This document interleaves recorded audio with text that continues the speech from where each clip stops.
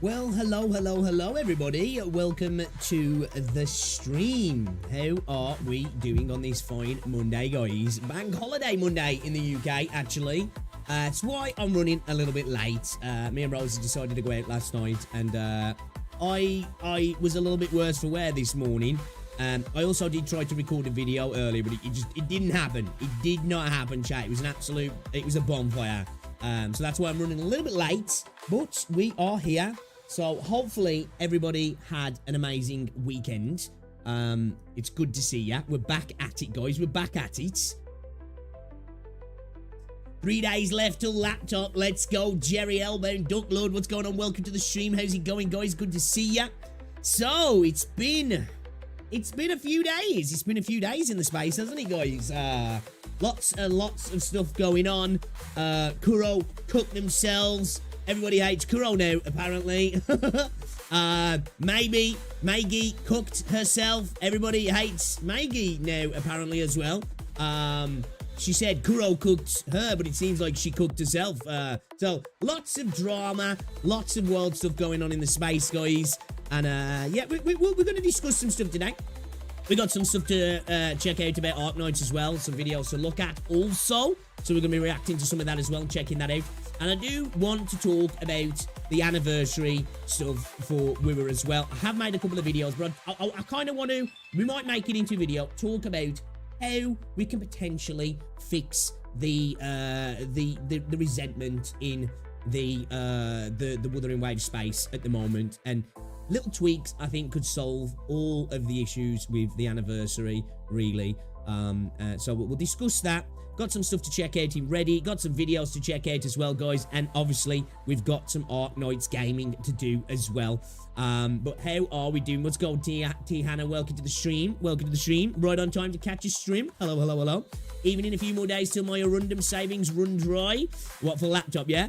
Welcome to the stream as well, Oren. Lapland Altac coming soon. Yes. What is it? 3 days, is it? 3 days. To be honest, I don't get the hate on the anniversary award. It's above standing, in my opinion.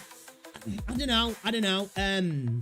We'll discuss this, actually. If you look at the actual numbers, potentially what we're going to get for this patch, it's 10 more pulls than usual. But the 10 carried over from last month's patch, which we got less than usual. So the pulls look like we don't really get much more than usual, if I'm honest. Overall. Obviously, we don't know that for a fact yet. We do know that we're getting about 35 pulls. But, yeah. I think it was a little bit lackluster, personally. And it wasn't even so much the pulls. It was the way they went about the banners, personally.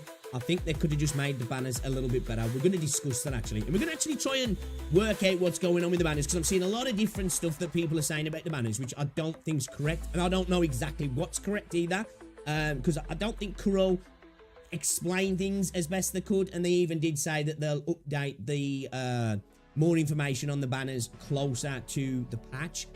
I think whatever happens, things are going to change anyway, because what they put in the Discord, it would be a bit of a bait if they didn't change from what they said. You know, we're listening to feedback, we hear you don't like it, and then they just keep it the same. So it's safe to assume something's going to change. So it'd be interesting to see what changes, actually.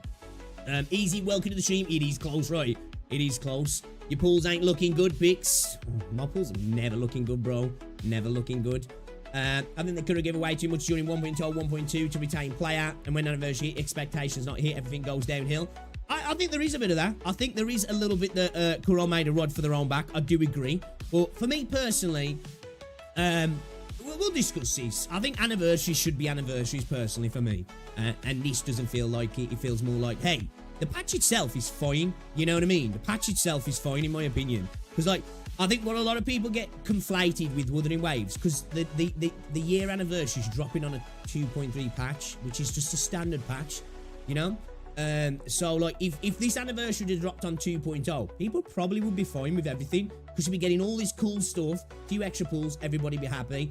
But because it's not, you've just got a standard patch, which the patch is fine. The anniversary kind of like, I think, you know, it's just unfortunate the way the patches work with Withering Waves. It's kind of exacerbated it a little bit as well. You know, some of it is on players expecting a bit too much, because some of the stuff I've seen from people, the expectations like why would you expect that on a 2.3 patch? You know, like they're talking about gameplay stuff, and I'm like, that's 3.0 stuff. That is really, if you ask me, not 2.3. Because I think they look at it as like, well, anniversaries have massive changes. That's usually because most games, their anniversary falls on 2.0, 3.0, 4.0. You know what I mean? But we was like doing shorter patches in that regard, so it probably never will drop on that kind of a 0.0 kind of patch. But yeah, the banner's overwhelmed. So like, that's what we're going to discuss actually as well, because I'm curious.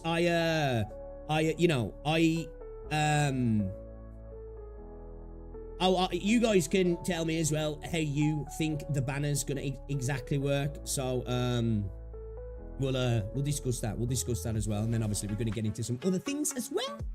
We got some videos to check out for Arknights. And we might even have a conversation about the Maggie situation. I don't know. We'll see. We might just reference it. I'm not really too bothered about getting too much into it. Everybody's said everything now. And I'm not really one of those creators that gets too much into that stuff personally. You know, not that I see it as drama, because, well, I guess it is. But you know what I mean? It's just not my thing, really, personally. But we can maybe have we can have a, oh yeah, dude, the Cyberpunk collab is fucking fire, like fire. You know, that is a top tier collaboration, that is. I'm really looking forward to that. Yo, Neo, what's going on, dude? Welcome to the stream. I wonder if they're going to bring out the anime into it then. I wonder who we're going to see, or they are going to, like, I wonder if they'll bring game characters as well. Man, dude, they ain't going to do it, but man, it'd be fucking sick if you got Adam Smasher. That ain't going to happen though. Yeah, Cyberpunk's a great game. Will I check out laptops and web event today? Yeah, we're going to check out all that sort of stuff as well. I've got the video to watch as well. You know, Ark Knights, Lapland, the Decadenza preview. We'll check that out as well. Yo, Kieran, what's going on? Dude, welcome to the stream. Welcome to the stream. Welcome. But how are we doing, guys? How are we doing? So yeah, I think that's how we'll start things off, guys. We'll have a little discussion. Right? We'll have a little discussion. All right, let's get started. We're gonna get into it today because I'm running late. I'm running late, chat, okay? Hold up, I ain't got, there we go. Get you on screen. So, yeah, I think that's what we'll start off doing today. We're going to talk about Withering Waves. And you guys can help me out a little bit here about how things are going to work as well. And then we'll talk about some potential fixes, right? Yeah, should we do that? All right, let's get started.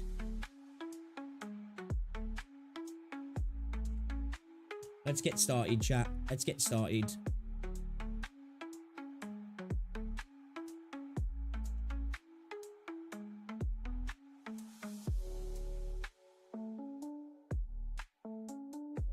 This off Windows updates.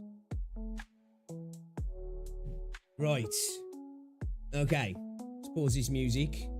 Let's get that out of the way, because serious conversation time now. Serious conversation time. Yo, Reldon, what's going on, dude? Welcome to the stream. Right. Okay. Let me get so you guys can see what we are talking about. What we're talking about. All right then. Okay, so they're not settled right from the anniversary stream. And, you know, there's a lot of people very angry. There's a lot of people having conversations. And there's a lot of people who don't care, right? You might fall into any one of those camps. And I don't judge you for being in any of them, personally. I think some people are overblowing some things in regards to the actual anniversary patch. And again, I've said this before, we have to separate 2.3 from the anniversary. It's not a 0.0 patch, right? So we've got to understand it's not going to be an overhaul of the game kind of patch, right? The patch itself is fine.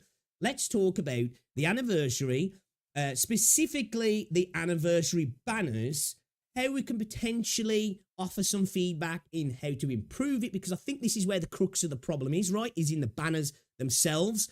And let's ask some questions as well to you guys. I'm interested. This is for chat, and if I do upload this, for the comment section as well, in regards to the banners, right? Because I don't think Kuro explained things as good as they could have. So we know we're getting 2 anniversary convenes, right? We've got phase 1, we've got phase 2, and in each phase we have a resonator banner and we've got a weapon banner, okay?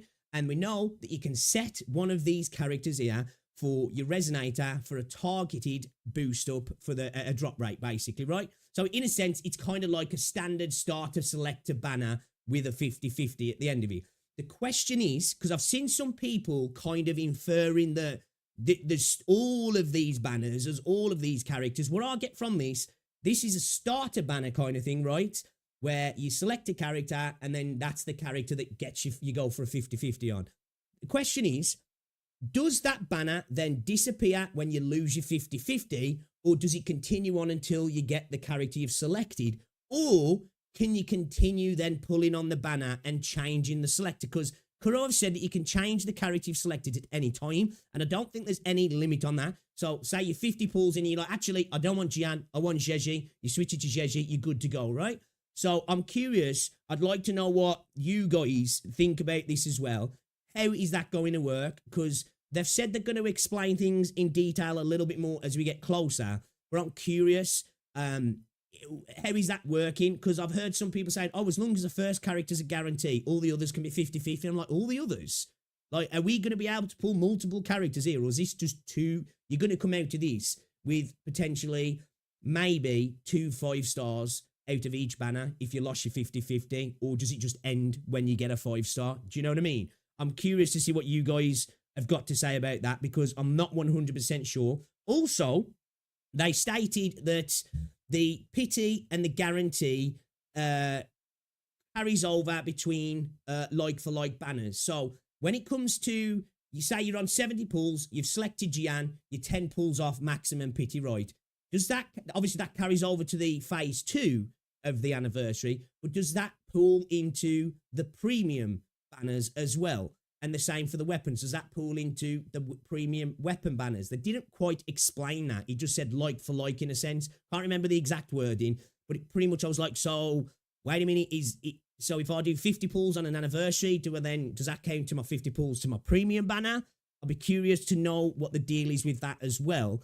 Because I think these are kind of questions we need to ask, right? This is just like having 5 standard banners, but with less UI. Happy Easter to everyone. Yes, happy Easter to everyone. A per 100 pull guarantee, one of them first, at least not 50-50. So yeah, we can discuss ways to improve this, because I've had some people throw some numbers at me as well. I think on average, each patch we get 98 pulls. Now, I don't know if this is true, right? Last patch we got 80 pulls, so 10 less. It was a shorter patch. This patch, apparently, people have worked it out with all the events and stuff. We're looking at around 109 pulls. So we're getting 10 pulls more, which if you think about it, we're not, because 10 pulls are from the last patch. So we're getting the average pulls this time as well. So you've got all of this extra stuff to pull for without extra pulls as well. We're looking at, again, like 35 pulls that we know of, like, you know, in terms of like login stuff and all that sort of stuff at the moment, don't we? So it might work out that we do have extra pulls. I'm not 100% sure on that. But anyway, I don't think that's a major problem. Hey, it would have been nice if we didn't get 35 and maybe we got 50. That would maybe alleviate some of the problems. But I think personally, I think the crux of the problem is these banners, right? How we fix these banners. Let's have a little look over Reddit as well before we go into actually specifically what I'm talking about, because I want to talk about some stuff as well where I think people are expecting a little bit too much, right? Let's have a look at these over in r/Withering Waves here. And general discussion, we've got some bullet points for problems with the patch. First one, no free 5-star, right? Which I've heard some people saying that, oh man, expecting a free 5-stars was ridiculous. I think expecting Sani or Chiakona free probably is a little bit ridiculous. But I don't think expecting a free star or wanting a free 5-star for an anniversary patch is ridiculous, personally. It's once a year. I think to get a free character, I don't think that's not going to break the bank. That's not going to destroy how people decide to play the game and how they pull. You've got to look at Reverse 1999's first anniversary. I think there was a free 6-star character, free 5-star character, free skin, and a bunch of pulls. Nikkei just had their half-year anniversary. What we're getting, 160 pulls, a free character. And I could be wrong on this. Is there copies there as well? So that's like equivalent to getting 60 pulls and a free 5-star as well. So, you know, and that's a half anniversary also. So I don't think it's incredibly, you know, egregious to be like, oh, it kind of sucks there's no free 5-star, right? Not even a standard 5-star. Again, I think that's fair. Flight still not available in all regions. This here, obviously, I think we all want this, but I think to expect this in 2.3, again, 2.3 is not a 0.0 patch. This isn't 3.0. This isn't 2.0. you know, this is just Wuthering Waves anniversary just happens to fall on a standard patch, and I think people are forgetting that. You know, a lot of games patches or anniversaries fall on there 1.0, 2.0, 3.0, 4.0. So there's like with those 0.0 patches comes big overhauls. So that I'm fine about. Not that paid skins. I haven't got an issue with that. More skins, the better for me personally. Predatory banners, not even 100% rate up. Now, I think this is fair. They said player friendly. Now, I think they meant player friendly in regard to what I was just speaking about in the guarantee and the pities. So that makes me think then the fact that they said that, my pity here, I'm 60 pulls in, I can go to Zani now and I'm guaranteed Zani in 20 pulls, right? Or I'm guaranteed hitting the 50-50, should I say, or vice versa. I think that's what's going to happen. If that's not the case, and this only pulls between the anniversary convenes, that sucks, if you ask me. That sucks. You know, and we've got to be honest, right? Because let's face it, what's an anniversary, guys, right? You know, an anniversary in a relationship, you celebrate your time together, being loyal to each other, you exchange gifts. You know, you've been at a workplace for a long period of time. Oh, you've been here for this anniversary. Here's a gift. This doesn't feel like a gift. This is like, hey, guys, thanks for all the support. You want to spend more money?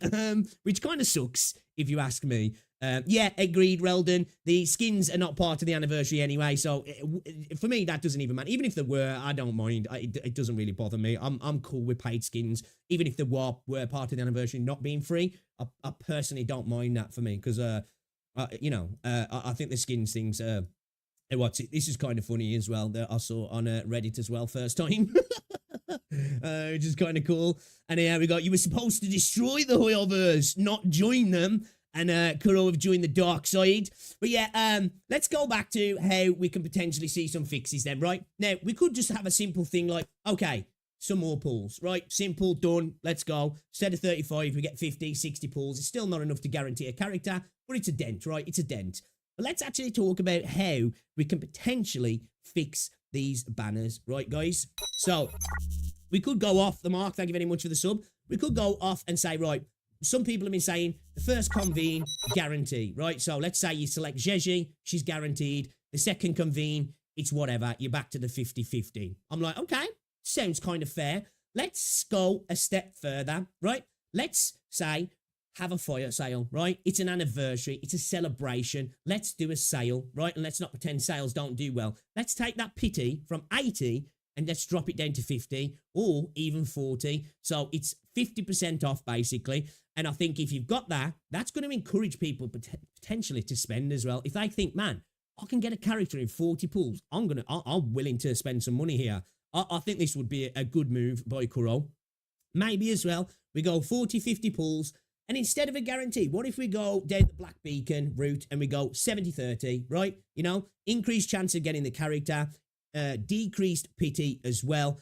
I think that would be a good step in the right direction, you know, to improving these anniversaries. And they would feel like anniversary convenes then, wouldn't they? You know, it's like, here's some banners, but here's a little bit of a better banner, basically, as a way to say thank you. Because I've heard a lot of people saying, well, these banners are not for the OG players. This is for the new players, this is. Well, why would you call it an anniversary convene? You ain't celebrating an anniversary if you've just started playing the game. This is aimed at people who've been playing the game for a while. Otherwise, why call it an anniversary resonator convene if it's for the new guys in the game? Because new guys are getting treated well, and I'm totally cool with that. But for me, when it comes to an anniversary celebration, the OGs should be getting some love, in my opinion. I do think they should be getting love, right? So we could say that. Let's drop the pity. Let's go to a 70-30 or maybe even a guarantee. What if we had a login event? Let's say a 7-day login event or a patch login event. Each day you get some asteroids, some pulls, some materials, and then at the end of the event, there's a selector where you can select from a certain amount of characters. Whether it's these 10 characters, you can choose one of these 10 characters. Boom, you got your character. Instead of having these banners, right? I don't think these banners are going to go anywhere now. They've been announced, but we did see that Kuro put up a post in the Discord. They opened up the anniversary feedback channel again. So I think we're going to see some changes. I think it's safe to say there's going to be a change, because I think if they said that and they didn't, That would be kind of shitty. So I think it's safe to say we're going to see a change. What that change is, who knows? I think the change should result in around the banners. I think this is the problem, right? Let's face it, if that patch had dropped with just a few extra pulls and these banners didn't exist, I think most people would maybe be a little bit frustrated, but probably wouldn't care. I think these banners are the problems, right? These banners are the problem. These banners are for new players, catch-up whales. It's obvious. Yes, but the thing is, why would you name it an anniversary banner? You know, it's just an oxymoron. Here, guys, this is for new players, but we're going to call it an anniversary banner. They're not celebrating any anniversaries. And that's basically saying to the players who've been playing for a while, you don't get to take part in the 1-year celebration of Withering Waves, which is silly. It's so silly. So yeah, I agree. I said that. It does feel like it is for new players, but it's just dumb to name it the way they've named it. So, like, again, I think just a selector would have solved this problem. Allow people to select a character from these 10 characters and they just get it, you know, or it's a login event. I think that would have totally fixed the situation personally. And again, this argument where people are like, well, they can't give away a free 5-star, man. That's just asking for too much. Is it though? Is it? From a company that's making more than $30 million a month each month for the year anniversary of the game? I don't think it is personally. And this idea that where people have said, well, if you made it a guarantee on this first phase banner here, new players would expect that. And old players wouldn't like the reality of going back to not having that guarantee, the bitter taste to be there. I disagree with that as well. I think players are smart enough to realise this is something you're not going to get all the time. Usually when you start a gacha game, you have banners that are selector banners, get a character within 10 pulls, 30 pulls, when traditionally you'd be going for like 80, 90 pulls. We're smart enough to realise that's a little bonus that you get when you start the game. So I don't think it's a massive stretch to say that you players would realise this isn't going to be the typical thing. Now, might it leave a salty taste in your mouth afterwards where you're like, damn, man, it would be nice to have guarantees all the time, but, you know, I think as a celebration, it's fine to step out a little bit, right? It's fine to step out a little bit. So I think having a guarantee here wouldn't be a major problem, personally. I had another idea as well, which probably a little bit more out there, and I don't know if it'd really benefit anybody, would be, what if we had a conversion event for a period of time? So over the patch, you were able to convert lustrous tides to radiant tides with a cap at 80 or 100, let's say. So just in case there's some people sitting around who've got hundreds and hundreds of lustrous tides for some reason because they haven't spent them, are like, sweet, I'm sorted for the next couple of years now because I'm good. Or, you know, they've got a shit ton. They probably wouldn't have that many, but like have a cap on it, you know, where it's 80 to 100. So it's like a character, you know, getting a 5-star basically. I think that'd be kind of interesting, you know? And have like an increased drop rate of lustrous tides throughout the patch, you know, so you can just convert those over to radiant tides to that cap, and it's like, sweet, now I've got an extra 80 pulls. Like I've took freemium currency and changed it into premium currency, because you could make it so that these banners as well worked on lustrous and radiant tides. But I think it'd probably be a little bit harder on the developer side of things to like cap the lustrous tides in the banner. Just having a straight conversion kind of thing would be, I think a thing could kind of work. It's a little bit more out there. I don't think that's something they need to do, but I'm just throwing out ideas and how they could maybe bring back some of the goodwill. Because let's face it, I think they've annoyed quite a large part of the community, haven't they, really? You know? So, yeah, I'm curious to see what people think about this. Because, like, I think as a community, we definitely should be putting out ideas on how they can make this a little bit better. You know, I know some people are totally fine with this, but as I said, because somebody asked me on one of my videos yesterday, they were like, well, what other games do it better? Well, just off the top of my head there, Reverse 1999 and Nikkei definitely do better anniversaries. And I think FGO as well. Now, I've heard some people saying they're incomparable because they're not high quality, massive games. That's a crock of shit. That's disingenuous. It doesn't matter how big the game is in scope or how high the production quality is. That's what they're giving away. And I don't think we should just look at Huyo and be like, well, it doesn't matter what other games do. We only care about what Huyo do. If it's not doing it in Zenlist, then I don't care that this little game over there that doesn't mean anything to me because it's niche is giving away lots of stuff. I think we've still got to acknowledge that they're doing bigger and better things over there at the end of the day. And as a player, it doesn't matter what the game is, it's how you're getting treated. So yeah, I think they could do more. I do think they could do more. Arknights was an amazing anniversaries, yeah. New players could win the lose 50-50s. I lost every single 50-50 but 2. Put all 3 tides into the synthesis system. That's what I'm saying. It probably wouldn't really benefit many people because usually your lustrous tides are just going straight into the standard weapon banners, aren't they? But I bet there is some people out there that could benefit from it. You know, it could be just an extra little thing, you know, and make it so just through the patch, you can just change those lustrous tides into radiant tides if you want, and if you don't, you don't. You just keep them, because some people probably would want to keep them for the standard weapon banners and stuff. If I see correct, we were anniversary on reset to ×2, right? Not even bundle to put it in. I don't know what you mean there. I don't know what you mean. So I think all the prices are reset in the store. The bonuses. I think all of those have come back. Ever since Tencent brought WuWa that and said they could focus on growth after 2.0, I knew we were doomed. They're going to be as greedy as possible. Honestly, they made their bed when they decided to be more generous. Yes, I think we've got to admit, I think they made a bit of a rod for their own back. People were expecting certain things.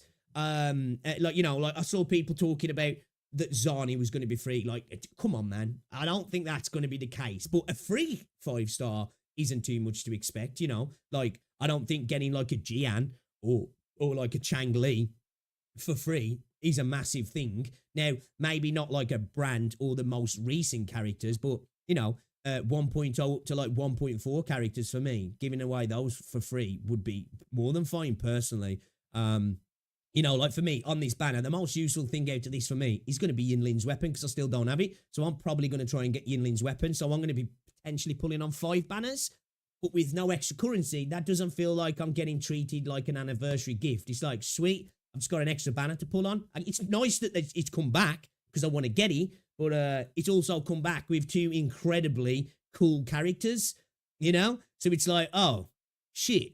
So I'm probably not going to get it again, really, you know? So it kind of like, these banners really are kind of like inconsequential for most players. It's like, ooh, anniversary banner, sweet. I guess I'm not going to get anything out of them anyway then, unless you are skipping the new characters and you really do need to get one of these characters, then I guess, you know? But yeah, little bit of a shame, I think it could definitely be better. Also gave out a character every day for 60. All the rerun banners are 50-50. We only get about 33 login pools. Yeah, it's a bit tight, isn't it? Arknights running dry though with all these damn skin releasing. Limit normal and weapon banner. Have a special anniversary banner where the spookies are limited instead of a standard. Well, it's optional, so it's still all good. Corona the hype for Zani, and it's all your foot for Gooning and hyping her up so hard. Yeah, a lot of people were, you know, I think we're expecting particular things because of the leaks, apparently. I didn't even know about this till after the stream. The leaks were going around that Zani was going to be free, apparently. Which, like, I'm like, okay, I suppose with how generous Kuro have been, I can understand people maybe believing that. And a lot of the leaks have been accurate, so I can understand that as well. But it's like, that's just not going to happen. One of the most anticipated characters going for free doesn't feel like, you know, that's right for me. And as well, we've always got to take into context how Yao became free, guys. You've got to remember, Yao is kind of like a soft rework of Calcharo, you know? Because they forgot about Calcharo. I don't know why they showed him in the live stream. Like, bro, are you taking the piss? You know, they were just like, hey, remember this guy? Yeah, we do too. But like, Yao is kind of like a replacement for Calcharo when you think about it, if we're being honest. So him being free, for me, made sense, because it was like, I think if they were going to replace Calcharo with an obviously better unit, making him premium would have caused a lot of problems, I think. And obviously, it fitted with the patch. The patch was a long, slow patch as well, so it made sense. It kept people on the game. And yeah, so like, I think it was quite a specific context that we got Yao for free as well. We've got to look at that also. The older banners won't generate near as much money as the new ones. You got far more from new players, and most older players on the new have the new older resonators. I need Jinsei. You're going too close to the sun. Wings melted, boner gone. Yeah, was an apology for Calcharo. Pretty much, yeah. It's like, hey, we know Calcharo sucks. We're not going to rework him. Here's Calcharo 2.0, basically, right? They just rerun most of the characters in game, much from Wales at the point, so giving one old character for your choice away free is not going to hurt their income. Yeah, I agree as well. I think giving one of these characters for free wouldn't have been a massive problem. Like, I saw some people saying that, like, they're just not going to do that, and it's like, but lots of games do free 5 stars on anniversaries and it doesn't break the game. You know, just because Hoyo are not doing it doesn't mean we can't try and get close to what other games are doing, you know? So yeah, it's cool to see that, you know, people are discussing this and not just accepting it. I think people have expected a little bit too much, but I think we should expect a little bit more from this anniversary. I think, especially considering they spent the whole stream edging us with that present. And like, ooh, it's in the present. What's in the box, man? Would you want to get? You want to get a little present? Here's your present, bro. More banners to spend more money on. Like, bro, you know what I mean? It's like, come on, man. So yeah, that sucked a little bit. But yeah, as the patch goes, the patch is fine. The patch is fine. I think people are getting conflated, thinking that this should be like a 3.0 patch. It's not. It's a post 2.0 patch, guys. And let's not pretend as well, if this patch, this anniversary hadn't dropped with 2.0 and these banners weren't here, I think most people probably wouldn't even be moaning. If they just chucked an extra 20, 30 pulls in on the anniversary patch at 2.0, people would be fine, right? Because, you know, with all of the new stuff that came to the game, this probably wouldn't even be thought about. But it's just the way that Kuro run the patches. It's dropping on a normal patch, so it's more visible, isn't it? So yeah, definitely could have been better. I think there's ways to improve it, and I think some of the things I've offered up there are like, you know, we don't need to go into massive amounts of different changes. It's just simple. Make the pity better. Maybe make the instead of a 50-50, a 70-30, or a guarantee on one of them. Or maybe just make one of these anniversary, get rid of it and make one of them a login vent and a selector. I don't think that's a major problem. And then you've still got the weapon banners and everything there. And I think if you made one of these a selector, you're more likely to get probably people to spend to get a weapon as well. Like, having a sale is good business sometimes. It encourages people potentially to spend more because they think they're getting more for their money. So they might spend more than 50 quid. They might end up spending 100 quid because I'm like, well, I'm getting more. At the end of the day, that's all good for the company, isn't it? Yeah, I'd love to know what you guys think. How do we improve the anniversary rewards? I'd love to know. So if I upload this, comment section, let me know. Give it a like, all that good stuff. And yeah, I'll see you in the next one. But yeah, guys, I'd love to know what you guys think as well. I'd love to know what you guys think also. What's going on, Alpha? Not gonna lie, Ark Knights coming out with a bang like Gladiator in their anniversaries. The first 3 6-star is hella based. You think they will do another devs listen moment, or they're just pretending nothing happened? I hope they do.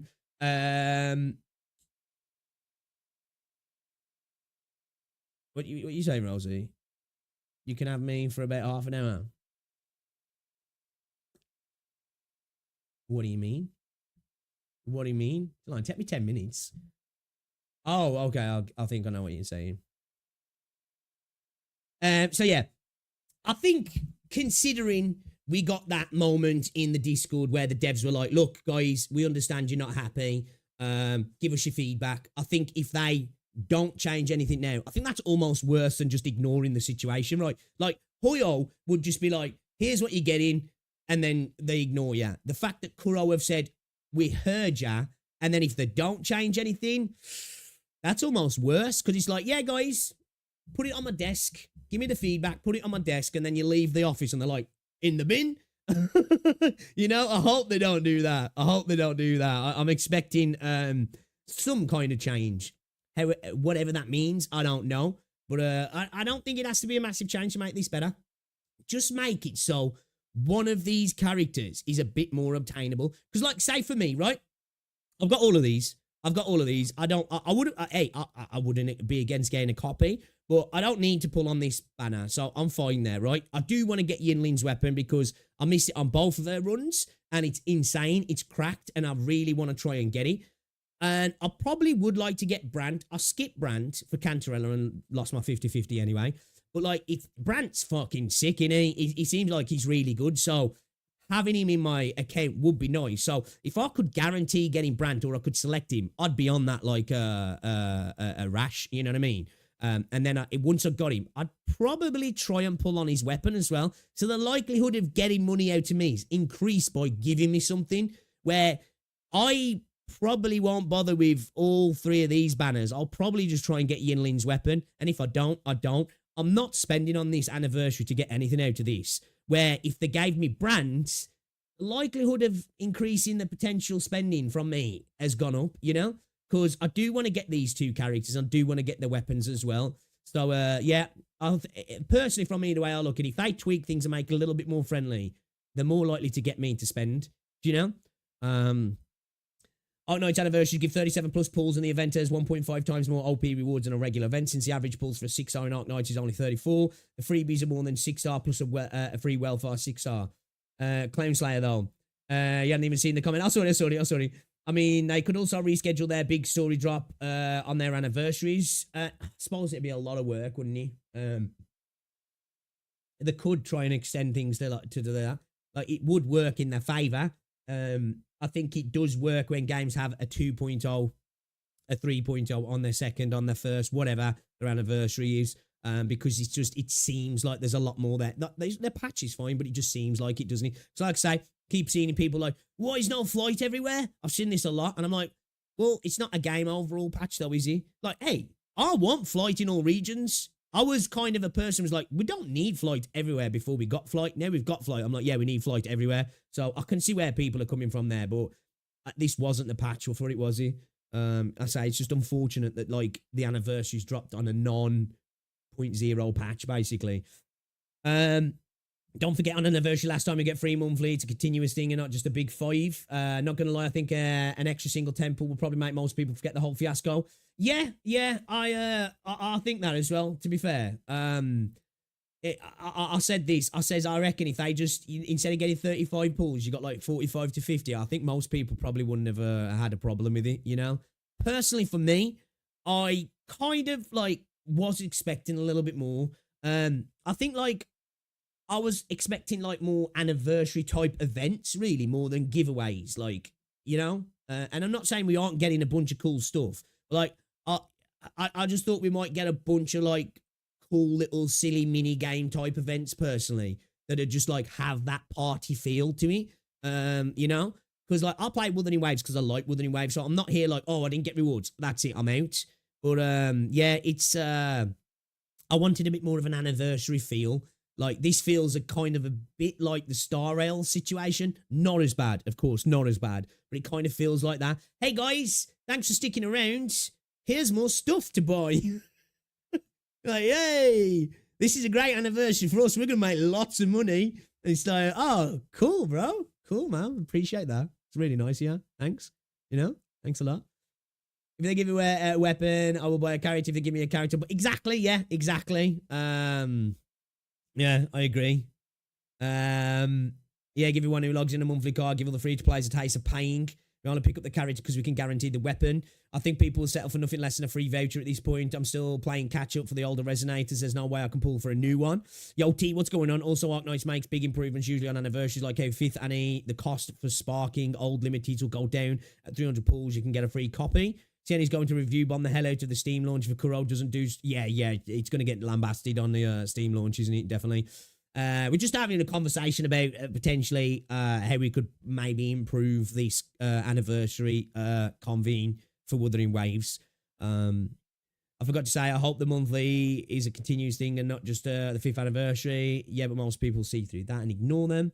They didn't announce temples for each 30 minutes ago. What are you talking about here? We're talking about Ark Knights or Withering Waves there. Please. Yeah, I did say before, it's either gifts or a lot of funding timing. Yeah, exactly, yeah.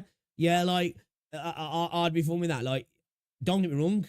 If we had a login event and there was a free 5-star selector at the end of it, fuck, I'm all over it, man. I'm all over it. You know? But, if they'd just threw a bunch of silly, like, little summer events at me. Hey, this is the summer anniversary beach event, and it was just some silly gameplay, and I get some free pulls out of it, like, from doing the event. Hey, I'm happy. To be honest, a rerun like that is very good for new players. Oh, it's amazing for new players. It's just weird calling it an anniversary convene then, isn't it? Yeah. It's like being with your missus for 5 years and saying, oh, I'm taking my side piece out on the anniversary. It is a fucking it is the phone, man. You can buy yourself some stuff, but you've got to pay.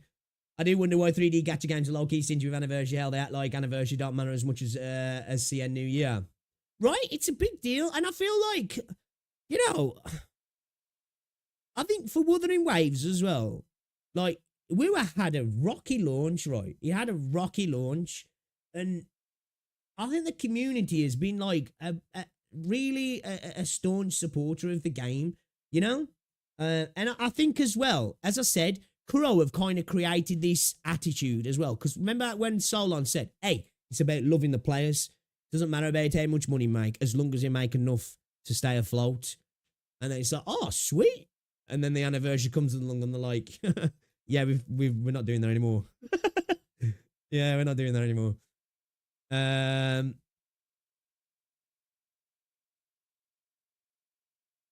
On Twitter, let's have a look. Let's have a look at this then.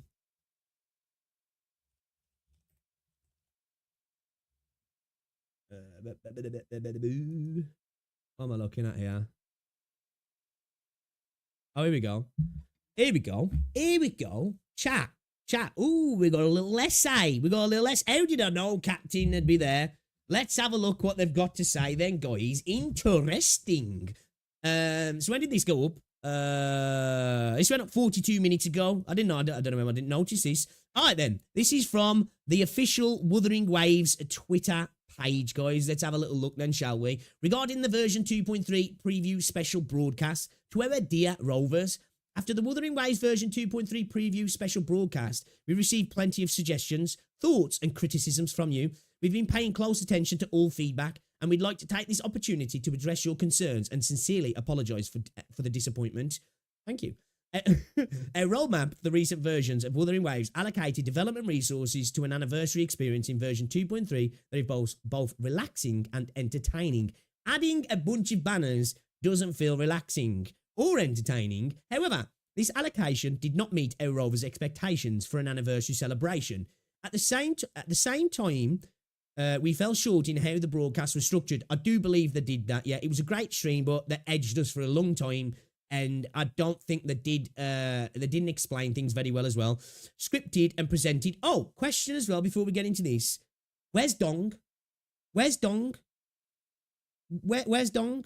Because for an anniversary stream, why was Dong not on camera, man? It's a big deal. I was like, where's our boy, man? Where's our boy? Presented leading to a poor viewing experience. We at the dev team have identified and acknowledged certain shortcomings in our content management, preparation, and delivery. What happened has shown us even more clearly that Withering Waves' accomplishments over the past year would not have been possible without our rovers, especially rovers who have been with us on this journey from the very start. We want you to know that we are planning future versions with you in mind, so please stay tuned for more updates again. We deeply apologise for failing to meet the expectations of our long-time rovers. We also recognise that there is still much room for improvement in how we operate and support the game long-term. We're committed to growing and refining every aspect of Withering Waves to express our gratitude and sincerest apologies. We'll be launching a login event this week where the following content will be available to unlock and claim. The opening time will be given in a later official announcement. Login event content, Radiant Tides times 10, Forging times 10, times 10, Lustrous Tide times 10. Thank you once again for your support and belief in Withering Waves. Okay. Hey, that's good, you know? We're getting 10 weapon pulls, 10 character pulls, and 10 Lustrous Tides as well. But I gotta be honest, it still doesn't feel like an anniversary to me. But this is great. This is great, right? This is great. You know, it's good to see that the devs have listened. They've obviously acknowledged that, hey, look, yeah, all right, fairs. This didn't feel like an anniversary, right?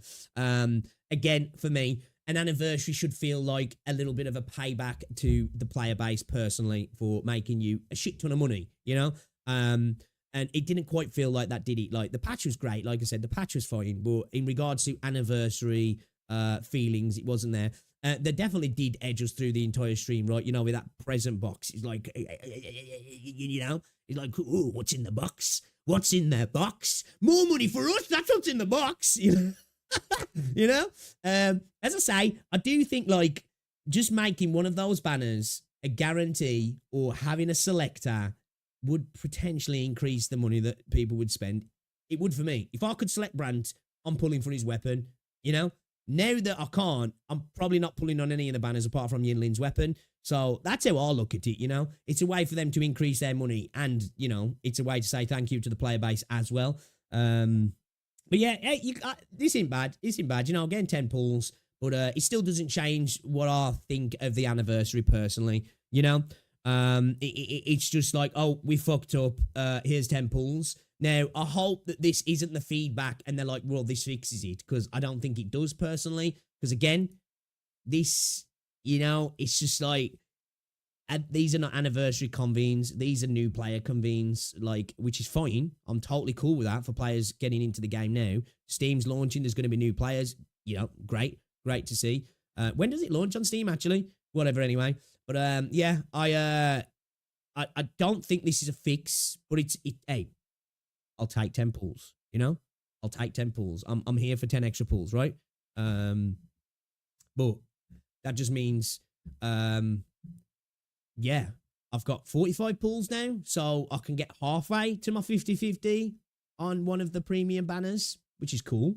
Or those anniversary banners still don't mean jack to me on this patch. You know? Yeah, I thought they were guaranteed. Nah, Kathy. 50-50s as well, which sucks. Yeah, a lot of people thought that, Kathy. They were like, these are... I saw some other characters like, oh, shit, I thought these was all guaranteed. They just didn't do a very good way of explaining them. Like I say, they talk about the...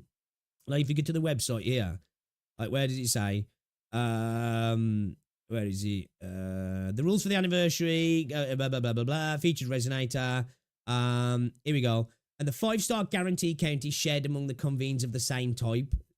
So, that makes me think... Well, okay, so does my guarantee... So if I lose my 50-50 here, does this disappear? And then I've got a guarantee here. Or can I take my guarantee now onto the Chiacona banner and I've guaranteed Chiacona? Or does it only work amongst the anniversary banners? Do you know what I mean? You know, same with the pity. Like, I'm 50 pulls deep in here. Am I now just 50 pulls deep on resonator banners? Or am I only 50 pulls deep on anniversary resonator banners? It's kind of like they didn't do a very good job of explaining it. I don't think. So yeah, I think this is obviously good. You know, I like to see this. We don't really see this from Huyo, really. So acknowledgement, we fucked up. We didn't do a good job of showing off things in the live stream because they didn't. I think they spent a lot of time. Like, you know, for me, like, I saw people like Gacha Smack were really interested in, you know, like the stats. I don't give a fuck about that. I don't care how many times people have died to a particular enemy or how many times, like, healing's been done in the game. Why are we wasting time on that, bro? I don't care how much healing Verena's done. You know? I don't care. So, yeah. 50-50 on 10 banners. See, that's the thing. Like, this is a question I was asking, Neo. Is that 10 banners, though? That's what I'm saying. Or is that just 2 banners? Like, my question is this just a starter banner? So, let's say you select... Right, you go into the anniversary. You're like, I want Gian. You select Gian as your rate, right? You lose your 50-50. Is that banner ended then? Or does that banner stay until you get your selected character? Or does that banner then carry on after that so you can then move your selector over to one of the other characters? So, if you've got enough money, you can get all of these characters out of this banner. Like, from what I've gathered, this is just one banner and this is one banner. You get potentially 2 characters out of this banner. You know what I mean? So, like, in a sense, it's effectively 10 if you want all of them. Is it, though? That's, like, what I was curious about. Like I say, they didn't explain it very good. Like, in my head, I'm thinking, right, this banner ends when you get a 5-star. I'll be surprised if you couldn't pull all of them. Yeah. Maybe. It's just, it really isn't explained well, is it? This is for Wales, you're going to get as many dupes as you can afford. Maybe, but like, I don't know, man. It's hard to say, isn't it? Like, because again, it was terribly explained, right? I imagine they won't remove it. Yeah, that's what I'm thinking. I'm thinking, like, if they did have it end, it's got to be like, I don't know, you get it, it ends when you've got the selector. But if they do want to maximize profits, it would make sense that, hey, you've got Gian, right? I'm changing my selector now to Jeji. I'll get Jeji. And as well, the 50-50. Let's talk about this as well. What's your 50-50 loss? Is it the same as normal banners? Because I'm telling you now, if I get Ling Yang out of an anniversary, I'm fucking dashing my PC out the window. That ain't a present. That ain't a... Hey, guys, here's a gift for you. Ling Yang. You know? Or like, if I lose to Jian, do I get one of these characters? Can I lose a 50-50 to one of these? You know what I mean? So it's kind of like a spook pool, you know? So it's just like, oh, sweet. All right, I lost my Jian to Peebs, or lost my Peebs to Jeji. You know what I mean? Or I lost my Jinxie to Brant. You know, removing the banners after you've selected them will means more profit towards the new banners. Yeah, like, again, they just haven't explained it. Like we're having to infer, aren't we, here? Because this goes back to that the stream wasn't done very well, was it? Because, like, when you listen to this, they don't say anything of the sort. They just say, oh, you can select a character, you can change the selection whenever you want, and that's it. They don't say, like, oh, you can keep going and going and going, or you can't, or it just really doesn't make much sense, you know? It's like I said as well, you know, when you think about the anniversary gifts that we get out of this, they made a point of saying, oh, we've changed the logo for the anniversary. It's like, bruh, really? Really, bruh? I think most... Exactly, yeah, that's what I'm thinking. So, like, I feel like this, to me, this just smells like a starter banner for new players, but they've got option to more premium characters rather than you would on a standard selector, where it'd probably be like, you know, the 1.0 first characters, you know. And I feel like maybe once you've hit your 5-star, I've got a feeling this goes. That's what I think. I think you choose Jian, and let's say you lose your... Let's say, imagine that. Imagine that. Awesome. Anniversary. Let's go. Thank you, Kuro. I'm getting Jian. I lost my 50-50. Oh, shit, I got Ling Yang. Banner disappears. Awesome. That was great. That was fun, that was. That was a great time. That was a great time. Yeah. I don't think I don't think I'd enjoy that personally. Again, I think for me, I just have a login event, man, and give us a free 5-star. You know? Simple.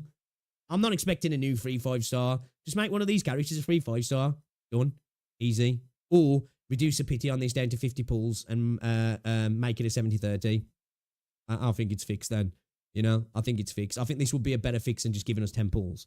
Like, okay, sweet. I've got 10 pulls for 4 banners. Great. You know? Oh, sweet, man. That's awesome. That's definitely going to make a dent in the whole situation. Anyway, all right. Yeah, it's I'm glad to see that the devs are actually open, you know? I wouldn't say it's a dev listen moment, though. I definitely wouldn't say that. Honestly, this is a great step in the right direction. 10 more limited, 10 standard and 10 weapon pools, all accessible this week with the promise of better versions. The players in mind in the future. I still think the community would prefer increased rewards. I've lost where I am. The community would prefer increased rewards, but genuinely appreciate them owning up to and addressing the drama. So yeah, not enough. We want free Zani.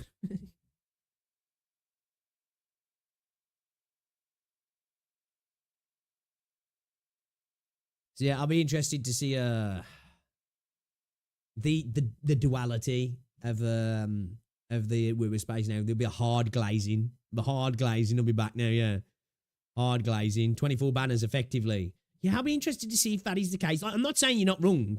But like, be interesting to see if that is the case. Again, the fact that we're having this conversation shows that they did a bad job of things, didn't he? You know. Or I'm just stupid. Free Ling Yang, right? Yes, bro. At it a year. I finally got Ling Yang. No, thank you. No, thank you. And the fact that they say the rules are like standard convenes makes me think that you are going to potentially lose to an Encore, a Ling Yang, a whatever unit, which, fuck that. You know?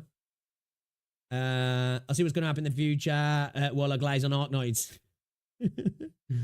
Like, people have such a greedy spirit inside them. You only get to start being stingy after a few annies. Like, if you play a game for free, don't expect anything a paid player. Oh, yeah, definitely, no. Definitely. As someone who's spent a couple of £100 on Withering Waves, you know, I don't expect the amount of content as somebody who's spent fucking 10 grand on the game. But I would like I said, if these banners weren't in this anniversary patch and they just chucked in a couple of extra pulls, I wouldn't have probably batted an eyelid at it. I'd just been like, okay, it's another gacha game that's doing a kind of lackluster anniversary. This is just like it's kind of like the Star Rail thing, you know what I mean? It's a spending event. Not as bad, but it's a spending event. That doesn't feel like an anniversary gift, you know? Like, let's not forget, they led all this content with a big, massive fucking cake, you know? What do you think when you're getting a cake? Oh, I'm gonna have some cake. I'm gonna get some presents. They started the stream off with a big box, and whoa, what you gonna have in this box, guys? We got some gifts in here, you know? And then they're like, gives you fucking money. Gives you fucking money. I mean, that's the problem, really, for me. You know? We get like 100 pulls in total per patch. If you cleared all the content, you have 3 extra pulls in bag right now, and they give an extra 40, 50, you get guaranteed one with max unlock. Yeah.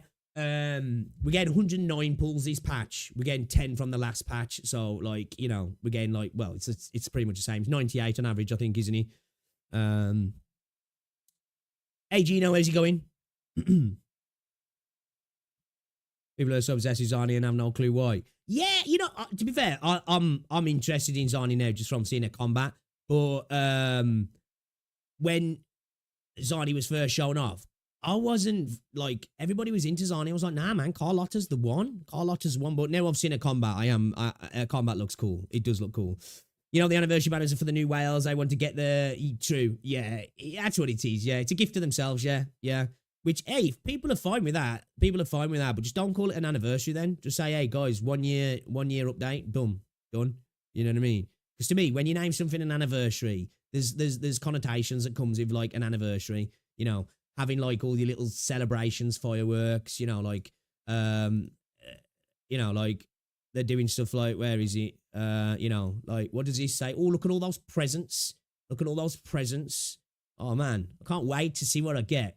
Oh, it's going to be cool, man. It's going to be cool. Watch, guys. Watch.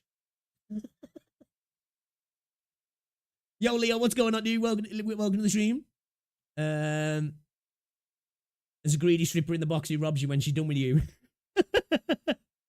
When was the last time we were as a new 4-star? Was it Lumi or was it the other one? What's her face? What's her name now? Fucking hell, I forgot her name. The Gamble girl. Which one of those come last?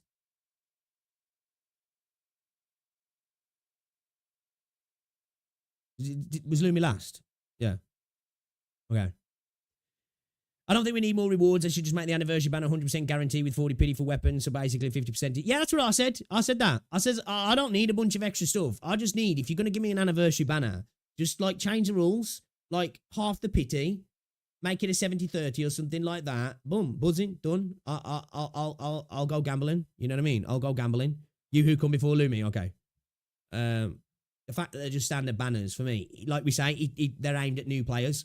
It's like, why call them anniversary banners then? You might as well just call them a fresh start banner. You know? Arknights in stream is this Saturday. We're watching that. I'm gonna, yeah, I've tried reaching out to what is it, that Kyle Steve, was it Kyle Steve? I forgot the name. Because they did like a rough translation, yeah. Because obviously I'm gonna need that. So I was just gonna watch their stream. And join the Discord. I need to pop off and just say you don't mind me mirroring your stream, basically, do you? To watch your stream, because obviously I don't speak Chinese. Kirsten, yeah, that's the one, yeah. There's cake, but you have to buy it, right? I said when, not who. Oh, I don't know. It's that's what I said. I just know that's when. I don't know exactly when, but that was when. It would have been what, like. What was it? Was it like 1.3? Was it 1.3 or was it second half of 1.3?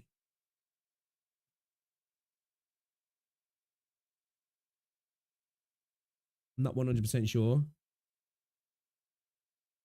Yeah, Kaios didn't. Yeah, so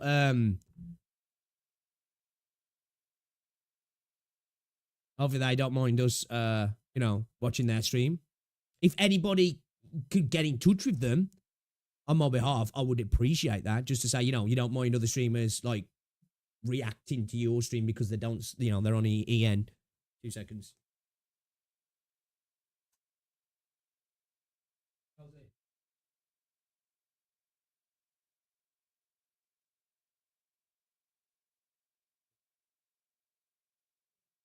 In a bit.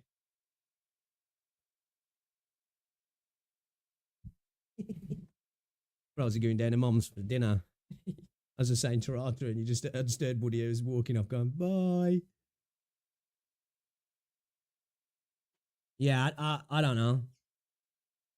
Many streamer watch your stream all the time for the translation. I'm sure you don't mind. Okay. I just like to ask as well, like, you know, it's one thing when you're reacting to a video, because I feel like that's public out there, but when it's a stream, it's, especially if you're going to watch the entirety of it, you know, it's like, I feel like maybe I should ask, and, but yeah, if that's the case, then. What's going on, Dustin? We're just having a bit of a rant, really. We're having a moan about Kuro, now that they've turned to the dark side. They're terrible. I will say, though, these skins look kind of nice, right? Am I the only one, though, that, like... do you know what I will say, though? You know this Carlotta skin? Dude, it'll be so cool if her weapons are water pistols. That would be so fucking cool. But, like, am I the only one that just, like...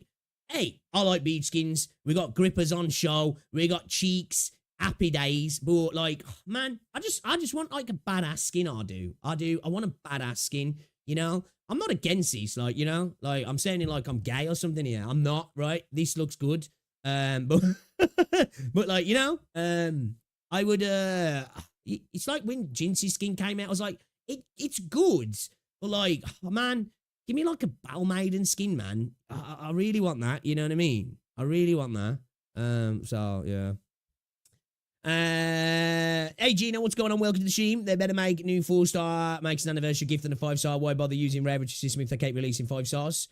Yeah, there ain't enough 4 stars in this game, is there really, if I'm honest? It would be nice if we got a few more 4 stars. Yeah, I think that's fair. I think we would just suffer from a lack of 4 stars, if I'm honest.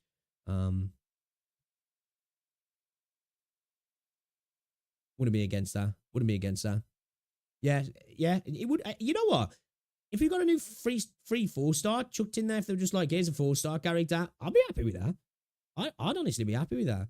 I suppose it's just, I look to games, like I say, like Reverse 1999. I think their first year anniversary, you got a free 6-star character, a free 5-star character, a free skin, and pulls. That's fucking an anniversary, you know? Hey, that makes me greedy, then I'm greedy. End of the day, we're in gacha games, man. Like, I think the idea that they're not greedy, it's just it's being greedy for wanting a little bit of free stuff, is, I think, I don't agree with that argument, you know? These companies, like, look, man, lads just made $1 billion in a year, sorry, you know? Huyo have made over $10 billion with Genshin. Is it really, like, greedy to say, oh, wouldn't it be nice to have something free for a year anniversary, for sticking around for a year? I don't think that's greedy, personally. I honestly don't. If you do, I don't even judge you for thinking that, because people have got different expectations, haven't they? But for me, you know, like, we make these companies a lot of money. You know what I mean? A lot of money. Yeah, and I think that's fair as well, T. We've just had a half anniversary, you know, 160 pulls and a character. Do you get 4 copies of that character, or is it just the character? It's like, I'm sure it said SSR times 4. I don't know if I was tripping though when I read that. I don't know if I was tripping, because the stream happened at the same time, so I just had to read stuff up on it. I should watch the stream, really. A lot don't spend a penny. Yeah, that's true. That's true. Be like Genshin first anniversary, the best first anniversary ever in gacha game. But yeah, I think whether or not people spend a lot, you know, what Withering Waves are making at least 30 million a month, yeah? At least every month, right? I think it's safe to say that they have made, I wouldn't be surprised if they've made $500 million, right? You know? I think giving a little bit back to the community that's done that, whether you're a free-to-play player or not, personally, I think's, you know, sometimes word of mouth does a lot for your business, doesn't it? That's why people give out free samples, you know? That's why companies spend a lot of money in marketing, don't they? Because sometimes, you know, that person who might not spend as much as the next customer, but bringing that next customer in benefits them a lot, right? Is it greedy to be treated properly for spending a year of my free time on the game? Time is money after all. That's fair, that's fair. That's fair. I don't disagree, to be fair. Usually aren't expected to pay for your own food at your company Christmas party. Got 20 pulls and wings from the concerts. Google Classroom is in shambles right now. I feel sorry, but have people actually been review bombing it as well? That'd be funny if they have. A gift isn't a gift if you have to pay for it. It's a transaction. True, true. And as I say, like for me, you know, if they'd just made it so that maybe one of those characters was a guarantee. Like I said, if I could guarantee Brant, guess what? I'm spending to get his weapon if I have to. You know? Because I do want to try and get Yinlin's weapon, but I probably won't get it. You know, and this is coming from a paying player. I think it sucks as a paying player that for an anniversary, if I want to get the Yinlin's weapon, the answer is just spend more. That doesn't feel like a birthday blessing. You know what I mean?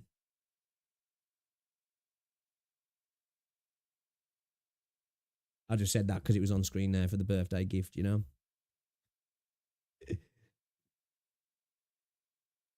Give them time to cook, right? That's what everybody said. Don't get me wrong, Kuro are a good developer, right? And this anniversary could have sucked absolute balls, which it's not far from that. But it could have been a terrible patch even, and I'd still be happy, you know, to play the game because it's a good game. It's a good game, you know, and I like Kuro as developers. You know, this is again, some people would argue that that this is damage control, right? That this is damage control, and I wouldn't even try and argue that it's not. But the fact that they're attempting damage control shows that they are a decent dev in this space. There's a lot of devs in this space that would just be like, what? There's a problem. Not to me, you know? So I'll give them credit for that. You know, it's not even just that, oh, we messed up. It's like they've acknowledged that they've got problems in how they do their streams, which I think a lot of these companies have problems in how they do the streams. There's a lot of faff and waffling, isn't that? Like, you know, and it's like all I want from an anniversary stream, all I want from our live streams from these games, I don't want to see devs patting themselves on the back for the old stream, right? They can do that in their corporate meetings when they look at how much money they've made. I want them to turn around to me and say, look, thanks for your support. This is what's happening. This is the new event. This is the new patch. These are the new banners. This is the new end game. See you later. That's it. Like, you know, I think these streams will be a lot better if they did that. They tried to be a little bit too entertaining, don't they? And then don't get me wrong, I do like the vibe that we get. Like, I do like Solon, you know. I do like the cringe that we see in the WuWa streams. It's just about right? It's cringe, but it's not to the point where it's like, oh, it's kind of like it's you know, it's it makes you feel a warmth to them, like, you know, it's almost kind of cute, you know what I mean? I am curious though, has Dong been let go? You know, like, I know this is an extreme point to think, but it's like, it's so surprising. He featured in so many early on bits of content, and then for the biggest, really, since 2.0 bit of marketing, he wasn't around, you know, and he wasn't, isn't he like the lead developer as well? I was kind of curious that he wasn't there. So it's like, I hope he hasn't been fired, because I really like Dong. Nothing greedy about asking more, especially from exactly. Yeah, that's what I think, because we got to remember these are gambling games, man. These are incredibly predatory video games. So to ask for a little bit back, you know, I don't think it's gambling. You know. Oh, what? The Pope died. Did he? Really? Is that true? Fuck. JD Vance finished him off, you know. What the fuck?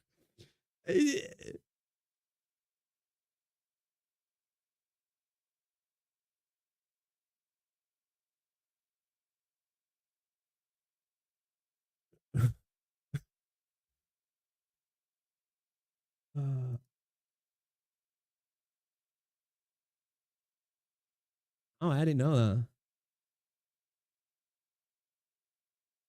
Yes, it will be, Leo. Yeah, it will be. Yeah.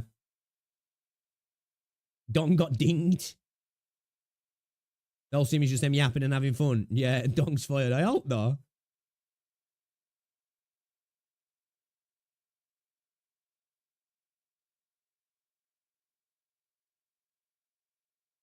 Man, bro saw those anniversary fucking banners and fucking kicked the bucket.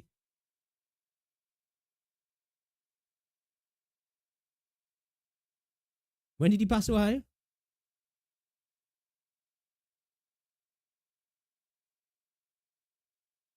Bro, been looking at leaks, man. Was like, oh, are we getting a free Zani?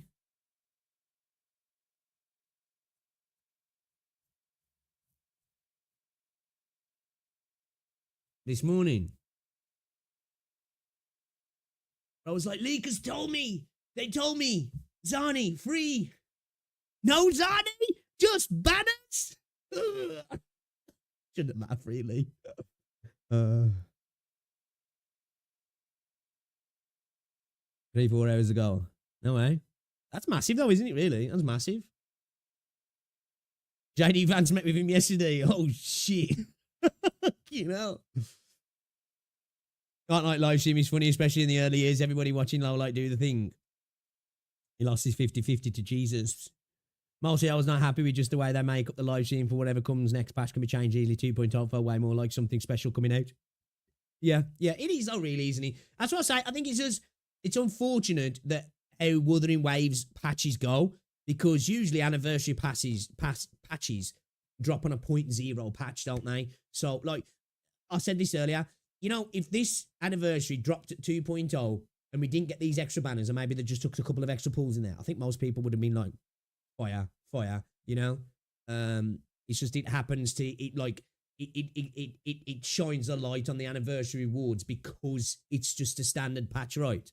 Because I think I've seen some people conflating that. They're like, oh, this isn't an anniversary patch. But it's like, the patch itself isn't really. The anniversary stuff's kind of separate, isn't it? You know what I mean? But yeah, I agree. I am in the camp. Not everybody is, and that's fine. This is the beauty of having conversations, isn't it? People have got different viewpoints. I'm in the camp that I think this was a lackluster anniversary, personally. You know, if you're going to show me presents and cakes and stuff, I'm thinking, oh, sweet. I'm going to get a present. You know, it's like being a kid, innit? And like, you know, getting a PlayStation box and you open it up and there's like a shoe in there. And it's like, yeah, good job, Dad. Fuck you. You know, that's kind of what they did, really, innit? You know? One thing I will say though, man, God, look at this artwork. It's gorgeous, right? Fuck me, man. You know? It's beautiful. Oh, I will say, one thing that I really like, I'm going to try and get some of these, actually. You know, these cubies. These are fucking gorgeous, man. I love these. And you can stack them in this Cantarella chibi figure. Yes. Yeah, I'm going to watch it, Elbound. I'm going to watch it, yeah. What time is he? Chat, what time is he? Yo, guys, as well, if you haven't already done so, drop a like on the stream, man. It's appreciated. We've got like 80-odd people in here, man. We haven't even hit 30 likes. Step your game up, man. Drop a like on the stream. It's appreciated. We are running late today. I went to the pub last night and I got a bit pissed. And then we ordered fucking... Did we order? We ordered Pericles, I think that was it, yeah. So I was sitting on my bed last night like a gremlin, fucking pissed up, fucking eating chicken with my hands. Good times, man. It's good times. Well, I was watching Berserk, but I fell asleep.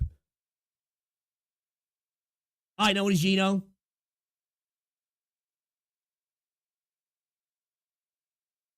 I appreciate you, man. Appreciate you. So yeah.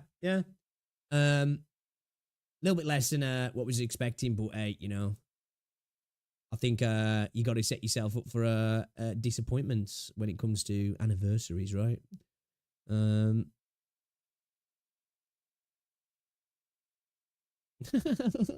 Wonder what happened to this. Wasn't it also said that Kuro hates money? It's free pulls time.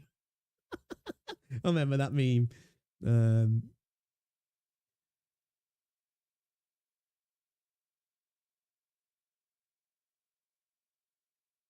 That's nice artwork.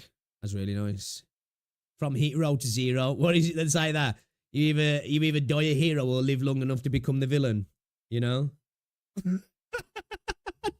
That's the one that got me, because, like, bro, if where is it? Let me just find it a second. If this is the case, this is going to be painful, man. Like I say, if it is a standard 50-50 loss pool,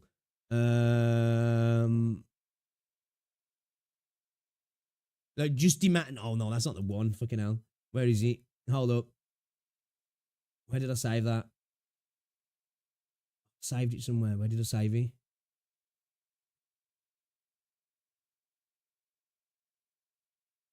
Oh fuck, where did that go?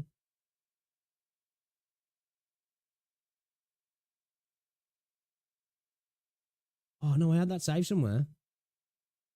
Damn, bro. Where is it? Forgot where I saved it.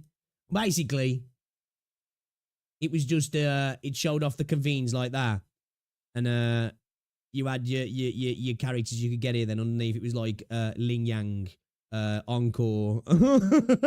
It's like, man, just imagine how painful it would be to lose your 50-50 and get Encore. I mean, Ling Yang. That will be a bitch. That will be a bitch. But yeah, I think some people are making it out a bit, a bigger deal than what it is. A bigger deal than what it is. It's definitely not player friendly though. Anniversary really shows that people will defend literally anything. Let's have a look at this. Let's have a look at this, shall we? Okay. Anniversary really shows that people will defend literally anything. Kuro could literally make it so you only get 15 pulls worth of asteroids per patch, and these people will still go, guys, don't hurt the feelings of my billion-dollar company. They're only top 7 in the gacha game genre and raking 15 mil a month. You guys are so greedy. I think that's a little bit of an exaggeration, but all right. It's just so baffling to me. I've said this before on previous posts. Nobody was expecting the free Chiakona or Zani. There were though. I don't know why you're capitalizing nobody there. There definitely were people expecting a free Zani. I didn't know until after the fact. People were. Apparently it was a leak. I'm pretty sure I even saw that V was expecting a free Zani or was thinking about it, because I know he dabbles in leaks but makes the content look like he's not dabbling in leaks. I'm pretty sure he mentioned something about a free Zani. I could have sworn he put up a community post the day before the, what's it saying? Take it with a grain of salt, guys, but I think we're getting free Zani or some shit like that. And then made a video the next day saying you're silly if you listen to that stuff, which is kind of funny. Anniversaries are, if not the biggest event of any gacha game. Yeah, see the thing. We've got to look at this like this. Anniversaries are never going to be the biggest event for Withering Waves because it doesn't drop on a 0.0 patch. So it's kind of scuffed that that's the way it is, but it's never going to be the biggest event because the biggest event is usually an anniversary because it drops on the 0.0 patch. You know what I mean? So, like, it's different. If your anniversary drops on 2.0, of course, that's going to be bigger than 2.3 on your anniversary. You know what I mean? Wow, this is so player-friendly when it's literally the most unplayer-friendly thing they've done. I think that's a fair point. I think it probably is one of the most unplayer-friendly things that Kuro have done, because they've been quite player-friendly for most of their tenure, haven't they, really? If you got, well, at least better than Hoyo, I guess. If you guys are so worried about poor Kuro's pockets, this was their one huge chance to rake in even more cash, even more players with rewards. I agree. I think giving a little bit of something, it's like being a dealer or giving a little sample or you're getting people hooked kind of thing. So I do think, that they could have done things better to increase the money. But yeah, this idea that nobody was expecting a free Zani is bullshit because people definitely were. I wasn't. It would have been nice to get a free 5-star, but not one of the new premium units. That's a bit ridiculous. And Zani, of all characters, one of the most anticipated characters, way to burn a fucking, like $60 million probably, That's just like... That's silly, you know what I mean? That's silly because she's gonna be like a big patch. You're probably gonna see an increase on the revenue, aren't you, for Zani alone, and probably Chiakona because they're both gorgeous characters. So yeah, people have been waiting since 2.0 drop for Zani. So to make a free would have just been ridiculous, if you ask me. Absolutely ridiculous. Well, there was leaks about free character. People start making up theories which character will be free, and then he's not free character for old players and free character for new ones. Yeah. Were they? Yeah. Were they, Kathy? Yeah, I was going to say, because, like, I don't really watch much of his content recently, and it's not a dig at him, but, like, he makes good made content. His content's good, but he's, like, a lot of his content now, it's just, like, hype man for Kuro content that he uses a lot of leaks to make, but doesn't frame it that it's leak video, like, you know what I mean? And I know that, like, I'm pretty sure his community was all about that free Zani shit, I think. I could be wrong, though. If Kuro make free Zani, they're pure stupid, yeah. And Kuro's got the hand up, Tencent's got the hand up Kuro's ass right now. Yeah, maybe. Agree. Zero make it feel like new game, new version, while during XX patch makes it feel like less. Yeah, I think, because they want to get to that point of having big content every 6 months, it's just made it so the anniversary staggered, isn't it now? It's going to be the same thing for 3.0, isn't it? 3.0 is going to drop, and then the second anniversary is going to drop after it, isn't it? So it's going to kind of feel like, well, 3.0 was bigger than this, because in a sense it reduces the 0.0 patch and the anniversary, where together they become bigger as a whole, don't they? So yeah, yeah. He's trying to make YT a career. He told me as much. Hey, you know, good on him, man. Good on him. I hope it works out, man. 10 cents I'm always buy in and forget. I feel like this is all on Kuro.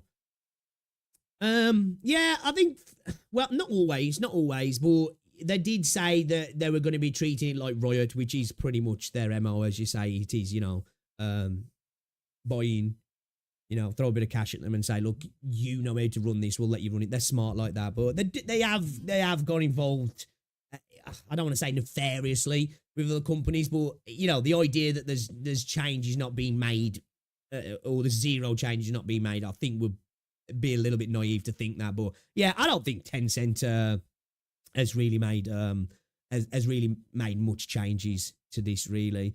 Yeah. You know, I'm not letting Kuro get away with that one. I know, like, people will, but yeah, this is on Kuro. This is all on Kuro.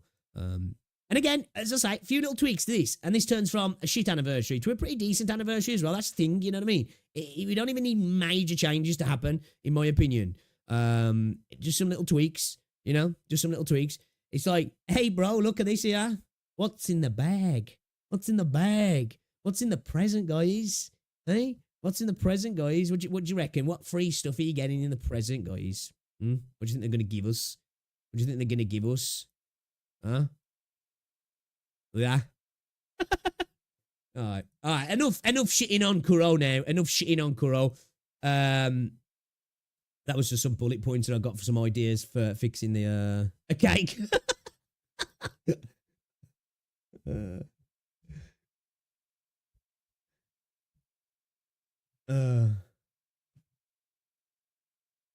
What's going on, MK? The title got you confused. What, this stream? What about what? Open the present for $99, right? Dong's head in that box. I want to know what happened to Dong, man. What's happened? Where's he gone? Should you have a look at this Lapland the Decadenza preview, chat, eh? Because Lappy's banner is coming, and I want to try and get Lappy. I've got a bad feeling about it, though, guys. I've got a bad feeling, and I don't think it's going to happen. Yeah, let's go. Razor Viper for the win, baby. Razor Viper for the win. All right, let's check this out then. Lappy Altar is coming. I'm excited. It's going to be my first premium banner, right? Yeah, my first proper banner. So we're going to have a look at that. We've got this the Portatori Devaluti event teaser as well, which we're going to look at as well. So we'll look at this and we'll look at the other video as well. For Arknights then, guys. I'm excited because she looks freaking awesome. And as a Lappy fan, I'm excited.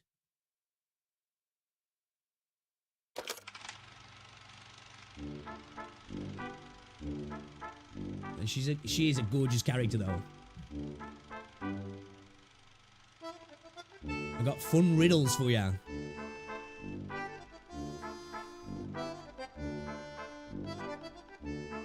Are the wolves still around?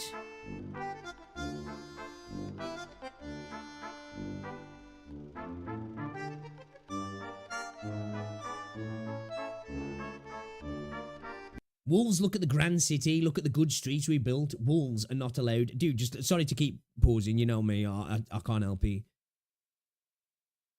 Man, she's gorgeous. I can't fix her, but she can destroy me.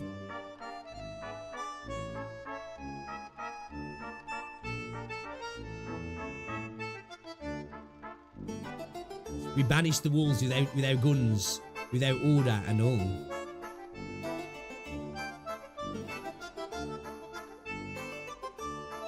They're all telling lies. I have met the wolves. They never leave.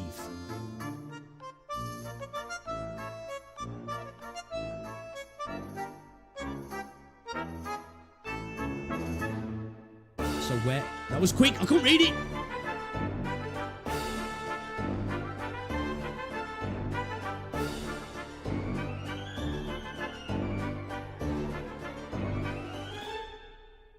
You can see now.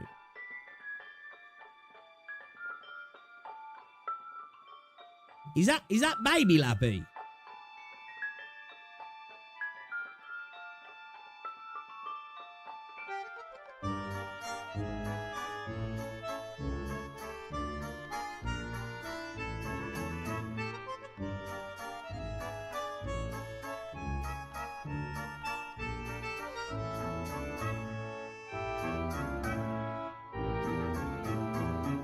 Interesting style, isn't it?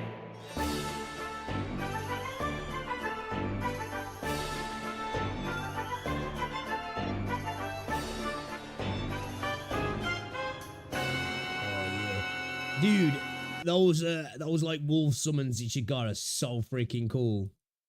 And I hope I get her. I really hope I get her. I'm looking forward to this. I am looking forward to this. Let's make more small lappy inside your wolves. There are 2 lappies. Small lappy equals cute. Yeah. Yeah. Can you see now? I better get her. Chat, I better get her. We're gonna be rioting if we don't. We're gonna be rioting if we don't, chat, okay? We're gonna be rioting. Alright, let's check this out then. Alright, move on to this. The excitement grows for Lappy. Ark Knights, what's this?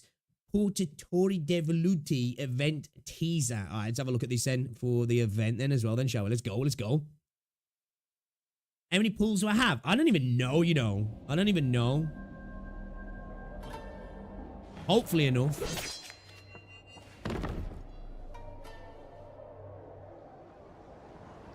I kept you waiting, huh? Yeah. Did you miss me, Siracusa? Bro, she's proper, like, got the crazy eyes, isn't she? Come down with me.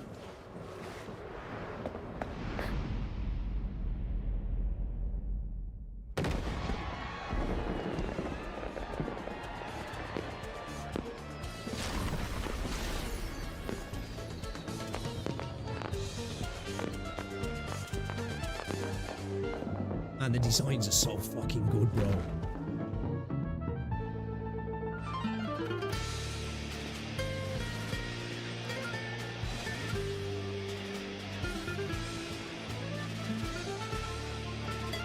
Like when I see these, like these CGI teasers, like, you know, these trailers, if you will, they get me so excited for Infield as well.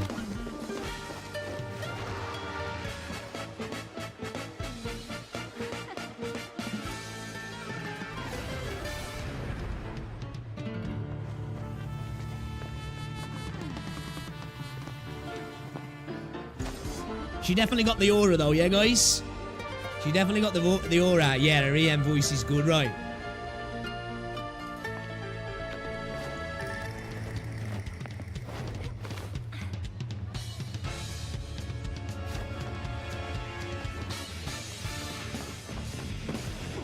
The music slaps as well.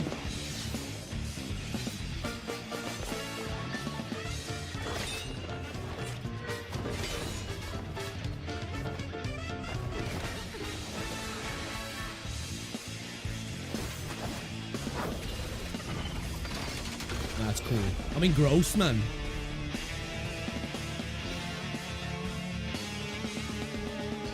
I think she's got it caged.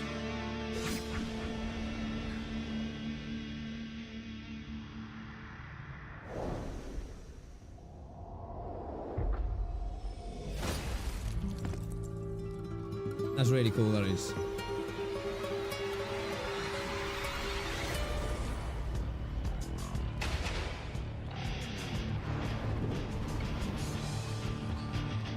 This is making me hype for her though, I'm not gonna lie.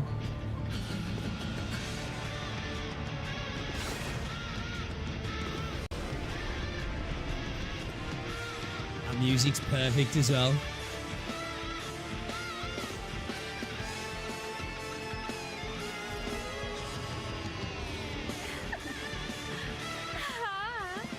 I welcome you to the carnival. Yeah, the EMVA is great. Yeah, okay, alright. I'm excited, chat. I'm excited. Oh man, I hope I get it. I don't know how many pulls I've got, chat. You guys will have to let me know. What is it now? Is it 600 for a pull now? 600. I can't remember. Is it 600 or 500? 500 in Enfield, yeah. Is it 600 in these? I don't know how many pulls I've got. I'm not too sure. I don't think I've got a massive amount, if I'm honest. I don't think I've got a massive amount. So hopefully we could just get lucky, you know. Hopefully we could just get lucky. Maybe. I'm not even going to say. I was going to say maybe we spend. I don't know. We'll see. I've been really enjoying the game. Maybe this is the first little dip. First little dip of spending that we do. Maybe, guys. What do you reckon? I don't know. I'm contemplating it. 600 per pull, 6,000 for a 10. Yeah, okay. Yeah, 500 for Enfield. Yeah, that's right. I remember that. Yeah. Okay. All right, sweet. Yeah, I'm looking forward to the daily Arundrum Gacha 2. Pity's easy to hit, so you're going to get at least one chance, right? You get a free 10 pull day one and 1 pull per day for 2 weeks. Right. Oh, okay, cool. Oh, sweet. Damn. Okay, that's kind of cool. The free pulls never fail. I hope so. When you spend just in case, thanks to the anime fun, mate. What's hard pity for the event? I'm not too sure. 120. Will you look at React Smash for that guide on that stage you were stuck on? Yes. We can look at that. Yeah, we can look at that. Yeah, I said we would, didn't I? If you spend, thank you in advance for funding the Enfield and anime. 8. It's all good. You know, I don't mind doing my part. I'm doing my part, right? If you want her, sure, but the game can still be beaten without anyone. Oh yeah, no, I'm not getting her for anything like that, like a meta thing. I just think she's really cool. I think she's really cool. You know what I mean? Trusting 2%, 6-star, and pull 5 to 10. The anniversary packs are pretty decent. Okay. And my CN account got triple Suzumon before I got her. People say waifu over meta, but when waifu is meta, right? That's when the stars align, right? I'm always like that. There's you got the 3 metas, you got the waifu meta, you got the fun meta, and then you got the meta. And for me, waifu meta is usually number 1 with the fun meta. And then if you combine the waifu, fun, and the meta, man, you got the holy trinity right there, right? You got the holy trinity. If it comes down to it, I'm breaking the bank. 300 is hard pity, right? Okay. You can also convert your premium currency, the yellow one that can be used for skins, 34 Origime for Prime for 10 pulls, right? Okay, all right. I'll put silver guns, 4-star guide in React as well, right? Okay, right. Okay. So yeah, we've got a couple of things I want to look at today. I do want to look at the top 5 worst gacha launch days of all time. Games with catastrophic launch issues. We're going to check that out as well at some point. I do want to look at let's talk about world building and how Limbus and Arknights mastered it also, guys. I want to check those out if you can as well. So we're going to try and get into those as well. Yeah, which is the guide that I'm looking at for the stage that we cleared, guys. You know, the stage that we with the frozen drones. Which one is that? Let me have a look. Where are we? What's this here? Interactive map for Enfield this early. Ooh, we might have to check that video out from Renegade as well. I also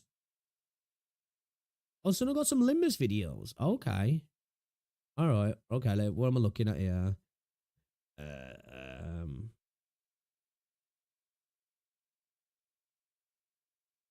Is this the one I'm looking at here? I guess it's this one. Yeah. This one from EchoGen.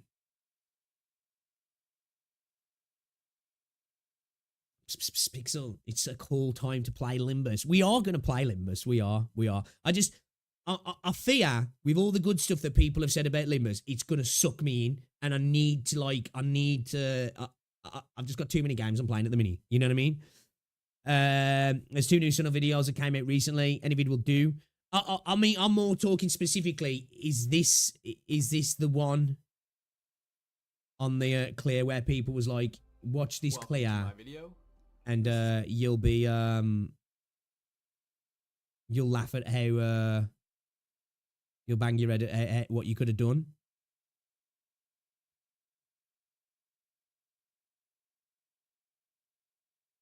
You posted multiple guides. All right, let's have a look at this one then.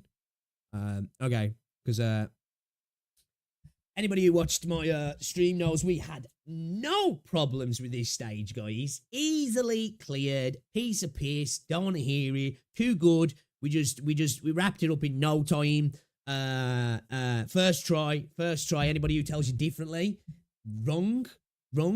Is it 5-8? Is it 5-8? I can't remember which one it was. Let me have a look. No, it was this one, yeah. No, it was this one, yeah. It's this one. This is the one. First try. No issues. Cleared it, you know. Best Ark Knights player in EN. That's what they're going to be saying, guys. So definitely, you know, if anybody tells you any different, they're fibbing to you. Don't believe it. It's all lies, okay? All right, let's have a look at this then. 5-7 low rarity guides. We've already cleared this because we don't need guides. We don't need guides, man. We don't. Actually, we haven't used any guides, so I am going to wear that badge with honor. We probably do. We probably do need guides, but we continue to bang our head against the wall anyway. All right, let's have a look. This is the Low Stars All Stars This is series. quiet. Let's turn it up a little bit. Missions using only 2- and 3-star operators. Okay. With the exception of some 4-stars. Did use a 6-star on this, didn't I? Silver Daddy. Here's the squad composition. Okay, let's have a look. And so we got Cruz, Goltit, Spot, Orchid, Jessica, Vanilla, Shirayuki, Melantha, Hibiscus, Steward, Fang, Quora, Plume. Interesting. Oh, okay. Interesting. Oh, okay. All right, let's get into it then. Curious now. And here's how I did it. Right, let's see where the first Deploy place was. Fang and Plume. Okay. Already different from what I did. Vanilla in the back. Okay, so we're going with it. All right. See, I contemplated that at first. We did have this conversation. Did we ever do a go with three DP printers off the bat? No E2 as well. Yeah, true. Yeah, we haven't E2'd any characters. Steward at the bottom, facing up. Orchid, top corner. Cruz in the middle. Interesting. Jessica top. Shit, dude. How fast he was able to do that then because of the DP printing's wild. Like, damn, bro. How, like, the stage has been going like what? Been in the stage for like 20 seconds? And dude's already popped out pretty much the whole team? Insane. Proc Plume. And replace Orchid with Shirayuki. Okay. Replace Vanilla with Kura. And deploy Spot. What level's that Vanilla, man? What level's that Vanilla? That E1 Vanilla, is he? Return Fang. Okay, we got him with double shield at the top. At the bottom. I contemplated doing that with Melantha, bro. I was too scared to. Return Plume. Proc Shirayuki.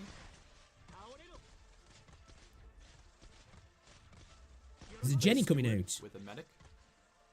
Okay. Deploy Orchid. Ah, okay. Yeah. So, will Orchid slow the drones as well? So, like, yeah, slowing these down here definitely helps. Yeah, it allows Melantha to take them on one by one, right? Deploy the device. Proc Melantha.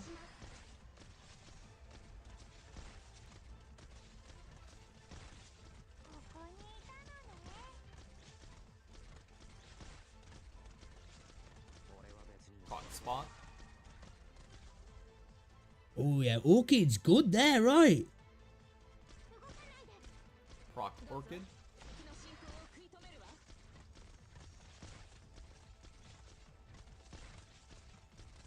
Damn, see, like, I ain't got the balls for that. Yeah, see, like, because obviously I don't know the game that well. Like, we went down here. We was rocking what? Quora down here, Silver Daddy down here, and then we had Silence down here as well, didn't we? Because I was like, I'm at that point in the game where, like, I'm starting to, like, get ideas for things and strats and all that sort of stuff, but I'm not confident in how capable units are sometimes, where it's like, right, somebody will know, put that there, put them with a healer, whatever, they'll do their job, where I'm like, oh, I don't think so. You know what I mean? Proc Shirayuki. Hey, end of the day, we still cleared it. It clears it clear, right? But this is obviously much more efficient. And Melantha. Because like we had Silver Ash in our team as well. And dude's clearing them so fast as well.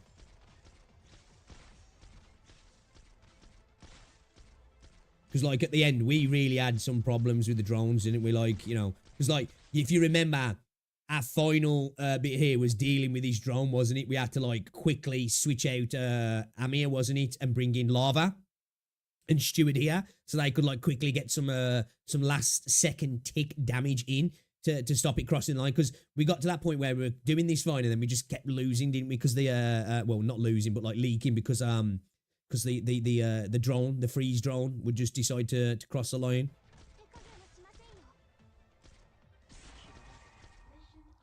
Damn, bro. And there we go. That's how I cleared 5-7 with my low stars, all stars team. Impressive. See, like, as I play a little bit more as well, one thing I still haven't quite locked in on is like, you know, units efficiency against certain enemies. Like, obviously, I know it's defense or when is it now?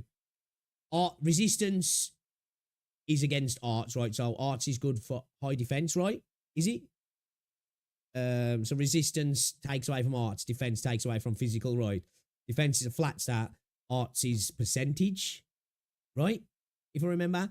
But sometimes it's still just remembering particular which enemies. I know you can read it, but it's remembering which enemies so much. So I'm like, I end up putting a unit in a place where it's like they can still do the job, but way less efficiently. So you end up having extra units there to supplement them where that other unit could be used elsewhere, kind of thing. So my efficiency is a lot less. But like, I think a lot of the time, my strats themselves, maybe more like the ideas and sort of the placing's probably, you know, a lot better than like my efficiency with remembering units and their efficacy against certain enemies and stuff. You know what I mean? It usually takes me a couple of files where I'm like, shit, yeah, I don't want them there, really. I need to swap that out with a different, like, I need to bring a caster in there rather than a physical character or something, like, you know what I mean?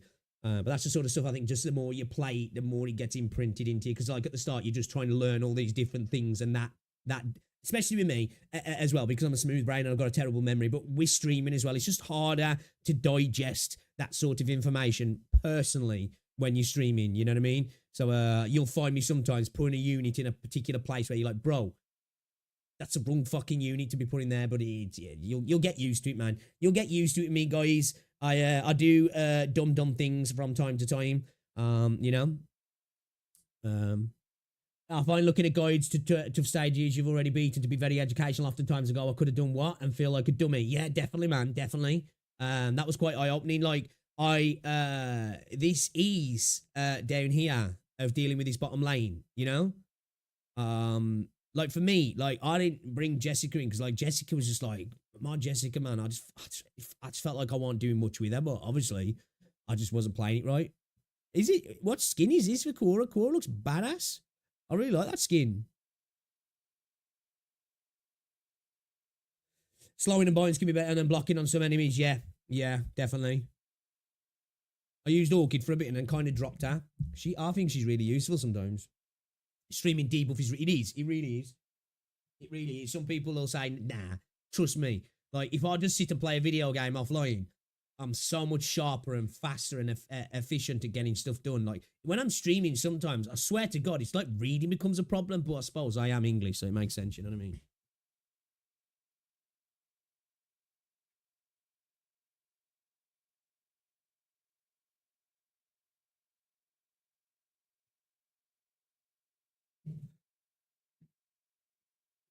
The annihilation stages are pretty good for learning what your units can do. You should practice playing it on 2x2 speed. I have been on some stuff cranking it up to 2 times and then dropping it down here and there.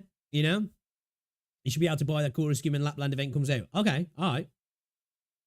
As you said, clear is clear. Yeah, true that. Tier 1 skin Hibiscus is also using one. I think that one is from an event. Oh yeah, I just noticed actually, yeah, Hibiscus looks different as well. I quite like that skin, I do.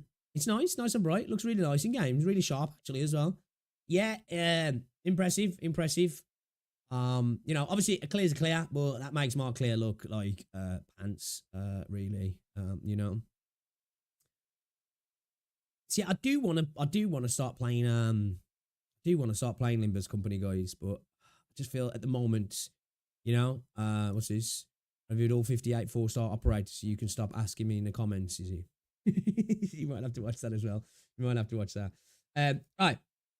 So I wanted to check out a video here, guys. Okay, should we check out this video here? Where is it? Here we go. Okay, world building. Let's talk. A Suno video. Let me get chat back up a second here.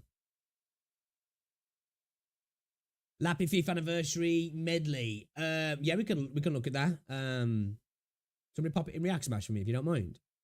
Never day I watch only farm guide speed running 1 to end stage, the fastest for efficiency, but before I watch that I play stage myself first. Yeah.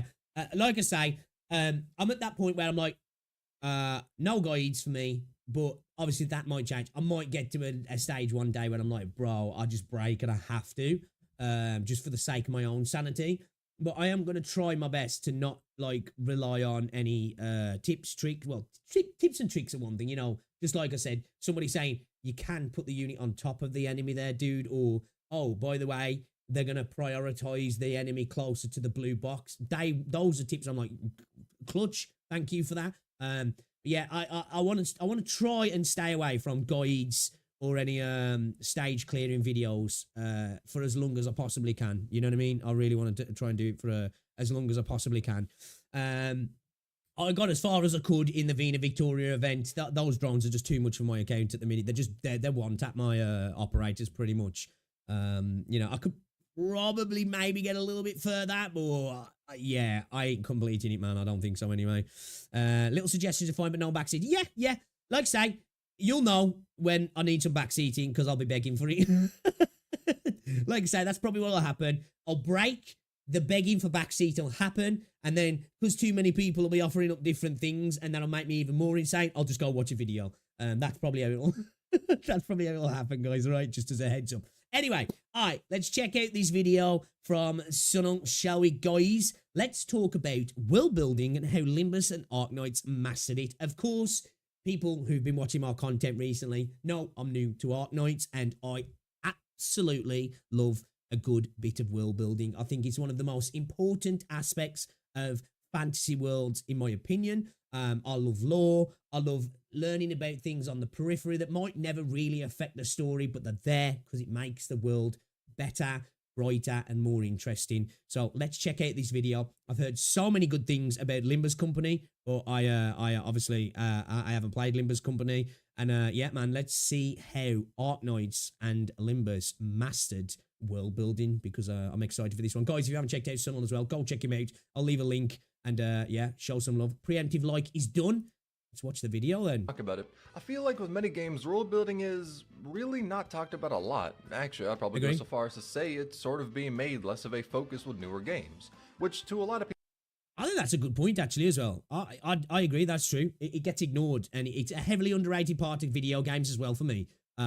Again, I'll spend hours watching Star Trek lore about some random thing that never affects any story, but it's interesting to me. People saying that probably sounds off, but here's the thing. When it comes to this video, there's two major examples I want to focus on for world building.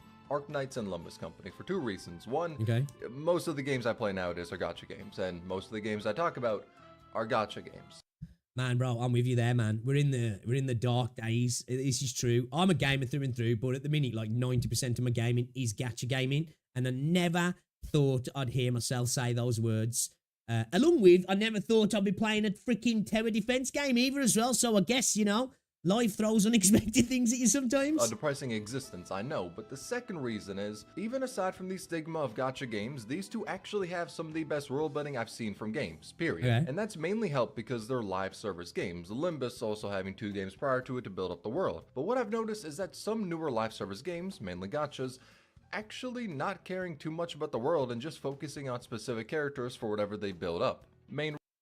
Yeah, it becomes like, and it's important to build the characters up because for the gacha, but yeah, sometimes it becomes the overruling factor, doesn't it? And the world kind of gets forgotten about and becomes like a thing in the background periphery. And it's fine with things being a little bit more on the edges, but still build it up. Give me something, like, you know, make it interesting. For me, the thing with Arknights is that you just happen to be a part of this world rather than you being the center of everything. Now, I know you're an incredibly important character, but, you know, it feels like the world was there before you, and it'll be there long after you kind of situation. Reason being, why the fuck does it matter to build up an entire place in the game's world when you can instead just spend the time investing in an easy-to-like character and rake in the cash that way?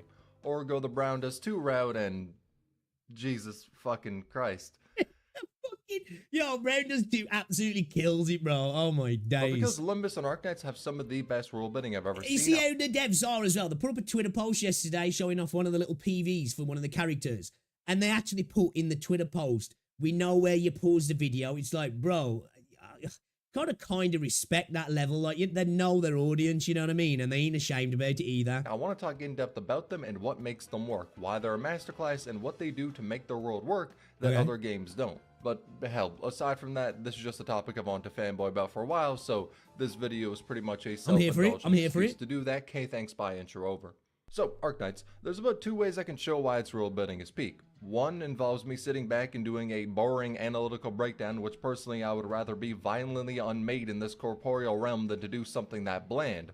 While the other involves me rambling on about the lore like a madman, which perfectly shows just why it works. So I'm gonna do the second one because it's way more fun. Now, be prepared for a rant, but this rant is the best showcase I can give of the world. Arknights has an entire world map for the setting of the game, Terra, and all the places on the map are actually different. Like, the difference between Columbia and Sargon is in generic RPG Town 101 versus generic RPG Town 102. The geography, cultures, and races of the characters from them are largely different. Like, for example, Columbia is mainly inspired by America. Big corporations have a lot of power and are looking for whatever scientific breakthroughs they can have, which is why technology from Columbia, especially anything for the military, is seen as some of the best. They're a superpower in the world and some coups may have tried to happen.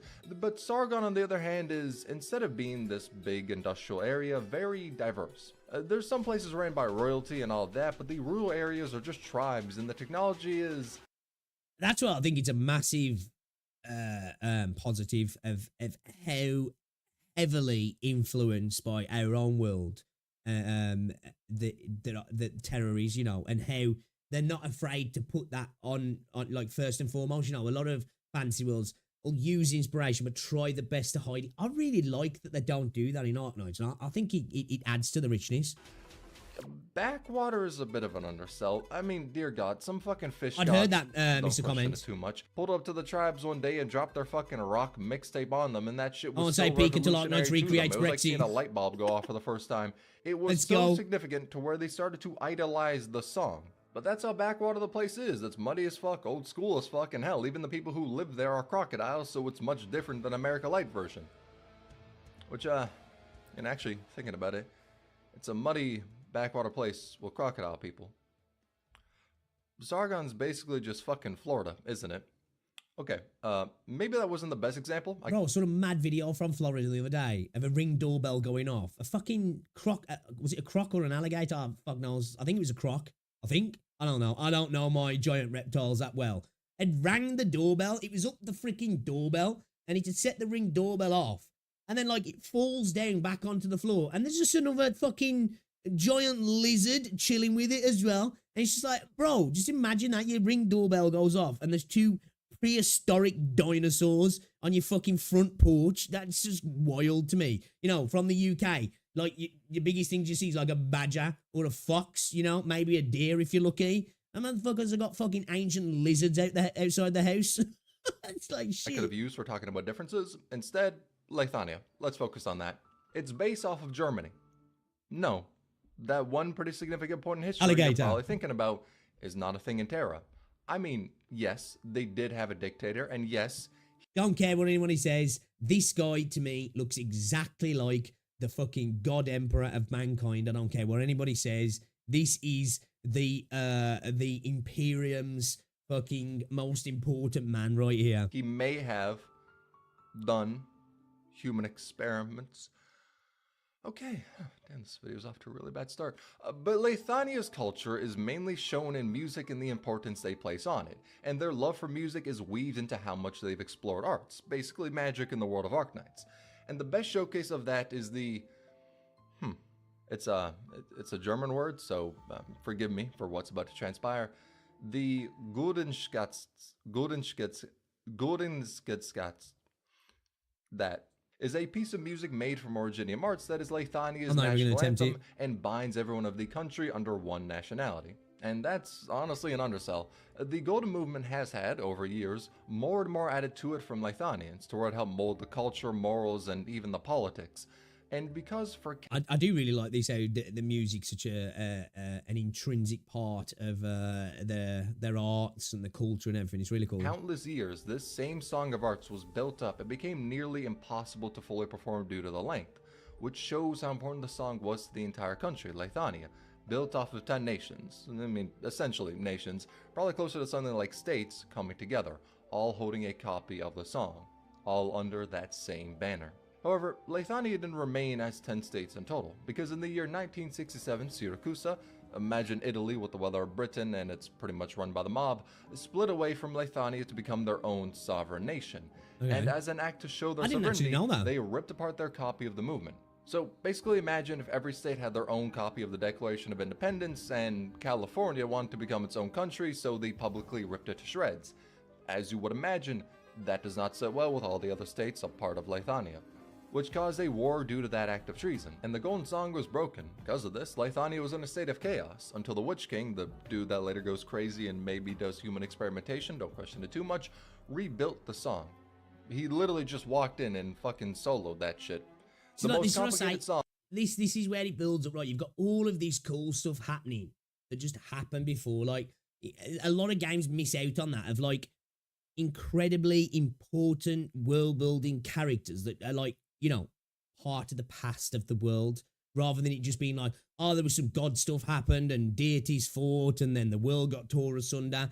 And now we've got this, you know, where there's stories throughout the times that are almost as impactful and important as your own story that you're kind of engaging in now as well, which makes these worlds far more interesting. Again, it's like you're a part of the world rather than the world kind of revolving around you, and that's a sign of good world building, in my opinion. In the history of the world, and he himself rewrote it, rebuilt it, and recognized Syracusa as its own sovereign nation. Now, because Syracusa split off from Leythanian culture, they were kind of left off on their own to really market an identity, and because of this, some other cultures found their way into Syracusa. Like, their laws and all that were really inspired by the Colombian system, but their faith was also heavily influenced by Laterano.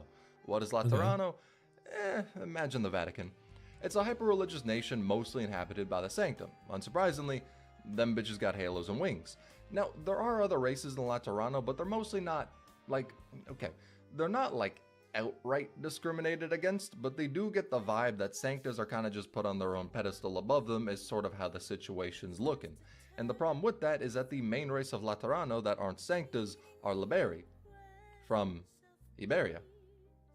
Yeah, they were the most creative with the names, but a big part of that reason is because Laterano borders Iberia, and much like Syracusa, Laterano religion has a large influence. Again, I like that though. I like where like the reference is kind of on the nose in regards to, you know, like Victoria, stuff like that, Londinium, you know, that to me, I love it, man. I love it. There. Now, off in the past, Iberia was on track to being a superpower. They were having a golden age, but one thing completely destroyed that dream, the profound silence. Where the Seaborn, which is a race of monsters that are a hive mind which evolve to whatever you fight them with, that has gigantic gods leading them, and in an alternate reality, wiped out the human race and evolved to fly to outer space to hunt even more, destroyed them. When the profound silence happened, the Seaborn tore through Iberia, aided by the Church of the Deep that wants everyone to be assimilated into the hive mind of the Seaborn, which caused Iberia's power on the global stage to dwindle. Hell, their strongest military force was the Navy, and now the seas are filled with countless seaborne that can tear through their naval force. But the profound silence wasn't actually terrible for everyone, surprisingly. It ended up helping a country called Siesta, in a way. Siesta was a trading outpost that was going to be used by Colombia to establish trade with Iberia using these seas as a way, but problem is, the golden age will return again. Murderous fucking monsters that are always evolving as a hive mind, and the place they were trading to, yeah, they got fucked raw by those things, so they may be... It's a bit embarrassing saying this, but I legit didn't know Londinium was the actual name of London. I thought Londinium was just an Ark Knights made up name. A lot of people don't actually realise that. The profound silence is so scary, it means no sound at all, literally. Wind, sea, everything just gone. Silence. Yeah, we're watching Sunol's video. Yeah, obviously I'm biased because I'm British, but man, Britain, Europe as a whole, you know, has got some fascinating history. But yeah, I do love some of the history of the British Isles, man. It's really cool. Ain't looking as lucrative as a partner as they were in the past. And because of that, Siesta uses leverage doesn't know that Iberia is a regional name. Colombia to retain their independence. That's what I like. I like that they're just like, you know, okay, the Iberian Peninsula exists. Let's just go in with it. Let's just, you know, say it as it is kind of thing. Like some games, like I say, they tried to hide their references. I like that the fact that like, yeah, we get it. We know you get it. Let's just roll with it. It's cool, man. Victoria immediately wanted to annex them, so they decided to fall back under Colombia's jurisdiction while still having their sovereignty. Now the question is, why did Victoria want to do that shit? Answer is, it's based off of Britain. That's pretty much all the context you need. Now the throne of Victoria remains empty, asterisk, because I don't want to get into spoilers, and a lot of Victoria's current state is main story spoilers, but they have a long track record of getting into wars. The most notable one being the Battle of the Four Emperors. It was a war against... I don't know where they got that from. Like, we definitely, yeah, look, man, like, we definitely wasn't stat padding for 1,000 years with France. Like, you know, definitely, that didn't happen. The Empire of Gaul, I don't know where they got that. Inspired by France, because they pissed We've been off really known to be, neighbors. like, really chill. We're just a chill guy, man. We always have been. And they helped Colombia get their independence, which pissed off Victoria, because originally, Colombia was under Victoria's rule. And then Gaul started to want to take Lithuania as a vassal state through political alliance and marriages. In turn, that helped fend off Victoria and Ursus from doing anything to them. Problem. The person they were trying to do this to, the ruler of Lithuania at the time, was the Witch King. Remember the dude that rewrote the Golden Song, the most complex arts in history on his own, pretty much known as the best arts caster in the entire world? Yeah. They pissed him off with that game plan. He thought it was an insult, and as a very, very measured response, he turned the Gaul envoys into statues and shipped them back to Gaul. Okay, he does a little bit of trolling. Then, as a result, Gaul declared war against Lithuania, yet even though the leader of Gaul, Corsica I, knew his opponent was the leader of Lithuania and the best arts caster known to man, he was kind of confident, because he knew the situation with Syracuse's independence caused some internal turmoil. Definitely and Victoria got double penetrated after their wars with Colombia and Iberia, then Pan at the best, and Ursus was about to be busy with trying to invade Kashmir. Imagine Poland with more dubstep and a lot of knights. Now, this would be the 10th invasion they've done against them. A bit much, not gonna lie, but whatever. Means their oppositions were busy. So, perfect time to invade. Hell, he even got some casters from the Sarkaz royal court. They're fucking all strong as hell. Perfect time to invade. So yeah, the Witch King dropped a fucking catastrophe on Gaul's fleet. Basically, imagine like a category 10 EF5, whatever terminology you want to use in layman's terms, imagine the biggest fucking tornado possible, and he dropped that on them. And that tornado also drops gigantic chunks of originium that gives you rock cancer, which when it affects you and you die, because you will die, it slowly kills you, your body explodes and gives other people that rock cancer. Now this is a natural disaster in the world. It's so devastating to where nations put their cities on nomadic platforms so they can actively flee catastrophes and not have everything turn to dust. Hell, people are employed as catastrophe messengers just to say when one of those is about to hit, so they can have everyone run away as fast as they can. And the Witch King dropped one directly on Gaul's fleet. Yeah, because of this, the war reached a stalemate. Crash out, then Victoria saw what happened and joined in against Gaul because they were still mad about Colombia and how Gaul was looking to constantly expand. Then Ursus also agreed to go after Gaul, which made the Battle of the Four Emperors. Ursus, Victoria, and Lithuania versus Gaul.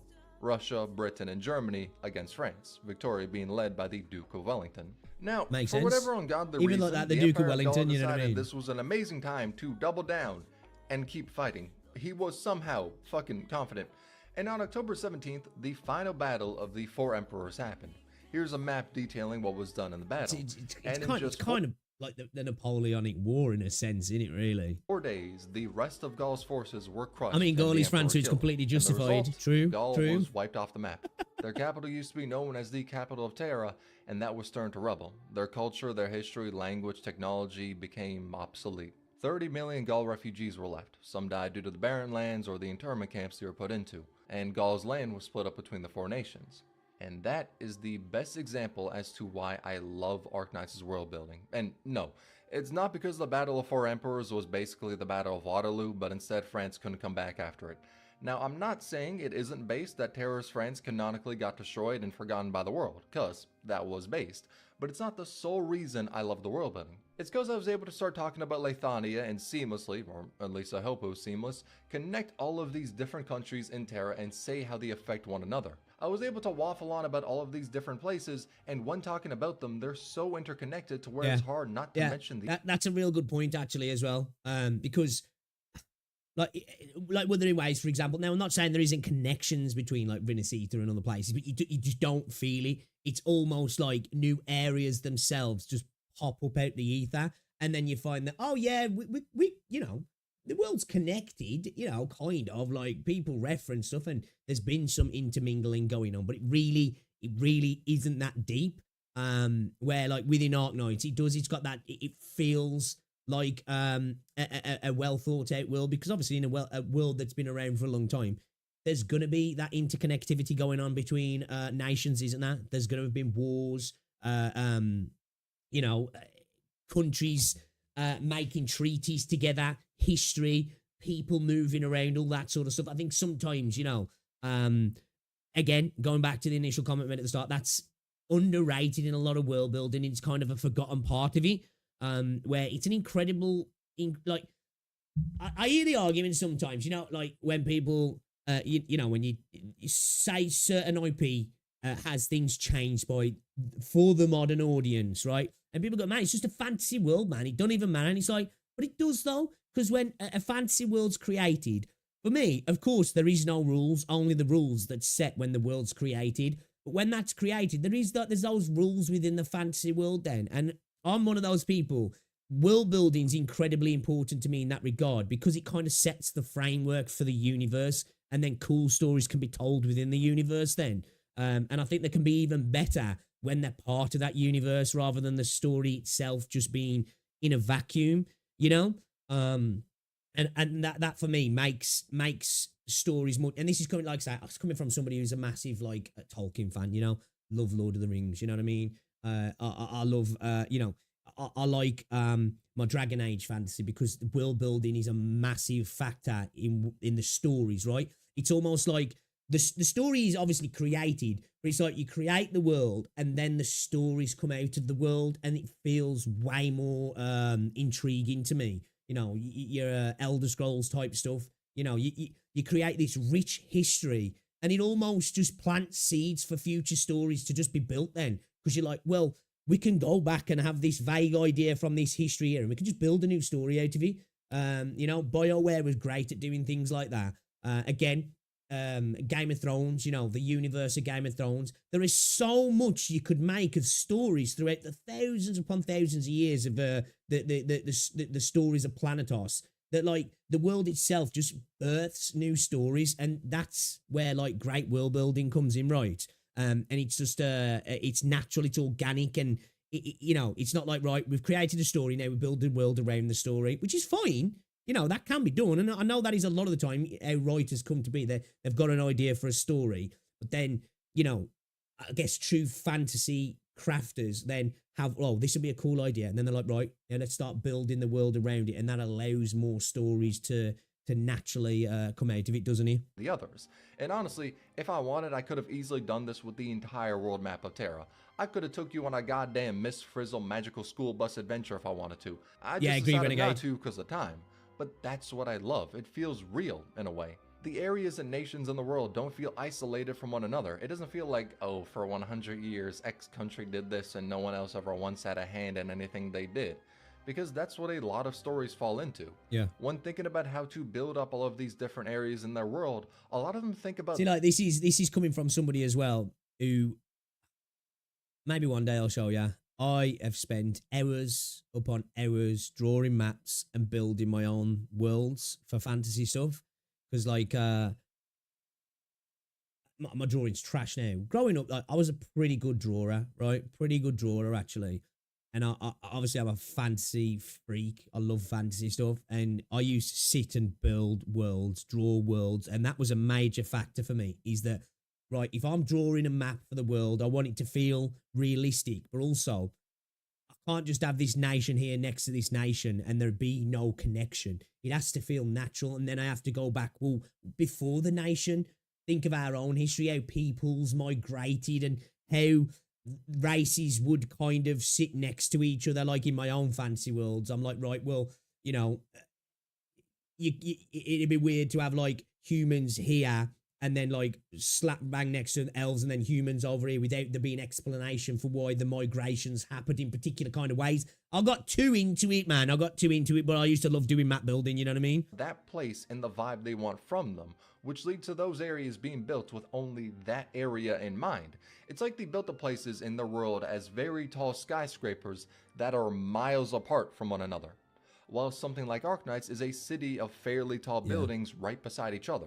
Even if the places themselves are not as built up as locations in other stories, which, to be honest, not many other worlds have places as detailed in Arknights, but even if they weren't, the fact that they are all connected in the example I used prior makes the city seem much bigger than the sum of its parts, because those parts aren't isolated from one another.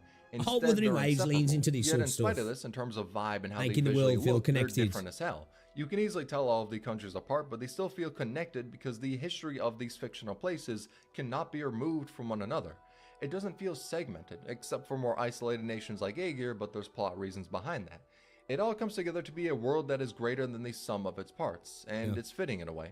Yes, there's a lot of talk about wars or having plots to cause more, and if it ain't war on the table, there's gotta be some new political scandal to take the stage in geopolitics, cause yeah, Terra is by and large a shithole of a world to live in, and that is what makes it feel real.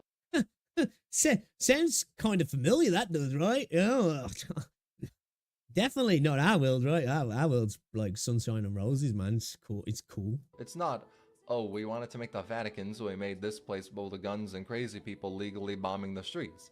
Instead, they did that, but also realized that since a significant chunk of the world also somewhat follows Laterano's religion, they can be used as a country to foster talks of peace with others, paired with how they largely stay out of wars, minus their wars with the Sarkaz, and guess what? Laterano is a good place to hold these summoned nations, fire in the comments. Guide ahead where this happens. And this interconnectedness makes the plot of Ark Knights so much better, because when you play an event or main story chapter and something significant happens, you know that will in turn affect the world at large. Unless an event story is really isolated to how it is on its own, which some are. It makes your actions, or the actions of the characters, feel a bigger deal, doesn't it? Because you know that it is going to affect the world rather than it just being like, oh yeah, that was an episodic thing. Some crazy shit happened. Nobody ever talks about it ever again because it just doesn't change anything. You want that to be a thing, don't you? You want nations to be reforged and changed, or, you know, just the history of connections to be broken or brought back together through actions. And it makes those moments, those story moments, mean something outside of that initial specific moment in time of the character. You know, like something might happen to a character and it's like, damn, man, oh, that sucks. You know, you've got to know that character and you get the emotional connection and that you get that feeling, but then you've got the ripples, the butterfly effect of how it affects the world as well. So it makes it even more emotive, you know, because you feel how much in turn that can potentially change everything else as well. Which just makes those things just a bigger deal, doesn't it? A lot of the plots having far-reaching effects in the world makes it feel real. And that, paired with literally an entire timeline about the history of Terra, with Hypergryph even making lore. Did this as well as a kid. I did this as well. I even did the point of, like, you know, having like how certain civilizations believe the world came together, timelines for these civilizations. I put down like wars. I not only in my maps did I have maps and nations and colored them in and drew them all this. I did separate maps where like I'd trace the initial map and make the borders change because of the way, you know, certain countries became vassal states of other countries and all that sort of stuff. Yeah, I got too deep into doing maps and stuff, man. Books for it shows why the world building is in a class of its own. And there is more to talk about why. Yeah, they need to release an EM version of that book, don't they? Project Moon's works. Yes, I know, it's me, Sano, the biggest Project Moon hater, actually about to compliment their games. Man, oh, what a surprise there. Yeah, proper man, I am. Before. So Project Moon actually does world building in a bit of a different way to Arknights. Little preamble. These are the 3 games PM's made. They all share the same world. Now, the world does... I haven't heard of, what is it? Library of Ruina. Fuck, I lost it. The I've heard of Project Moon hater actually about to compliment their games. Corporation? Man, oh, what a surprise there. Were the other 2 games Gacha games? So Project Moon actually does world building in a bit of a different way to Arknights. Little preamble. These are the 3 games PM's made. They all share the same world. Now, the world does feel very interconnected, similar to Arknights, but what makes it feel different is it treats everything like it's already existing. Now, that probably makes fuck nothing in terms of sense, but here's the thing. In Library of Runa, a character called Malkuth says she comes from a nest with no color. Nests are the sort of big city of all these different districts, A to Z. Z isn't on the map, but it does exist. And anything outside of these nests are called the back streets. So when she says that she comes from a nest with no color, you would expect, like, some general explanation to that, right? Yeah. You would have had to have waited some years because this line was never explained until Limbus Company, where you can see in T-Corp all color has been stripped away and people need to pay what... The other 2 are premium games. Lobotomy Corp is a base build of RTS features. I wonder how that initially went down with fans of the universe then. You know, because it's kind of a risky move, isn't he? Like, now I know I've heard nothing but positives about Limbus, but like to move from that business practice into a gacha type business practice could be a death knell for a lot of games. Time for to a lot of color to IPs. Objects. A lot more to dive into there, but we're moving on for now. But T-Corp and how their nest works was mentioned, though they never dived into it. It was said like a basic fact of the world. Oh, one nest just has no color. Everyone knows this. And they didn't care to explain. Now, of course, that style of introducing the world isn't the bog standard. They do explain general world building stuff from time to time. Like the... I like that sort of stuff as well, though, sometimes. Like, you know... Again, as somebody who's, like I say, loves fantasy world, sometimes it's nice to see, like, explained. You get everything, you know, it's almost like you got a timeline of everything happened. You know how the gods created the world, how the gods fought each other, how evil became to be, how, you know, all the darkness in the world happened because of this. And you're like, right, you get to view it almost as a watcher of the universe, like, you know what I mean? And then other worlds will do kind of like, I guess, more like the 40k kind of thing, where it's more of a, in a sense, almost like it's told like our own history's told, you know? Some do it from a POV kind of view, but some do it from this kind of like, you know about the world, what the people in the world know about the world, and that's kind of it. So it makes it's more like a ground level kind of experience, which is incredibly interesting as well. And you can still do insanely rich world building as well through that way, because it makes you feel like you are, you know, you're just in the same boat as these characters are. You know the kind of the same thing that they don't know as well, rather than being like an almighty watcher in the sky who kind of just knows everything. Protagonist of Runa, Roland, telling Angelica about the world because she spent her life sheltered. And by that I mean she spent millions of years, thousands of miles underground being pretty much tortured. But, you know, minor things aside, Roland acts as the introduction to the world. And for Limbus, Dante has amnesia, because it's a gacha game, of course the protagonist has to have amnesia. But it also... Isn't Stellar Blade made by Korean devs? Isn't Stellar Blade's made by the same people who make Nikke, isn't he? Works as a canon way to introduce the world to the player. But it doesn't feel like stuff is popping up when we see it. The world is like they already have everything planned out and are just showing bits where it's relevant. That's not to say it's all planned out, because dear God, there's no way it is. We know they got some general planning for their works, but no way every single thing is fully mapped out. Ego. But hell, another example is Ark Corp. In Lobotomy Corporation, they're just some rabbits that show up when you press a button and they kind of go gorillas bananas killing everything. There's a lot of them and they don't really dwindle in number. Couldn't tell you why. Probably just a gameplay thing. Then Runa rolls around. Spoilers for the Ark Corp section in it. All in all, not that important to the main plot of Runa. But it's revealed that the singularity of Ark Corp is cloning. That is why they have a near infinite amount of soldiers, but to fuel this cloning they need energy, which is why they were at LobCorp's command, because they use their energy. They were on a contract. And that also explains why we could take them in run-up, because that was after LawCorp fell, which meant that they didn't get the energy from them to just overwhelm the library. It's little things like this where it feels like everything just makes sense. The world isn't only explained at a time where it's important for the plot and that's that. Instead, concepts are brought up, and when they're mentioned, they might not actually matter. They're not entirely brought up as a talking point, but as something that exists in the world, and as times change, these little, mostly ignored. Well, that's how it is, isn't it? That's kind of like, it's almost a natural kind of storytelling, that is, because that's how conversations go when you're having conversations with people. Somebody will reference something that you might not necessarily understand at that point, and until you find out later where you decide to figure it out yourself, or it gets explained in future discussion with other people or whatever it might be. Yeah, I like these kind of on the ground kind of storytelling. Details make a lot more sense in the world. Sort of like a mystery box way to tell a story. Yeah, I mean, the best example is how all of the games show the railroad tracks around the city. We do not know shit about these railway tracks or why there are trains running on them, but in every game PM has made, we've seen these same tracks, but the explanation is for the future. It's not relevant now. To some people, this can be a little off because, to put it simply, we just want to hear more.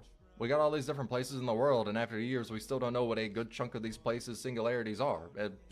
Again, though, like I say, this for me, kind of it's a little bit like how George R.R. Martin does it with the world of Planetos. You know, there's lots of stuff like that, reference mentioned, throwaway comments about things that have got an insane amount of history to them, but that's all you ever get. You get like a throwaway comment from somebody talking about something on their journeys. They heard conversations about a place, and it makes that thing so intriguing. You know, and I'm like, man, I wish we knew more. But that lack of knowing more kind of makes it even more interesting. Like our own history, isn't it? You know, prehistory, prehistoric stuff, so interesting because we don't know, and we'll probably never likely know. So like it's even more cool in a sense, like the mystery behind it all. Singularity is sort of like a big piece of tech that has a corporation built around it, which is also probably a good time to say, yeah, the world of Project Moon is a dystopian mirror of how capitalistic South Korea is, because that's where the company Project Moon is from. But all of these wings have some singularity they're built around. F Corp has fairies that can unlock anything physically or conceptually. The newer G Corp singularity is the ability to control the weight of an object. Yeah, maybe it can actually help take the weight off of me having to carry my fucking team in Marvel Rivals. The older G Corp gave people insectoid augmentations. Don't think about it too much. J Corp can lock or steal anything on a conceptual level, like someone's ability to speak about something. K Corp's got some ampules that can instantly heal anyone. M Corp has okay, this one's a little weird. So they got something called Moonlight Stones, which basically, yeah, but I might forget that was even brought up in the past because it wasn't explained nor seemed important. That's a fair point. Forgetting elements of a story can be a problem, however a story is told, though. It's how things like that are referenced. Like, you know, if something's referenced or mentioned a few times, it's usually there in your back of your mind. So when it becomes apparent, it's even more of a big reveal in a sense. You know what I mean? It's like it hasn't been forced on you that, oh, this is coming. Wait till you peel back the curtain. But when the curtain gets peeled back, you're like, oh shit, fuck. Oh yeah, now all that stuff makes sense now, kind of thing. Without it being almost, it's like foreshadow, but not in so much of a direct foreshadowing. That's a good way to do foreshadowing, isn't it? Where it's something that's in the background and it's there just enough, you know, just like the chime of a clock, where you're not necessarily paying attention to it, but when it stops, you're like, you notice the silence, kind of thing. Basically protects your mind. Like any mental pain, it shuts off, and they can amplify a single purpose for you to focus on, or it can be a mental barrier. N Corp has canned experiences, which when you take one, you get to experience whatever is in the can. The most popular of which being the canned suicide feeling. Make of that either being horrid or wholesome. Okay, that's morbid as fuck. As you will. P Corp makes objects able to bend instead of break. Boring, not gonna lie. T Corp can control time. Major Sigma energy, much cooler than Piss Corp over there. U Corp is known for their ability to keep food in stasis, being forever fresh, and the Resonance Tuning Fork, which could... So these guys just invented freezers. Is that what that is there? There's other guys over here doing time travel.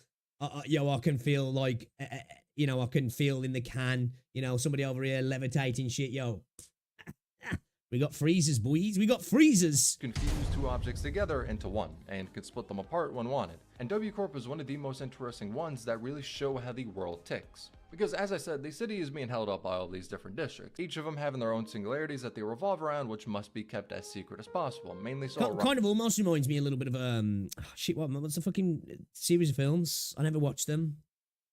Help me out, where they get sent into the games. Mockingbirds, that was one of the titles of the films.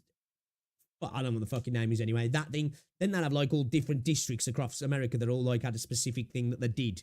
Not quite the same, but you know what I mean. Rival wing doesn't steal their idea and take them out of Hunger business. Games, that's the one, thus causing the wing to collapse until a new one takes place. I forgot what it's called. Also, I never watched it. Because they may be exploited for business. Like K-Corp uses video footage of tragedies to get this out of I did watch a video on the world though. Tears, which are refined into the healing ampules. Then other wings start to pick up on the fact that K-Corp seems really interested in buying footage of tragedies. And so I will say, the world of the Hunger Games is fucking stupid. It really is. You know, it really is. Like I say, I watched a video on the world, like, you know, the different districts of America and how it all works. And it's just like, whoever designed that was moronic. Not the person who designed it, like, in terms of fantasy, but like, you know, the reasons for the world within the world. It's just like, yeah, those are stupid people. For it. But the case of W Corp is interesting. So a wing fell and their technology became known to other wings, the ability to travel to a different dimension. On its own, not much to be honest. But W Corp still bought that technology and they used it in warp trains, which are trains that are so fast they'll get you to your destination in 10 seconds. Anywhere you can go, it'll be a quick and easy trip. Damn, we could do with those in Britain. Is by teleporting them to a different dimension.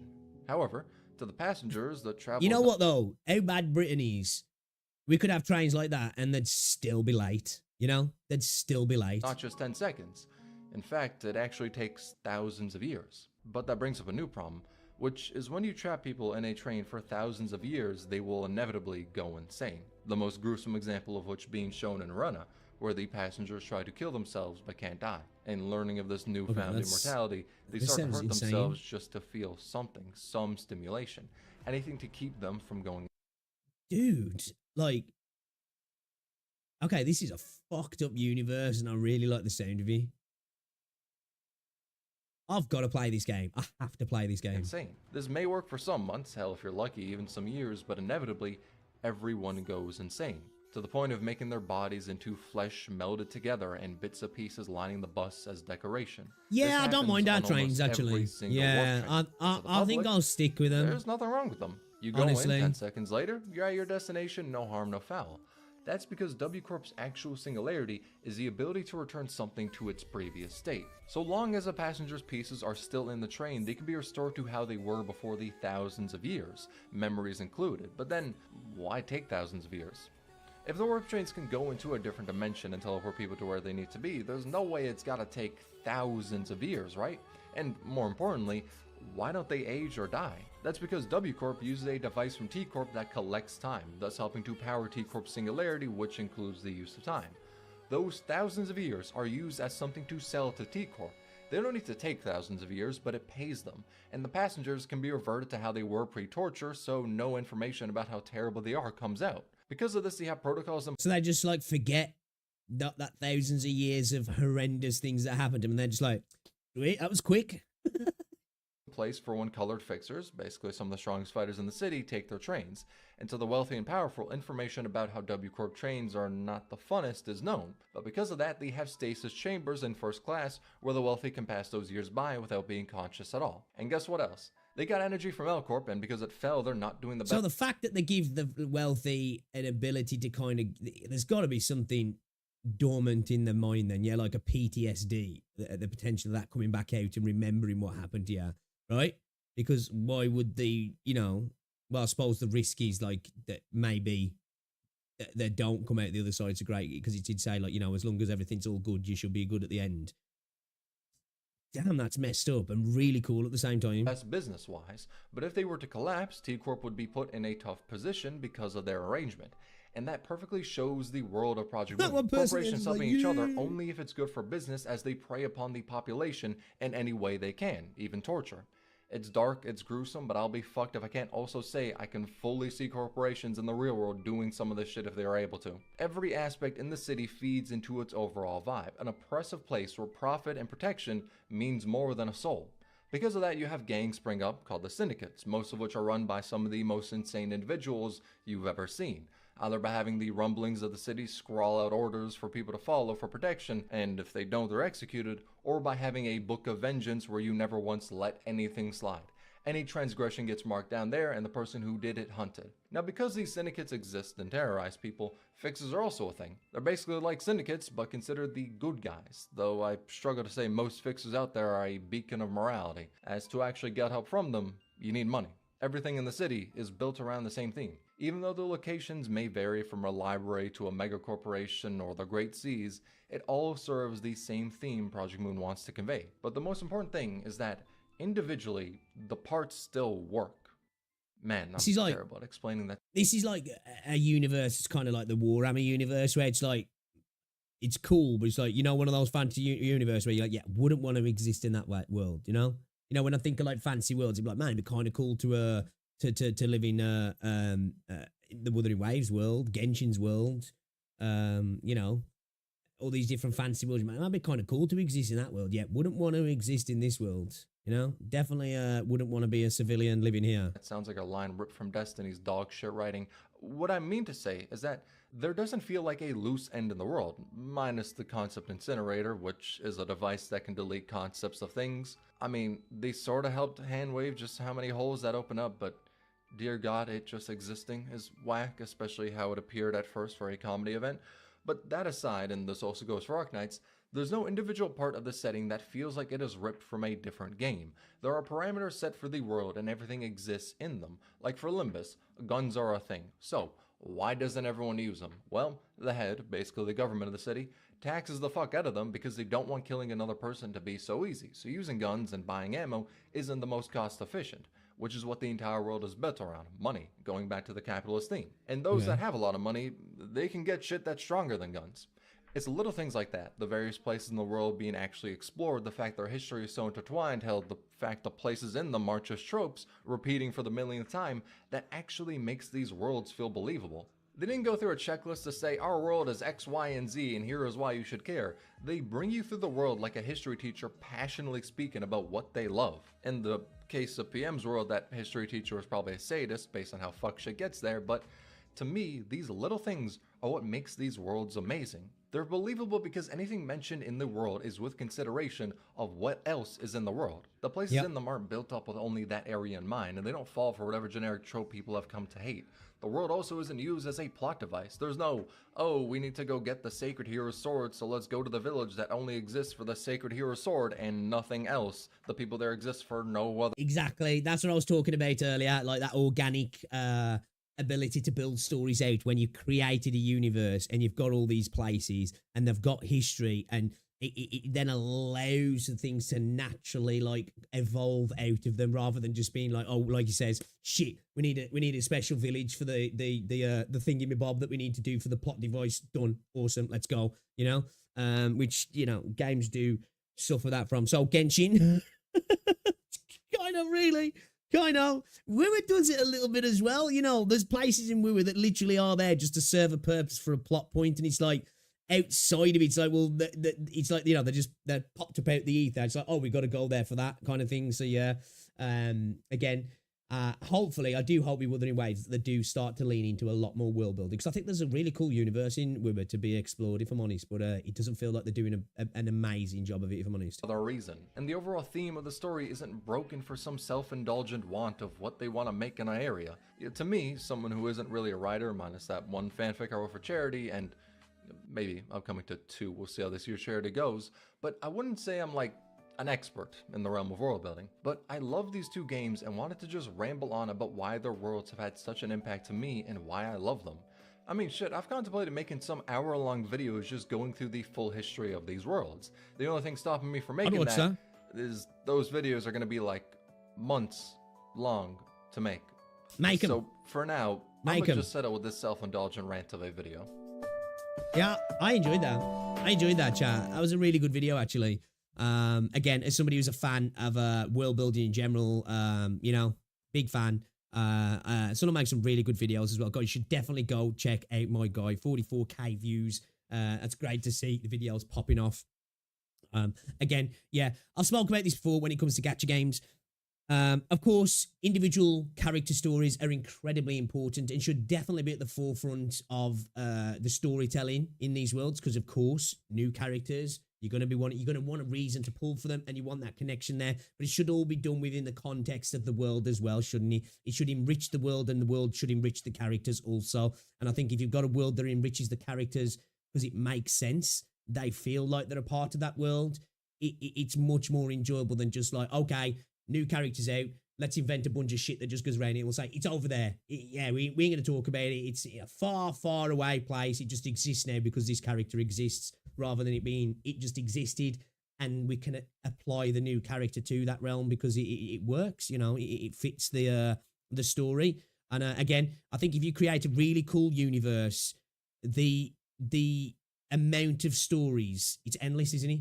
You can just constantly pluck things out of it because the seeds are already there that you've planted with this really cool world as well. And you can always add to it after the fact, but then it can feel natural. You can do it in different ways, you know what I mean? I agree. Yeah, great video. Guys, check out Sunil, show some love. Awesome video. I think, I haven't played Limbers, but it sounds incredibly interesting. Really macabre, dark game. Yeah, man, I'm going to give it a go at some point, but from the Ark Knights point of view, I agree. I've been glazing the world building since we started playing Infield, haven't I, and getting into it. And I think Hypergryph did a really good job, and I would like to see more companies go down that route of doing that. You know, showing us world maps maybe before we explore a lot of places as well. I think that's a good way to see that stuff's planned rather than just being kind of cobbled together. Sometimes games do that, don't they? They'll show you a little bit of the map, which is fine if it's done in a good way, but then it feels like, oh, we're doing that because we could just paint stuff in afterwards because we haven't really come up with the ideas yet. But anyway, yeah, it doesn't have to be like that, but personally for me, I do enjoy it. But anyway, guys, check him out, show some love. This was an awesome video. I really enjoyed that. That was a fun one, that was.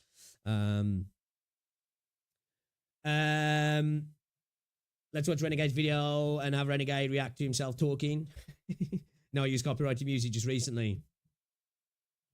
Solid coming to the forefront. The Welcome Moon event brought a lot more of the threads forward, plus the world. See, like for me, I like the story of Genshin in the fact that it's relatable in that, you know, we've all can relate to the fact of trying to find a loved one. But I do agree in the way the world building's done. Like, I think there's some cool lore within Genshin, but I do think it's the same sort of thing of like we're just gluing these pieces in as we go, and the world fits the characters because we've come up with some cool characters. Right, let's make the world. Like perfect examples. Natlan.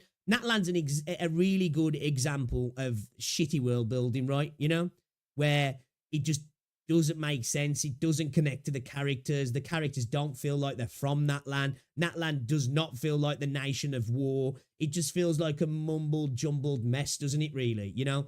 And you look at like Malvika and Kanich and the characters there, it's just like, do they really, like, how do they relate to that place? And yeah, that for me is yeah, it spoils it a little bit, doesn't it? Either where's my sister? The first three nations? I don't know. I'm not saying it was done in a good way. I'm just saying it's a relatable premise, right? It's a relatable premise. I see Enjoy. Rosie, yeah. To be fair, I got that for myself as well, though. Not gonna lie. I have no shame.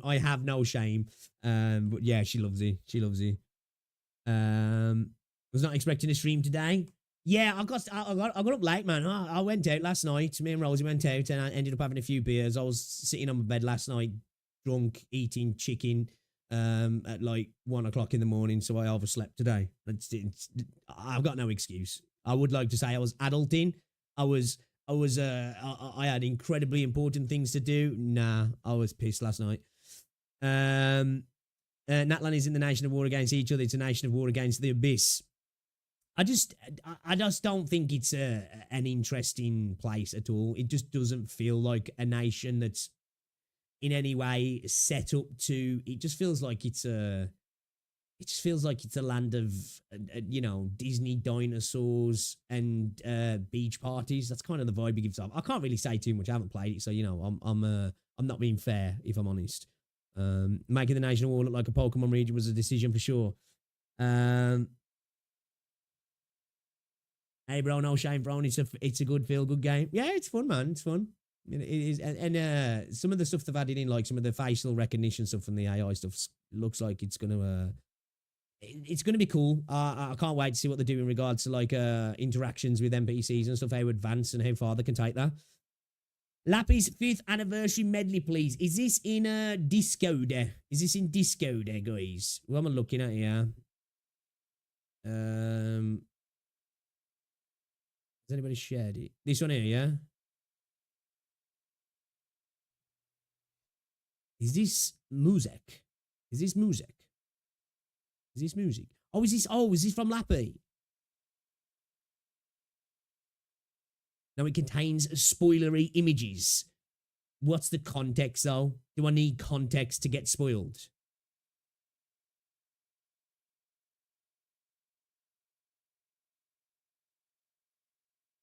Do I need context to get spoiled here? Or can I just watch this and I'll probably forget everything I've seen here as soon as the video's finished? Are you aware of who the free 6-star operator for Lapland's event? No. I mean, he knows Babel and stuff, true. Yeah, which is like probably the biggest spoiler you could have ever watched, and I watched it. I must admit, I do regret that now. It should be fine for you. Check out the 4-star vid, might help. Decide who you want to build for your low-rarity squad. Yeah, we can maybe have a look at that, actually. Lappy make a theme for Lappy. How ironic. You probably forget. Yeah, I will. Honestly, I think you forget stuff until you get there. Yeah, you guys are underestimating as well how easily I forget stuff. Like I say, I genuinely think I've got ADHD. Like, I will hyper focus and contain certain memories that are so insignificant, you know, in regards to like different propulsion types of a specific type of class of starship in Star Trek, right? And then like something like really that I should remember from 10 minutes ago, I forget. You know, my brain just works weird, man. We've all got our crosses, right? We've all got our crosses.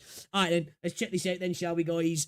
From Lappy. Let's drop a preemptive like. Of course, we have to for Lappy. Arknights 5th anniversary medley. Let's go. I'm excited. I'm excited.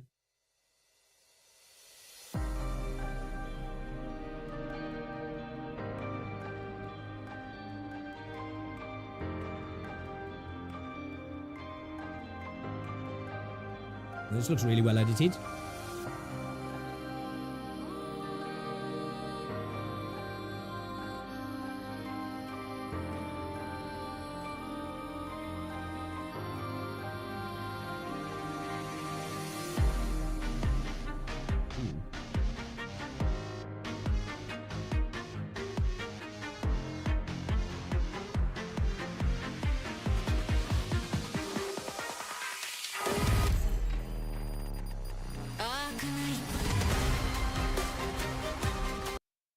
Hold up, I need to pull that back, man. That was fire. That was fire. Yeah, we're close to finishing chapter 5. That was fire. Hold up, I've got to listen to that again.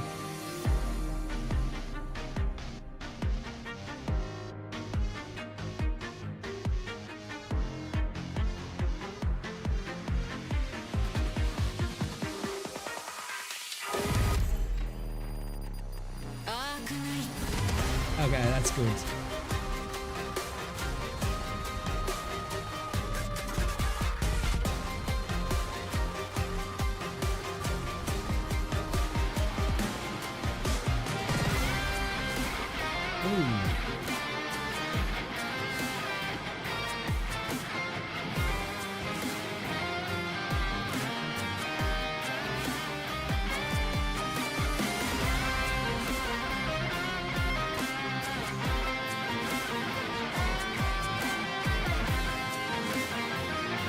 Man, they make some really good stuff, don't they? They really do.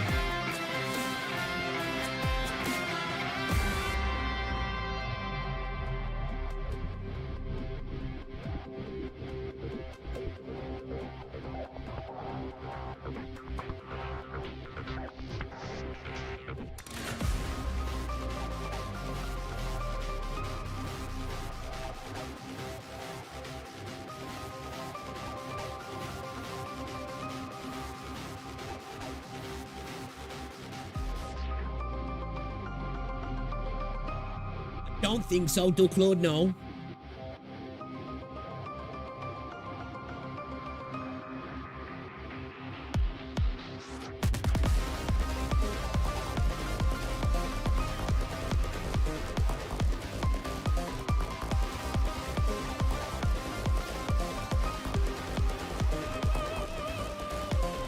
I swear, every time I see the 3D high fidelity animations, I just, oh man, it makes me foam at the mouth for Enfield.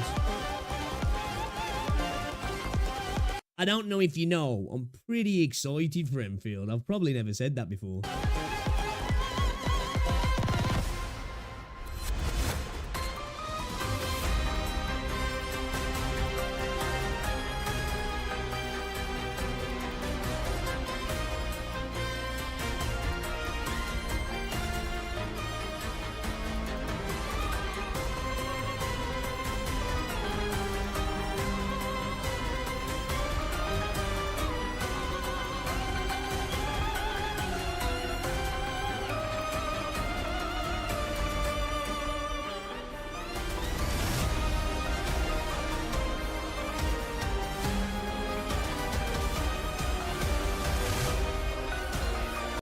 This is fire. Speaking of as well, do you reckon we'll get any like more 2D animated stuff for Enfield as well? Considering obviously we're gonna see a lot of like 3D PVs and stuff like, you know, but it'd be nice to get some 2D stuff as well.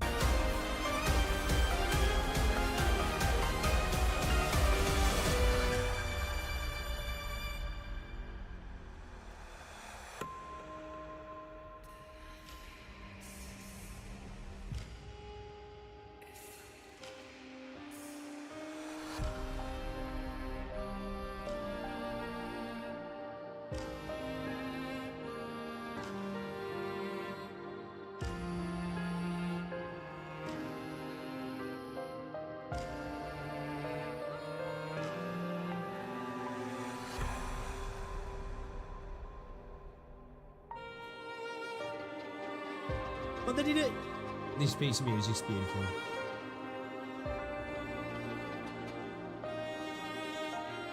Well, they did an animated soul thing for Enfield.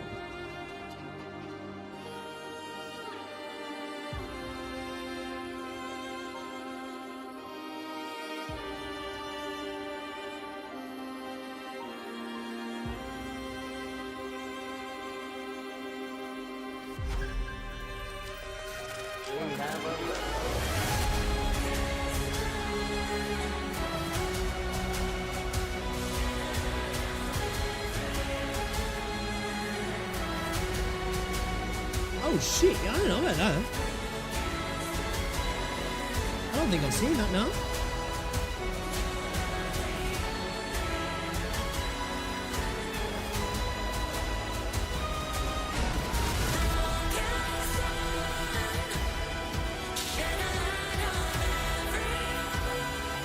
This is really well edited.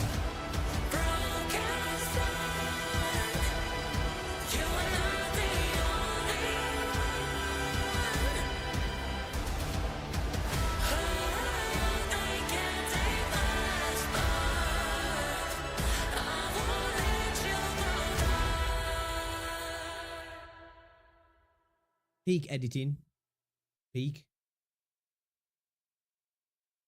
This is like, you can tell this is a fan, right? You know what I mean? Obviously we know that, but like this is like a fan. This is like passion projects. This is great to see. That was insanely well edited, well made. Bravo, GG. Oh, would help if I could type right. Top tier.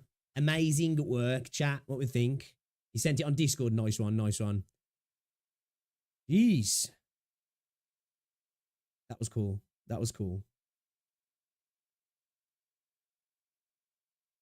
Ark Knights Enfield special trailer. Yeah, I don't think I've seen this. Chat. Hold up. Let's wind this up. I think I'm seeing new stuff here, man. I'm not 100, but I don't think I've seen this. Ark Knights Enfield special trailer, Talos 2 Awakening. This was a year ago. Yeah, I don't know. Let me see. I might have just forgot. I am required to share certain key information with you beforehand, Administrator. Talos 2 is not a peaceful place, and the people are not exactly on friendly terms with outsiders. I believe your first-hand experiences have taught you about that. Yeah, no, The I don't think I've seen pioneers from this. Terra used the teleport in the polar north to reach this most alien place. A new land. No, that's not quite right. They reached a new planet. And entire generations gave everything they had before civilization could finally sink its roots here. Hostile environments, the blight, and merciless construct lifeforms meant that Oh, man, I every can't moment wait of for these this game. countless years was a desperate battle for survival. Countless people gave up their lives to help civilization reach the scale we see today. As for you, Administrator, you have always turned the tide in our favor in pivotal moments during the history of Talos 2. You have felt the pain and witnessed everything. Of course, you were not always alone. In the past, Enfield Industries always fought alongside you. You are a key technical specialist of the company, and served as a trump card that delivered us from the most trying times. Many fear you, because your course of actions have them worried about their own fate. Some respect you, because your ultimate goal I was thinking that then. I didn't want to say anything because I thought I'd send this to you. I thought that looked like Ace, right? to ensure that civilization survives and thrives. The stasis field hibernation pod is also known as Sarcophagus Mark II. Whenever we meet a challenge that we cannot solve or reach a critical crisis threshold, we would activate the device and wake you from your hibernation. No matter how people looked at you, you would always return to that cramped hibernation pod at the end of every crisis and wait for your next awakening. Damn, bro. But for this- No, bro, they just put us on ice and bring us out to like deal with shit, and then it's like, yeah, good times are good now. Get the fuck back in. I know we choosing to do that, but still, damn, bro. This time around, since it's all come down to this, things will be different. Perhaps you remember nothing of me, but this isn't the first time we've met. You may call me Perlica. As the supervisor of Enfield Industries, my task is to provide you with support on behalf of my company. I hope that you will live up to your past selves, Oh, man, I have can't faith in wait for me this and my game, fellow man. colleagues at Enfield Industries. Use your power and wisdom to overcome the difficulties and challenges that we may encounter. Welcome to Talos 2, Administrator. Okay, yeah, I've never seen that one. How did I not see that? That's wild. No way, I appreciate that. Yeah, I've never seen that one, chat. Never seen that one. Let's go. Let's go. Yeah, can't wait. Can't wait for this fucking game, boys and girls. Can't wait, man. I'm genuinely excited. As I say, I think it's my most anticipated game, honestly. I'm just trying to think of other games outside the gacha space at the moment that I'm really excited for. Obviously, I'm really excited for GTA. I'm really excited for GTA 6. I'm trying to think of other games that I'm super excited for at the moment. I can't think of any. Yeah, I think this is my most anticipated game. It really is. Hey Laura, what's going on? Welcome to the stream.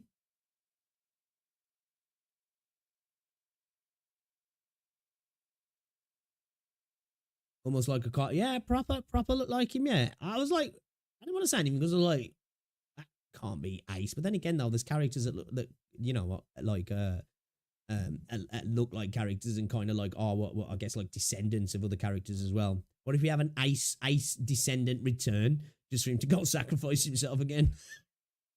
It's coming soon, hopefully late summer. Yeah, I think a lot of people are just going off the certification, yeah. But that still can be renewed and stuff, can't it, as well?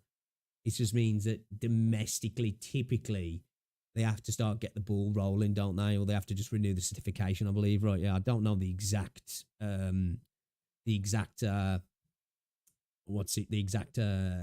regulations around all that sort of stuff, like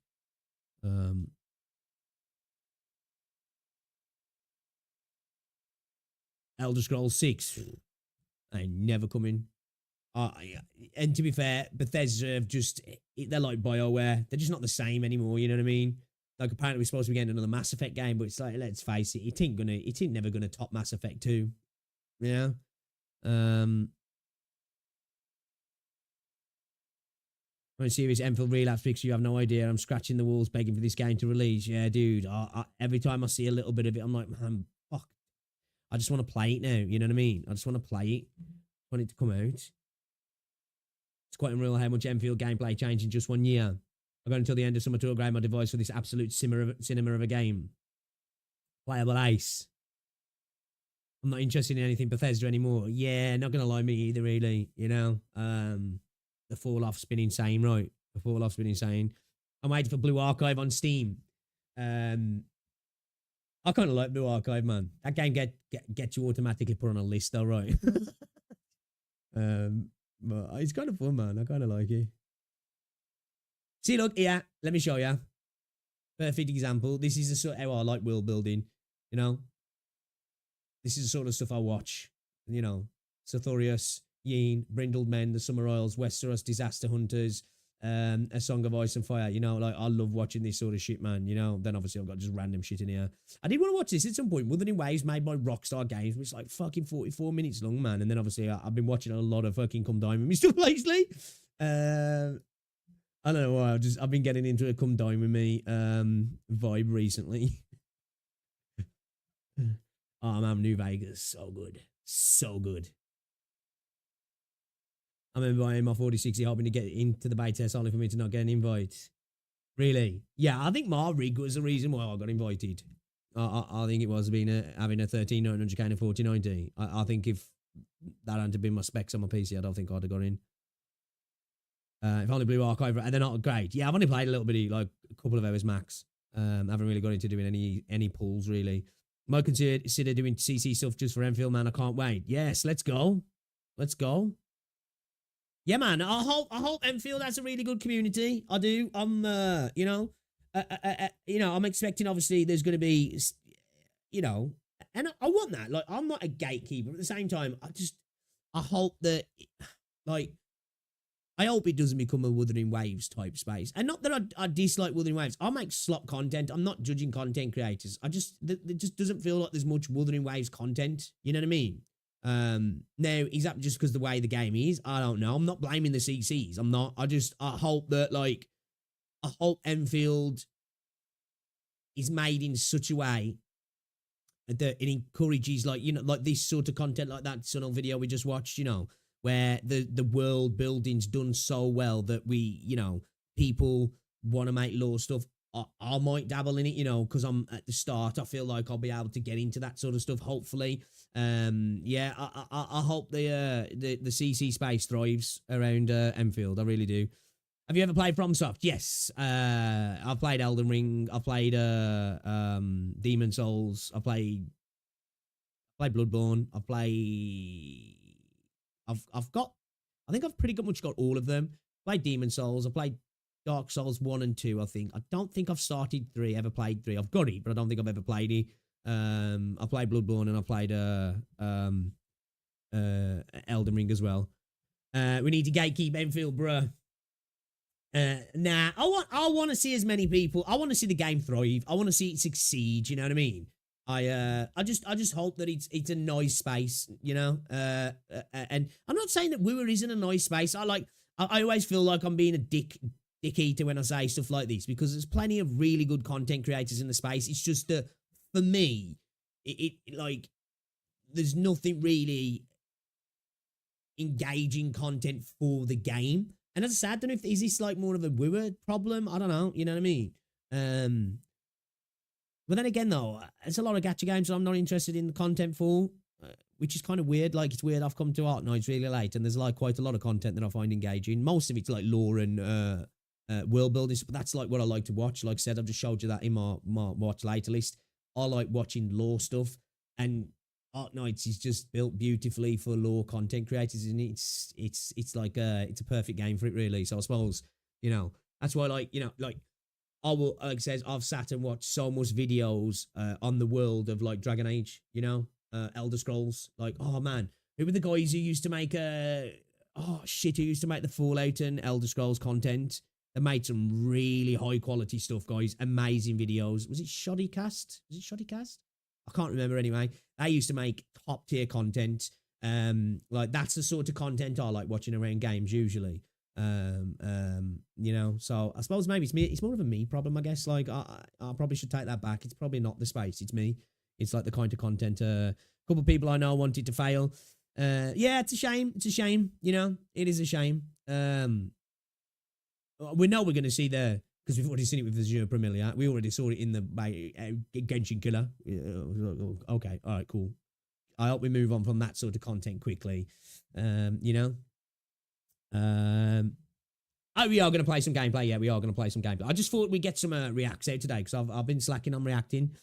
And I haven't been farming much content either. We've got to catch up, man. We've got to catch up. I ain't got many videos up the last few days. So, yeah.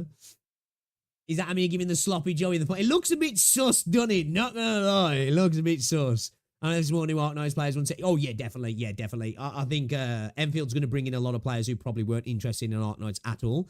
Yeah, for sure, for sure. There's going to be a lot of people who play things like Genshin, Withering Waves, Zenless, who are going to look at Enfield and go, I'm going to give that a try. Guarantee. Whether they like it, different question. But yeah, guarantee. I think there'll be a lot more people willing to try Enfield than would be willing to try Ark Knights, just from the fact of the style of gameplay that it is. You know, like, again, I'm in that camp, kind of, because I would have never thought I would have enjoyed Ark Knights, but here we are. You know what I mean? You want to listen to some music I reposted? Yeah, we can have a little listen. I mean, I'm just going to go make myself a drink in a second. You mean the storyteller? That might be easy. Let me just double check. I think, yeah, it was Shoddycast. Who am I on about with Shoddy? Let me just check who Shoddycast is. Who's Shoddycast? Nah, yeah, Shoddycast as well. Yeah, Shoddycast. That's the storyteller series, yeah. That's what, yeah, that it's Shoddycast, the storyteller series in Shoddycast, yeah.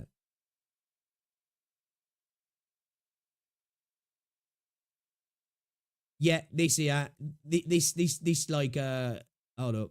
I don't know what it is. So you got the story time, they did Witcher stuff. The storyteller stuff here. Like I've watched this entire thing. I don't know why it's showing that maybe after does this get wiped after a while on YouTube? I've watched all of this. Amazing content. It was a sure thing, you know, that America could wipe out a city with just like I hope we get this sort of content for Enfield. Like I think that's what Withering Waves is lacking a little bit. And I know you have got people like Sydney Marr who make amazing content. I've dabbled in doing a bit of like lore type stuff, but like I'm not even gonna. I ain't capable of making this sort of stuff. This is like real good stuff. Like, you know what I mean? What's a 4-star one from Silvergun? It's really good. Should we have a look at it? We'll have a look at some music as well. What music do you want me to listen to, Mr. Comments? What was your... what's this video as well, Renegade? This interactive map. I know you said you got watching it, but I might watch this off stream if it's a copyright. Oh, yeah, as well, guys. What do you think about the old Maggie situation? You guys reckon? Hold up, I'm just going to make a cup of tea. Hold that thought. I don't want to get into it too much because I'm not really bothered, if I'm honest. But it's kind of funny, isn't it? It's kind of funny. 2 secs.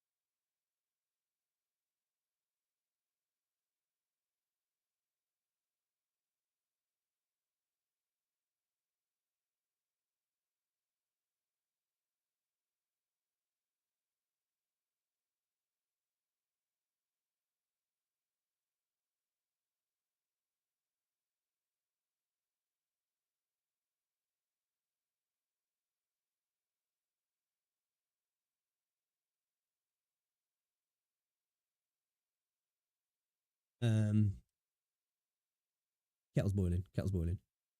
The Lost and On Drama CC. Yeah. She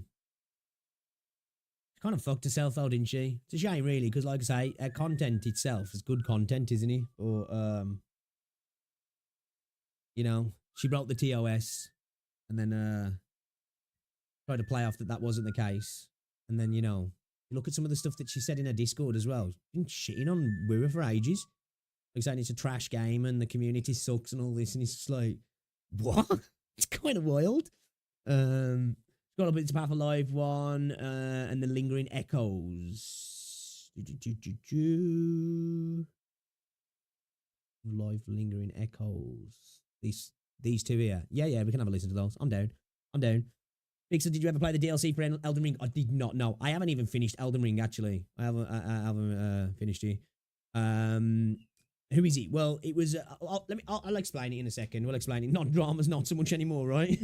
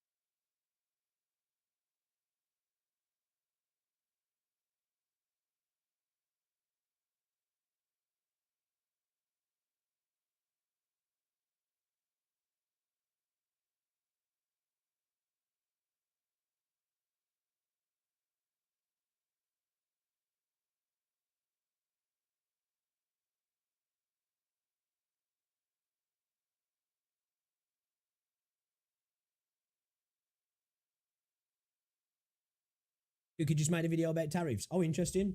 I'll say because it's directly affecting merch shipping for Yostar, isn't it? Anyway, so it makes sense. So yeah, just quick TDLR because you know, I as I say, I don't mind getting involved in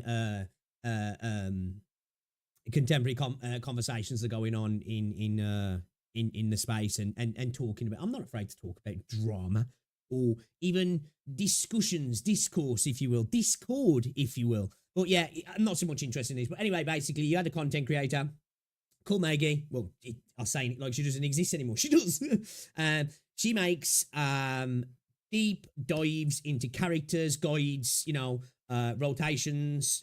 She's a spreadsheet gremlin, basically, and really good at what she does. She makes some genuinely good content for the space that's useful content for people who particularly want to learn characters, build characters, decide on the pool, stuff like that, right? And she's a part of the CC program, so she's an official Withering Waves, well, she was an official Withering Waves content creator, so obviously she gets access to the betas and all that sort of stuff, early access to content, really, basically, right? And the TOS is NDA. Just don't leak that stuff, right? You can make your guides early, prepped, ready to go. So as soon as you're allowed to release that stuff, you release it and you get out there, you get content out early. It gives you a bit of an advantage in the algorithm and you're the go-to person who's going to get the information out there first, right? Well, they happen to have been leaking a little bit on their streams when they were doing some of the building of these videos. you know, and tried to say, well, I'm just theory crafting, but they were leaking, you know, even down to the names and the specific durations of kit details. And then had a space in the Discord, which was a leak space, which I am not, look, I haven't really necessarily got a massive problem with leaks, you know, especially in gacha games. I don't mind people learning about upcoming characters so they can plan, you know, their pulling. I'm totally fine with that. But if you're an official CC, it's probably not a good idea to be leaking, right? Because, of course, what's going to happen? You're going to get kicked out of the program. She got kicked out of the program. Basically, made a video saying that Kuro ruined her career and she got kicked out of the program because people mass reported her, which for just nefarious reasons, and tried to allude that it was, I think, Saints community, which just wasn't the case. She got reported because I think, well, maybe it might have been from other communities, but they saw she'd been leaking, so they reported her. And tried to make out that, like, Kuro kind of just ghosted her and ignored her, and none of it's true, when it's clear that she messed up, right? Which, we're all human, everybody messes up. I think the more nefarious thing which I've seen is screenshots from a Discord where she was basically saying, I'm taking it upon me to release the video now because everybody hates Kuro at the moment, and I'm going to use that for my benefit pretty much. And comments of her saying Withering Waves sucks and he's got a clown community, and you know, which you might agree with these things, but I think if you're an official CC, it's kind of weird to be in a Discord publicly as well, saying the game's trash, and then trying to say that, you know, you've got love for the game publicly, well, in a more forward-facing public arena. It's just kind of a bit weird. Ratty behaviour, basically, you know, bit ratty, and she's kind of just been called out for it, and apparently she's going to make a follow-up video where she says, you know, apparently she's taking responsibility. But yeah, man, kind of screwed herself. I did put up a post in a Discord yesterday, which I thought was kind of funny. I saw this, I don't know where it was. I don't know if it was on Twitter or something, but I thought it was kind of funny. But yeah, man, you know, it sucks. It's a shame. Like, you know, a good creator. I am in the camp that, you know, some people are like, always hated her, never liked her. Some people just ultimately defending her. For me, I'm like, had valuable content for the space. Shame that they fucked up, you know, but you know, we're all human. Hopefully she can rectify it and continue. There's no reason why she can't continue making a really good career for herself and make really good content, because she's a good content creator in that space. But maybe just, if you know, if you ever get into a CC community creator program again in the future, maybe stick to the rules and try not to badmouth a game publicly that you're involved in professionally, I guess. Or at least, you know, it's fine to be critical, but like the way she was being was a little bit like, so which is the real Maggie kind of thing, you know what I mean? So yeah. Oh yeah, error. Ain't gonna get me arguing that, you know. Even if somebody was like, game sucks, all right, cool. Well, I just think if you're working professionally with a company and you're saying that and then doing what she's doing, it's just you're putting yourself in hot water. As I said, hey. You won't get any argument from me that there's parts of the community that sucks. It definitely is. You know what I mean? So yeah. Kind of a moment, really. So yeah. Genshin got the voice actor scandal going on. Do you know that Laka Sui sibling art have to pay $137K?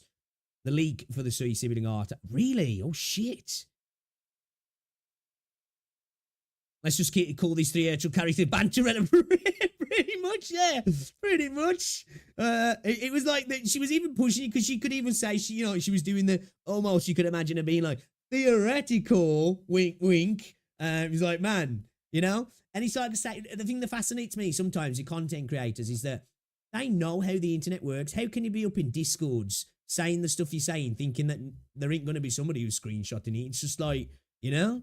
If you're saying it in a general chat in Discord, you might as well just be like, well, not equivalent, but you might as well just be saying it in public, because somebody's going to screenshot that shit. Like, you're not amongst trusted friends, which, you know, I don't mind somebody working with a game and even maybe disliking the game. Job's a job. You don't have to like your job if it is your job, right? Probably not a good idea to sit in front of your manager going, yeah, fuck my gaffer, he's a prick, this job sucks, I fucking hate it. And then you get sacked and you're like, oh, surprise Pikachu face.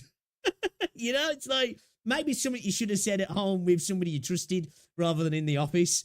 That's all I'll say. You know what I mean? Yeah, it can't publicly flame your employer. Exactly. Yeah, exactly. What's going on, Monday? So, bro, what with the thighs in the thumbnail? Do you not like the thighs in the thumbnail? Oh, I don't condone what she did, especially her position. Yeah, agree. I'm one of them. Like, I think she's a good content creator. And well, I don't know if it's a character or what. It probably is a little bit because she doesn't seem to sweep behind closed door. But it's, you know, she's got the cute little avatar and her voice. It's all really cutie chibi kind of content, right? You know. And as I said, makes good content. So yeah, it's kind of a shame, you know. A decent content creator in the space is kind of they're fucked up, right? They're fucked up. There's no other way to put it, really, is there? You know.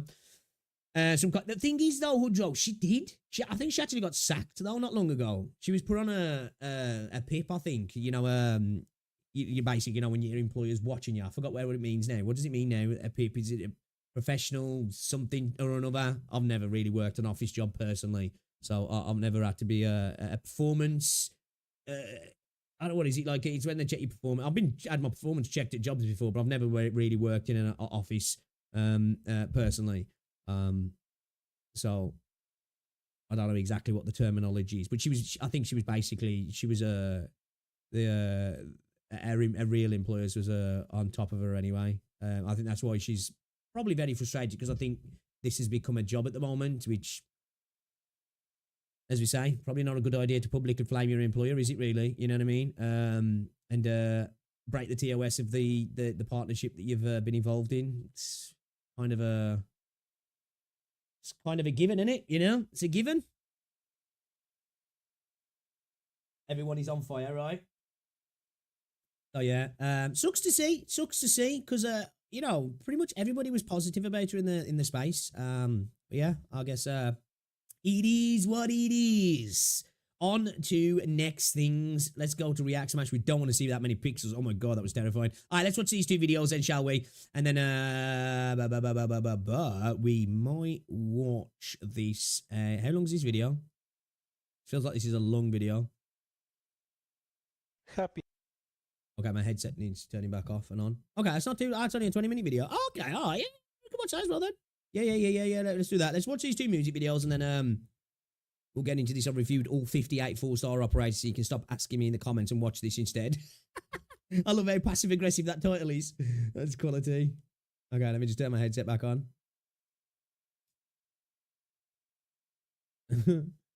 No more drama. Moving on.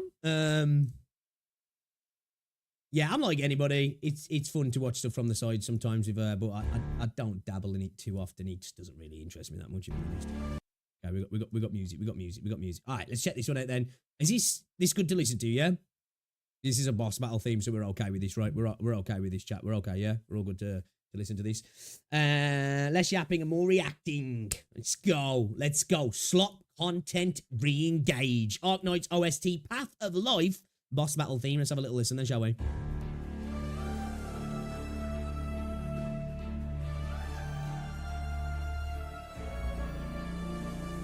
Is this some hive mind shit? Feels very eerie.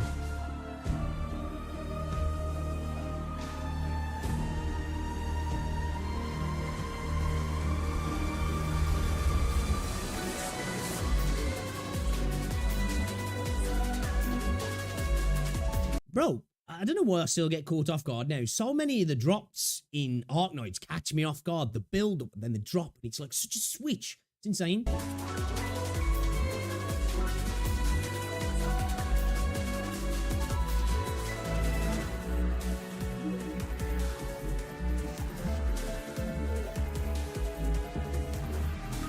I like these. Good vibe to these when we're playing.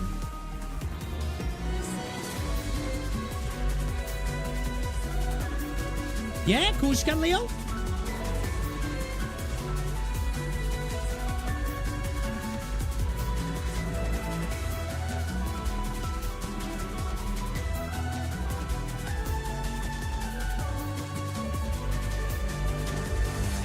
It's like funky, ethereal, and creepy all at the same time, like.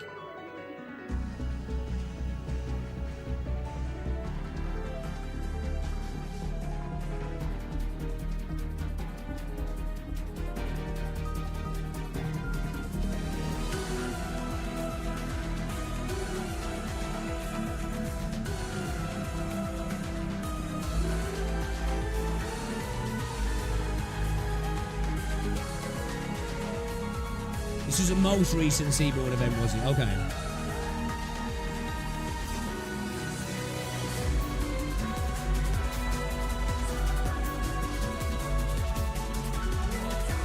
So many things all going on at once, in it just kind of works.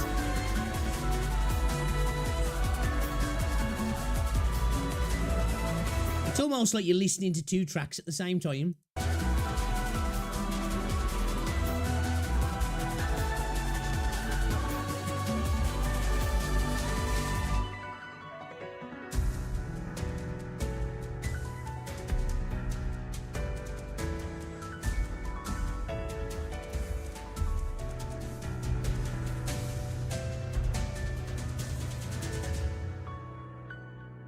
So I see it feels chaotic and orderly, right? Yeah, definitely. I like that. That's cool, that is.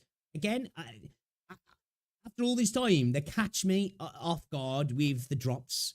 You know, like that build up and then it's like, boom, switch. Like, it's like, well, okay, shit, wasn't expecting that. You know what I mean? That was really cool, though. I like that. Yeah. It definitely did feel like there was almost two tunes playing together at the same time then, but it worked almost, you know? Well, it did work. I don't even say almost, it worked. Stanley screaming, hold the barricades was accurate for once. We had an actual siege at the end. What, the end of that event? Okay. Should have added a more challenging mode for the final stage that moves the cannons. Okay, alright. Let's have a look at this one then. Arknights Lingering Echoes Boss Battle Theme Phase 2. Okay. Alright. We're in the latter stage now.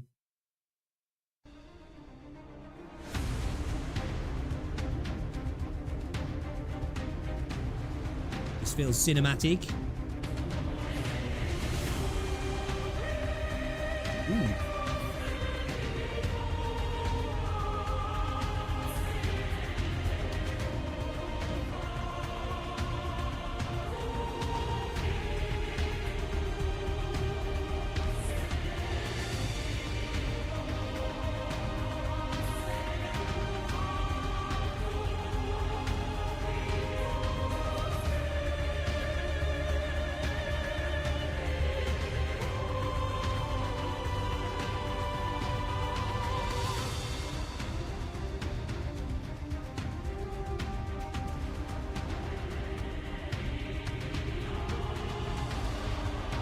In my head, I'm just like picturing armies marching by, like, you know what I mean?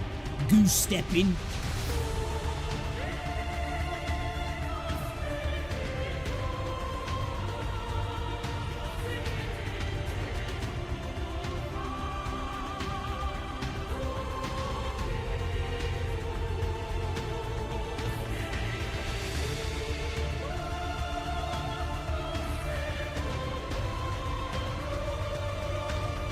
It is wild how hard they go for just boss battle themes and stuff sometimes, which are important. They are. It's like, you know, it's an underrated part of a game, but it's like how hard they go.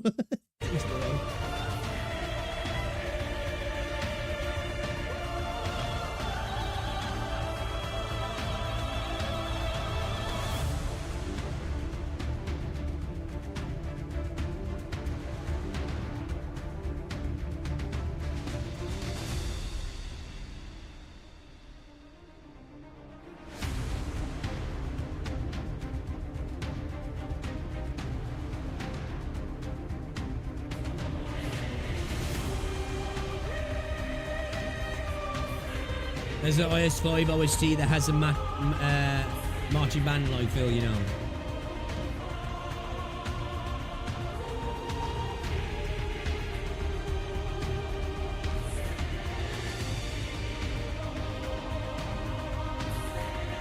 Tower defense game, right?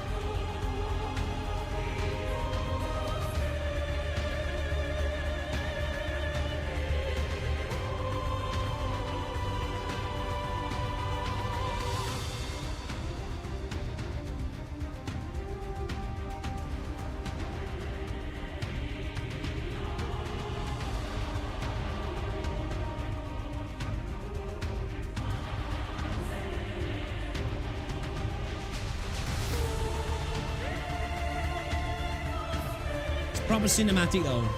It's proper cinematic. I do like it.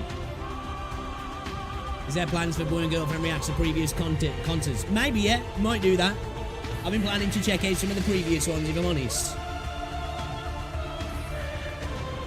You sure this is not a theatre masking as a gaming company? Well, right. Again, like when we're talking about world building with Ark Knights, I think all of this comes into it as well, right? You know, like all of the extra stuff they do outside the game as well. For me, all adds to the whole. You know, it's an extra ingredient thrown into the pot that just makes everything feel that more expansive, vast. You know. Oh, I'm letting this play all the way out, man. I like it.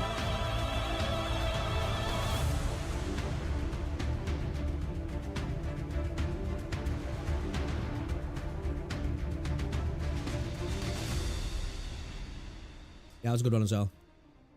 That was a good one as well, chat. Yeah. Yeah, you know what? Like I say, I think there's been one song in the entirety of all our music listens to that didn't quite hit for me. And that was, I forgot which one it was called now. It was that freaky one, wasn't he? Was it the, what was it now? That, I forgot what the court name of it was, man. See, I told you I forget everything. But, the one that made you feel like you was fucking drunk. You know that one? That one didn't quite hit for me. That one didn't quite hit for me. All right, nice one, Leo. Nice one. Fake Waves. Oh, what the fuck it was called now, if I'm honest. I wasn't vibing with it that much, though. Daydream. I think that was it, Wolf. I think that was it, Daydream. Yeah, that one that made you feel like you just stumbled out of a bar drunk at 7 o'clock in the morning. The sun was shining in and everyone's staring at you. And it's just like, yo, what is this, man? Just didn't really feel too good for me. That one didn't. I didn't hate it out of all of the songs, you know, because there were so many strung ones. Yeah. Kind of a vibe it gave me. All right, let's check out this video then, shall we? Let's check out this video. It's only 20 minutes long. I reviewed all 58 4-star operators, so you can stop asking me in the comments and watch this instead. I love the passive-aggressive nature of this title. I'm here for it. So let's check out this one. This is from Dr. Silvergun. We're going to give it a preemptive like. And let's learn about a 4-star, shall we? Happy New Year, everyone. Hope you are doing well. Every second video, at least one person will ask me if they should build this 4-star or that 4-star, or which 4 stars are good if you're new. And until now I've always written out a comment answering in detail. But given how often I get asked, there must be even more people who don't even bother to ask. Is that a crate of beer that was just put down on the floor? I've done a top 10 4 stars video before, but in that one I mostly talked about personal favorites and assumed you had them at E2 max. This video is more for new players, for whom materials still matter. Is that Shirayuki? It will also be a bit more comprehensive. Unlike my other videos, I'll assume you don't have a bunch of maxed out 6 stars, we will consider whether the operator is worth building for a new player or not, and whether they provide something useful before you E2 max them. Enough with the intro, let's go. Everyone told you to build Myrtle. This is because Vanguards are there to give you DP, and Myrtle makes the most DP. Best thing for a new player is everybody else told me to build Myrtle. Level 1 forever. She does give more DP with Mastery 3, and her killing can have its uses, but 99% of the time, she is just used to print DP. And an E1 level 1 Myrtle is almost as good as a fully maxed one when it comes to that.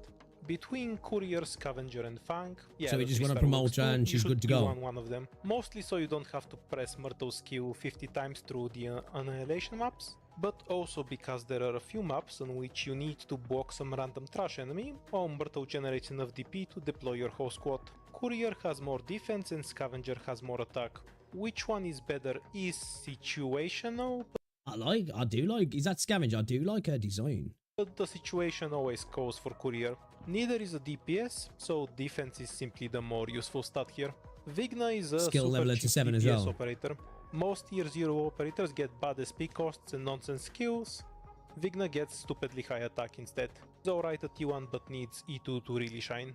At T1 she does high damage to trash enemies that will surprise you. Kami 2 she hits elites instead. I like Vigna. That being said, there are many other cheap DPS operators, so she isn't essential. Beanstalk gives lower DP than the other vanguards, but does a bit more damage than Scavenger or Courier. Not a great trade-off for a vanguard. She is frequently used in challenge runs because her summon respawns. I was say, really, with your vanguard, you want them to be DP printers, don't you? Who would have thought? She is best thought of as a specialist. You bring her in with a specific purpose in mind, not just for generic DP generation. On to the guards. Jesus, there's too many fucking guards in this game. We were shortening this list. Frostleaf, Bee Hunter, Jackie, Doberman, Conviction. Off to the bad operator Guwak with you. Since I spoke the truth about Doberman, I want to add, just in case my body is found with 3 star-shaped bullet holes at the back of my head, I didn't shoot myself. Estelle is the minimum viable AoE guard. She eats trash for breakfast and heals from it, folds the moment one of the enemy shows up, and is basically useless unless E2. If you're not going to E2 her, you might as well use Popukar. Matuimaru just barely avoids the bad operator. Guwak because she can be used to tank some. So you guys scam me hard, yeah? You guys scam me hard then, just about avoids the bad operator. Hey, look, build her up! Yeah, she fucking sucked when I built her up as well. Obviously, I'm shit at the game and I was probably using her wrong, but still. Annoying bosses that don't do physical damage. Beyond that, she is bad. Twice chat scam me now. She used on to that temple as well. When she was the only 4-star you could drop on some backline caster, but there are many other operators that do it now. Wu Xiaohei would be in the bad operator Guwak, but you don't have Wu Xiaohei. Yeah, she's good. She's good looking. Yeah. Operator that was never in the gacha. Screw you, new 4-star players. For the record, he is alright at E2 max. A bit more niche than Arin, but at E1 he is 100% useless. At low levels, physical is generally weaker than arts because of defensive scaling. Res is a % damage reduction, so it will lower the damage of your caster by the same amount whether they are E0 or E2 max. Okay. Physical damage gets reduced by a flat amount, so lower values are proportionally more affected. Bad guards done, on to the good ones. There are some operators that don't benefit much from E2. Cutter is not one of those operators. You may have heard she is one of the best 4-stars, how her damage is crazy for a 4-star, and she is totally worth building. All of this is true, but not at E1. At E1 she has highest peak cost skills with OK damage and a small chance to reset them, and even struggles against enemies with middling death. If you want to use her, you should E2 her, M6 her, get her model. The difference is immense. Utage has massive tits. There was supposed to be a joke here, but I'm writing this shit at 3 AM. That aside, her damage is stupidly high. If there is one annoying elite you'd like to stop existing, she is great for that. I just love how monotony came on with that then. Just deadpan as fuck. Plays more like a very, very slow, faster deploy that hits like a truck than a typical. What the fuck was this archetype called again? Musha? Enmity? Soul Blade? I can't believe we have a shittier name than Push Stroker. What was I talking about? Tits? Ah, Utage. She is fine at T1, but E2 is a pretty big difference and definitely worth the investment if you like using her. Hummus has massive tits, the other kind. He's part of an archetype called Reaper, which means he's strong. If you're new and he's the only Reaper you have, you should probably E1 him. If you have other Reapers, then you can E1 one of them instead. Reapers have high defense, heal themselves and do a lot of AoE damage. Being a 4-star, Hummus can actually be killed by elites, but he's great at clearing trash, and trash is 99% of what you're fighting in the early game, so he's definitely worth the E1 on new accounts. Gets relatively little out of his E2, so only bother with it if he makes you horny.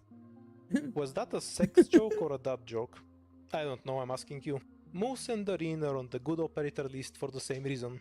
They do art damage. Art's damage is good at low level. They're both also fine at E2 and have some unique niche. Moose debuffs her target's attack, and Darin moonlights as an anti-air sniper, but at their core they both do decent damage and can take a punch, usable against most enemies. Before we move on to defenders, I'm sure a lot of you are wondering if I just forgot to add someone in the Guwak. Granted, I'm a million years old, but the dementia hasn't quite settled in yet. Quartz is a hard crystalline mineral composed of silica.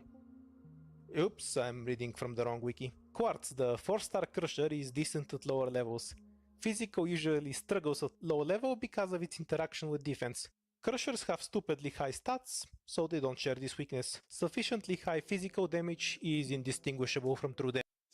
I like the little nod there towards your average guide maker in the gacha space. Literally doing that. So she can give surprisingly Reddit good posts. value sometimes. There's this narrative that Quartz is complicated or hard to use because she has negative defense. She is simple to use, just treat her as a ranged operator. You want her to hit enemies, but you don't want enemies to hit her. Art's damage is fine, but when it comes to physical, If she blocks an enemy that does high physical, she will explode. If you use her S2, she will explode. If a ranged enemy with more than 0 physical damage shoots her, she will explode. Just imagine she's a very fragile anti-air sniper and you will be fine. She's not a bit of a glass cannon then, yeah? worth it doing since low level is where she shines to begin with, while all the other physical operators get screwed by defense. And I wouldn't particularly recommend her to new players, not because she's hard to use, but because there are other 4-star ways to deal with high defense at low levels. But if you really want to use her and have nothing else, you can get value from her, sure. Alright, defenders. Durnar is an AoE Arts Guard. I thought we were the defender bit. Enemies hit her, she hits back with arts damage. Whether she is useful to you or not depends more on the enemies than your team. If she can block and kill enemies without a Herculean amount of healing, then she will do okay. If she gets 2-shot by a random elite, yeah, she's not ideal. She hasn't been terribly useful recently because she's a bit too easy to kill, but otherwise not an unusably bad operator. I've argued that Spot is better than Gummy at E1 in the past, but this is a bit misleading. Let me clarify. Build either fucking one, it doesn't matter.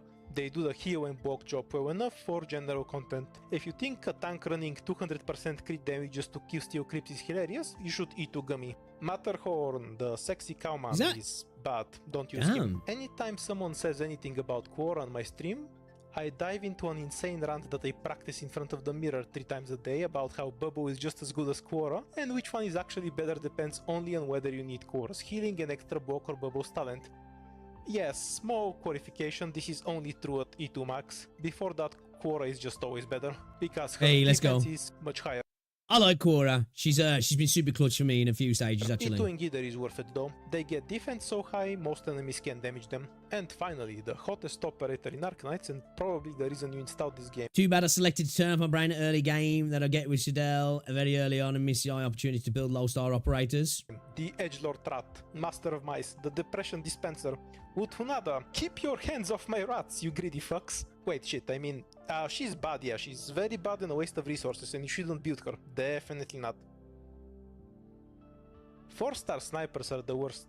There's like 9 of them, and none of them are bad enough to join the guards in the Gulag. MVP. Yeah, that's a lie. Meteor deserves a spot in the Gulag as a sniper, but she's a decent physical damage supporter. As a sniper, she specializes in anti-air, and still does less damage than the other 4-star snipers anyway. If you E2 her and get her module to level 3, then finally she starts doing more anti-air damage than the other snipers, at her own fucking specialty. 99% of the time she is used because her S1 is a defense debuff. Think of her as a supporter first and a sniper second, and you'll have a better idea of what Meteor is for. Her skins are also like really good, so yeah, E2 her. Jessica has a 75% chance to dodge, she gets that at E1, high enough to be abusable. E2 and Masteries don't increase dodge chance, so E2 doesn't really matter.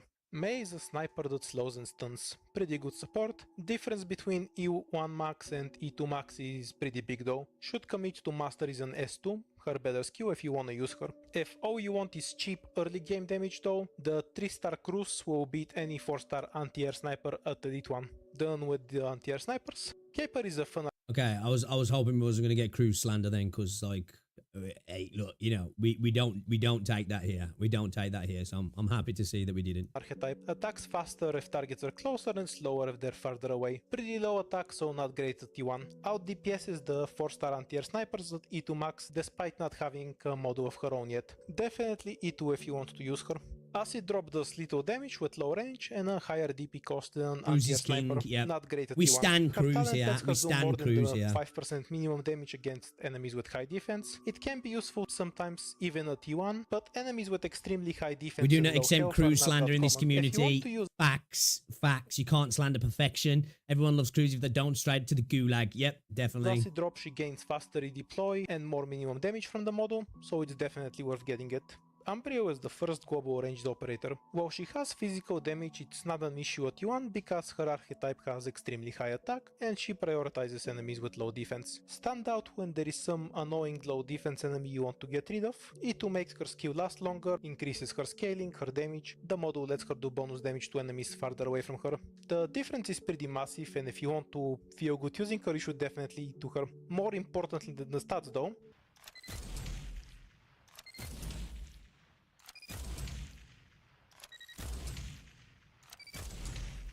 that's the good shit. You should E2 her just for the sound of her gun alone. Daughter is a 5-star sniper.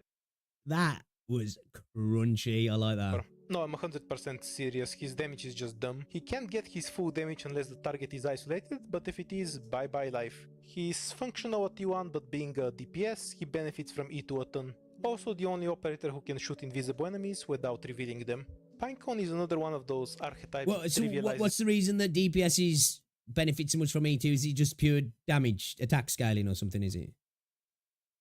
The early game. Even at E1 she has high enough damage to hit past enemies with high defense. She has an unusual skill that builds charges very quickly. Each charge is an empowered attack and you have to manually use the charges. She's okay enough even if you just stat sticking, them out for damage, but can gain a ton of value if you make sure not to overkill and line up her S1 charges with the enemy wave. She is a bit stronger than the 5 stars of damage her versus defense from, really good DPS. Because she is That's so because efficient. Physical defense is To flat add reduction. to her efficiency streak, you don't need to E2 her. Pinecone gets most of her power at E1, True so that, true that. her there, and she will perform adequately even on harder maps. To absolutely nobody's surprise.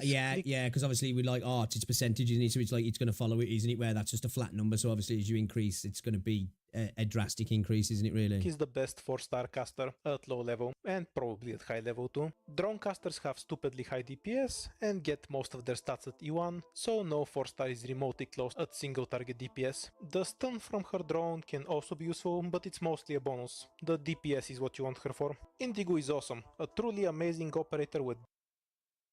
Oh guys, I think someone's knocking my door.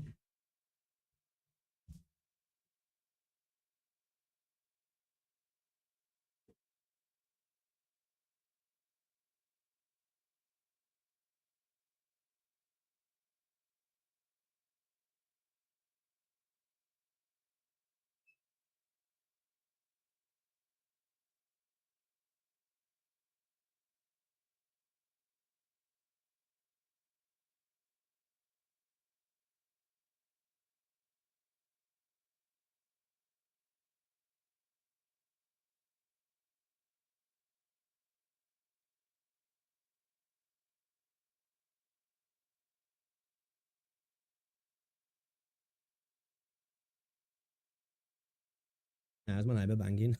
Someone's at the door, man. Great crowd control and great damage. I like click. At E2 max.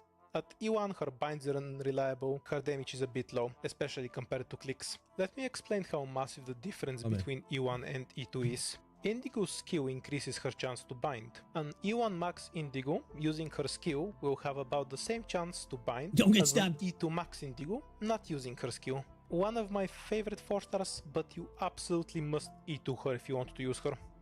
Gitano and Grey share a lot of things. They're AoE casters, their name starts with G. They're Year 0 operators, their SP costs are shit, their damage is shit. It doesn't help them much.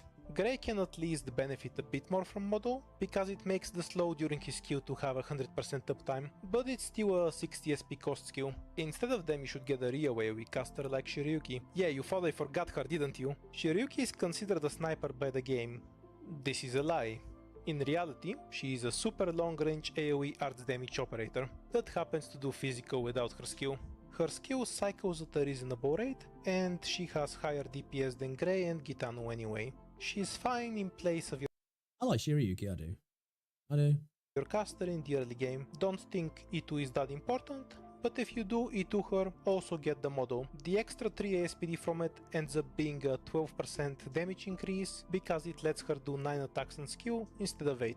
As for the other 2 casters, Pudding needs her model. Without it she loses damage on every bounce. This archetype's downside was so bad it's probably the reason the model system even exists. When using Haze, consider, does this enemy have less than 50 res? If yes, use click. Does this enemy have more than 50 res? If yes, have you tried using physical? Is Haze still the best option? You are shooting at Patriot, Haze is good there. Finally at the medics, Mur is a glorified one-set and goes to the Gulag. Susuru is horrendously overpowered and you should E1 her. Her skill 2 heals for a stupid amount and the downside of only being able to use it twice per map is irrelevant. You very rarely need more than 2 super strong burst heals per map. Her E2 increases her already disgusting healing by quite a bit, but I wouldn't recommend it. If E1 Susuru isn't enough healing, you are probably doing something stupid, like playing 4 stars only. Gavio is ass at E1. If you E2 and M3 her, she can feel pretty good to use, but even then she's niche. Gavio has no burst skill, but she has higher consistent healing, so that would be bad Do if like you her only design, have though. one temporary threat, but if you need to style something with high damage for a long time, she's better than most other medics. Pure Stream is less bad at E1, but her E2 and Modo is such a massive upgrade that you should get both if you want to use her. The Modo removes all of the archetype's downsides and then makes her skill heal 20% more because fuck other medics. I really want to send Chestnut to the Gulag, but sometimes elemental healing is actually useful, and he's all we've got. Still shit though. Perfumer is a fine AoE medic. You can either E1 her and save resources for a higher rarity medic, or E2 her for that sweet global healing aura. Personally, I like the global healing over anything higher rarity medics give, but that's just a personal preference. Earth Spirit is Trash Spirit. Her Rian voice is really hot. We all know this, let's move on. What may surprise some of you is that Deep Cover is also bad. At Love that character design. T1 she only has 3 tentacles, they cost 5 DP and have barely any stats. If you E2 her and model her, she becomes way better, probably one of the biggest differences from model, but that's a pretty massive investment before payback. So like some characters really do take a bit of vertical investment, don't they? And they go from like being like, you know, alright to just, you know, almost being like you know, well I guess like kind of like best in class, or maybe not even best in class, but like, you know, some really do require it, don't they? Wouldn't recommend it to a new player. Unless you really want to use Deep Cover in particular, The Fume is still your most used medic. instead. She is actually functional at E1 and outscales Yeah, she's Deep good Cover now. anyway. Roberta is also in the bad at E1 club. As a blocker she is a wimp and her devices are mostly Aaron used for the Silence are shield my, instead of my the go-tos. defense increase. She gives 1 shield at E1 and double that at E2, so E2 alone basically doubles her value. Even if you do E2 her, you can skip the model, it's extremely underwhelming. Some Pudenko characters are is straight probably a trash until vampire, E2. judging from how she sucked all the E1 awesome out of every other 4-star supporter. She is also so evil she conducts gas warfare in her slippers, probably the second most evil operator in Rhode She Island, conducts gas averaging warfare around in her slippers. 0.15 on the Dorothy counter, the Terra standard unit for measuring evil. Pudenko has a decently high attack and a very powerful heal on one skill, and a great AoE slow and silence on the other. An operator that does many things, and does all of them reasonably well. Great copy Yo, what's up, until Billy? you get more specialized operators leveled up. Did you come in there and think, yo, what the fuck? How has he got this far so quickly? Yeah, most of Ark Knights progression is linear vertical investment, especially 6 stars just aren't worth it before E2ing Is them. fine at T1, and her model isn't important, so only max her if you want to inhale poison gas. I've been writing this shit for like 2 hours. Speed round time. Rope is a puller, Shao is a pusher. You need one of those archetypes. They're basic but do the job. Build them. If you want to build another one of the archetype, that's also fine. Don't bother with E2 unless you want the extra pull force for something specific. Gravel is gravel. You throw her at things to slow them down. Fine to leave her at E1 forever. Verdant has green hair. I was trying to think of a positive. He's a Doekeeper. The archetype is so broken Verdant managed to dodge the Gulag despite not even having any fucking skills, but all the other Doekeepers are still better than him, and he has no unique niche among them. Bene is free, so he's only worth building if the hentai protagonist look is really doing it for you. Other Arknights players will tell you that you shouldn't build Jae because he is useful in base and he gives the most money at E0, but I am an eternal contrarian, so fuck the base. You shouldn't build Jae because his DP cost is a problem for a new account. While deployed he consumes 3 DP per 3 seconds, or 100% of your natural DP generation. This is less of an issue for a stronger account, because you simply need to deploy less stuff to do the same job, and his module helps with this by reducing the DP cost. But for a new account at low level, the cost of using him can quickly add up, even if you disregard the long-term AOMD cost. If you're willing to pay the high cost though, he is pretty strong even at low levels. His skill 2 lets him 1v1 any enemy with low defense that can't one-shot, which is a pretty big pool of enemies. Ethan is pretty good. Ambushers do surprisingly decent AoE damage due to their high attack. He is very tanky and can be used to absorb a ton of hits from ranged enemies. The crowd control can help stun enemies, though at 50% chance to bind it's a bit unreliable. That's Ethan at E1. Then you E2 max him and he goes through the fucking stratosphere. From 50% chance to bind to 81% chance to bind.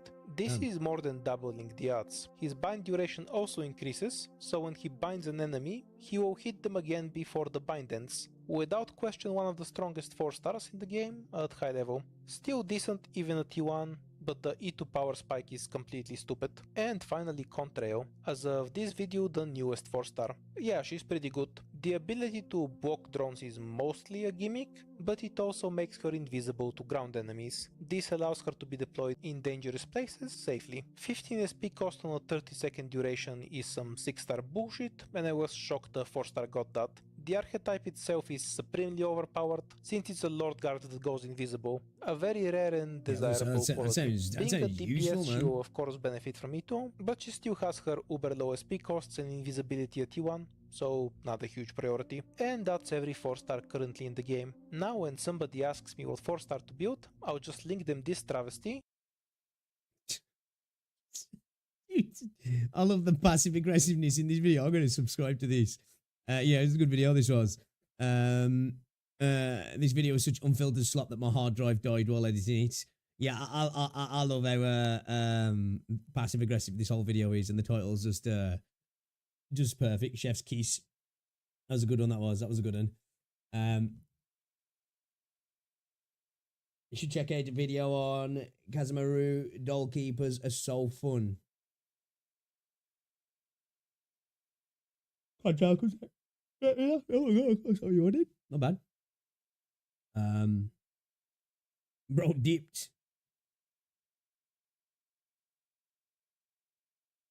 Yeah, it was a good video. That was a good video, that was. I liked it. Yeah. Hold up a second. Can we watch something that's a little bit different, guys? This isn't exactly, well, it's not Arknights related.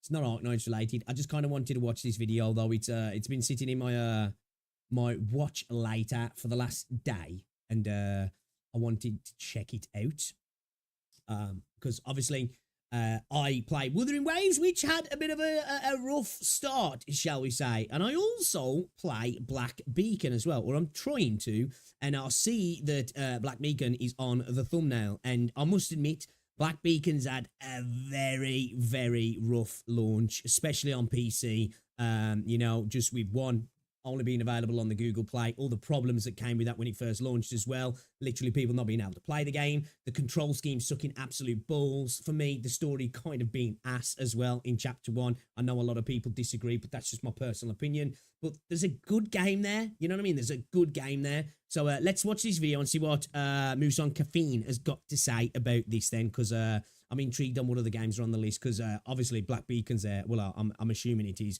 and I'm curious to see what other games have managed to get on the list of terrible launches then. Let's get into it. Let's go. Hi, welcome back. Recently, a game called Black Beacon came out on mobile, and for PC players, it came out on the Google Play Games PC beta. It's like the developers forgot that it was coming out for PC players as well, because, you know, obviously coming to Google Play, you know that it's coming out for PC, but it's like they almost forgot that the player base existed. The launch for this game was a catastrophic failure with many issues. It's not to say that the game will EOS soon, because it most likely won't, but compared to what this game would have... You gave up on Black Beacon for now downloading Reverse 1999. I'm not looking back, Fairs. 1999 is a great game. If it had a smoother launch, the rough start definitely set it back a lot. We all know that first impressions matter, and that the first thing you notice about someone or something is going to be one of the main things you associate with that someone or something, and for gacha games, or just any game in general, honestly, this is no difference. Hopefully they can get a PC client does not stay on launch day. In this video, I present to you the top 5 gacha games with disastrous issues on launch that might still affect them to this day. Before we start though, you should like, comment, and subscribe for more content like this in the future, and join the Expression Discord server for a fun and lovely community to hang out with, participate in numerous giveaways, and to see pictures of my cat every single day. Now let's get on to it.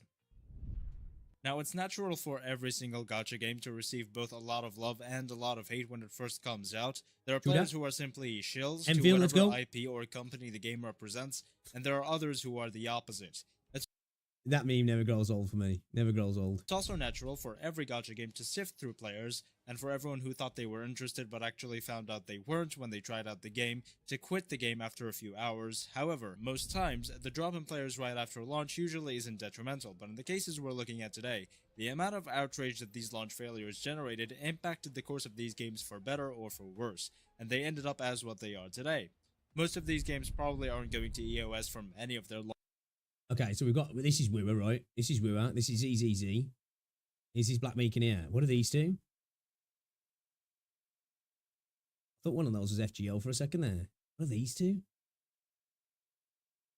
Is this Black Meek? I'm not too sure. This is definitely WuWa and this is definitely ZZZ. launch failures. In fact, it's FGO, some yeah. of them are actually better FGO? off because of these failures and the insane amount of rage it generated. And as a final note before we get onto the list, just because I said your favorite game had a bad launch doesn't mean Terra you have to tell me Fancy, to kill that's might have been myself, the so other one, calm Leo. down. You might be right Brew there, some yeah. tea or some coffee, preferably. FGO and now tough, let's yeah. get on with the list, which will actually be in order from least horrendous launch to the most. Okay. Coming in at number 5, the game with the least launch problems because of how much budget the company actually had when making it, Zenless Zone Zero. Okay. There's really only one big issue with ZZZ when it first came out. Almost any other issue TV? someone would mention is very nitpicky. There were barely any optimization issues, running perfectly Yeah. even on my laptop, without crashing and with nothing affecting the servers. If it wasn't for this one pretty big issue that we're going to be talking about, Zenless Zone Zero would have It's gotta be the TV system, right? It's gotta be the TV system. had a nearly perfect and flawless launch. You may have already guessed what I'm hinting at. It's the TV puzzles. If there's one thing players hate when playing a game, and especially a gacha game, is when Surprise! We didn't expect that. you force them to do something dumb that stops them from looking at their favorite waifu while playing the game and using her to kill everything, and especially in a game like ZZ. Again, for me, this system wasn't terrible. It's just the implementation was its problem. The TV puzzles ruined pacing, were way too slow to complete, even with the little speed up mode that they thought would fix the issue, and while they were lore accurate, nobody enjoyed doing them. I'm 100% sure they implemented the TV puzzles to reduce production costs, because it's a way simpler way to tell a story rather than cutscenes and manga panels, but the way lower cost way ended up being exactly that, a way lower cost way that nobody liked. People were complaining left and right about the TV puzzles, and in turn, they also found other things to complain about the game too, like the endless left-click spam that is the combat and oversaturation of... The combat is definitely improving though, and I like the combat in Zenless anyway, and I've always liked the combat in Zenless, but it's definitely got a lot less nuance than something like WuWa. But we're starting to see it develop a little bit more now, and obviously we saw with the last dev talk that that's going to be changing even more. You know, with the alt changes that we got as well have been good. We're starting to see some better kits coming as well, and I think we are going to see a little bit more depth to the combat coming over the coming months. I think, well, I hope anyway. And I still have fun with the combat TV puzzles anyway, ended up even if being it says removed it in is. later stories, which is definitely the best thing Hoyo has ever done to any of their games. I believe that DCZ would not be in the top 20 gacha games on Sensor Tower if they didn't remove them, but it still killed hype for the game for a lot of players, which includes myself. Although it's definitely not the most disastrous launch. I think that was probably the thing that stopped you know, if you took all of the players who stopped playing Zenless Zone Zero, I reckon it would have. I don't think it's a hot take to say probably like 70% of those stopped purely, not purely, but the major reason that stopped them was the TV system, right? Because you know, it was just a general consensus, wasn't it? Not everybody, you know, but it was kind of the consensus that like the TV system fucking sucked, right? And it really affected the pacing. You know, it took away from the game as well. It didn't really add anything to it. Like I say, cool little idea. It was just implemented really badly. And as I said, without the TV puzzles, the launch for this game would have been flawless. Every other game on the list, though, was developed with way less initial budget than ZZZ because they're not made by a multi-billion-dollar company. So let's just continue with number 4. Yeah, saying that. Yeah, we were right. Fucking Zenless, it runs buttery smooth. Now, obviously, I've got a decent PC, but the game, like, I've never had an issue with the game. Like, hiccups, frame drops. I'm just trying to think of even bugs that I've had. I don't really think I've had any bugs in the game that have been, like, noticeable bugs. Like, I'd say outside of the TV system, I'd say the weakest part for me at the moment for Zenless is probably the UI. I just think the UI is a little bit too convoluted. It looks good. It looks really cool, but like, yeah, the UI could do with some improvements, and they've spoke about that again. We are going to see improvements in the UI as well, aren't we? Some of you may be surprised to hear that this game has a terrible launch. Walk into all 3 times is a puzzle. Successful. Yeah. It first came out in Japan in 2015, and from what it looks like, the game was literally supposed to just be a cash grab from the Japanese audience, capitalizing on the Fate IP. But players actually ended up liking it so much, they scrambled to fix all of their launch issues. It's kinda confusing. This game had so many detrimental issues on launch, yet players were still so obsessed with it. It proves that gacha players really do have a love-hate relationship with gacha games, or maybe they were too obsessed with Saber or something. I don't know. So what issues did this game have? Let's list them off. You know what? I think as genres go, I think the gacha space is willing to take a lot more shit than your average gamer, right? I think they are, you know?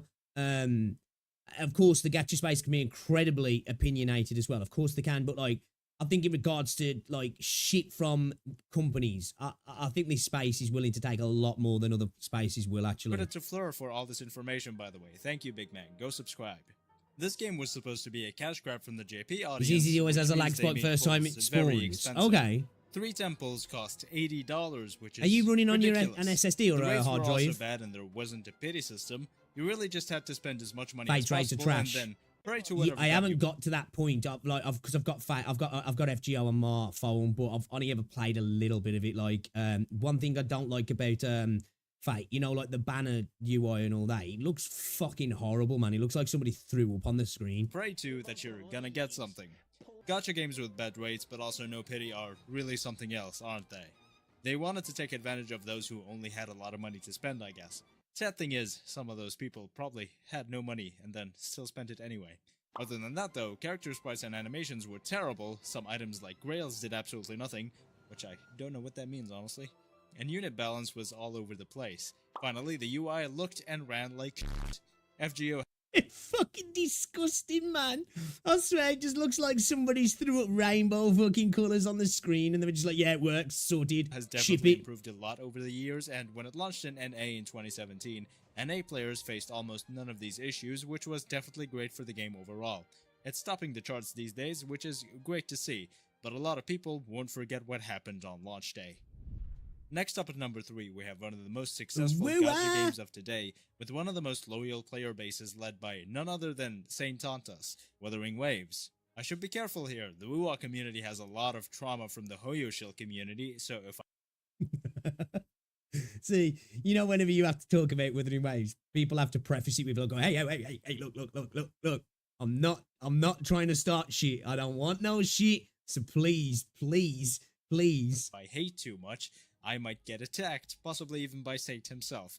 However, the launch for this game definitely doesn't help their case, no matter how actually amazing the game is today. See, the funny thing is with WuWa, I know it had a bad launch, right? I know. But like, I was living in the land of luxury because the game run smooth as fuck for me. Since day one, no issues, right? And I was just getting freebies from the devs, you know, currency here, pulls here, asteroids there. Sorry for the mess up. Sorry for the Japanese issue with the translation regarding, I think it was Jian's weapon. Sorry for these bugs. Sorry for these crashes. And I'm sitting here, game's running fine, and I'm just like, oh, this is awesome. This is so good. Today, one of the biggest things So it's a fueling great launch for me, Hoyo really. aggression against Withering Waves is the horrific issues that happened during WuWa's launch.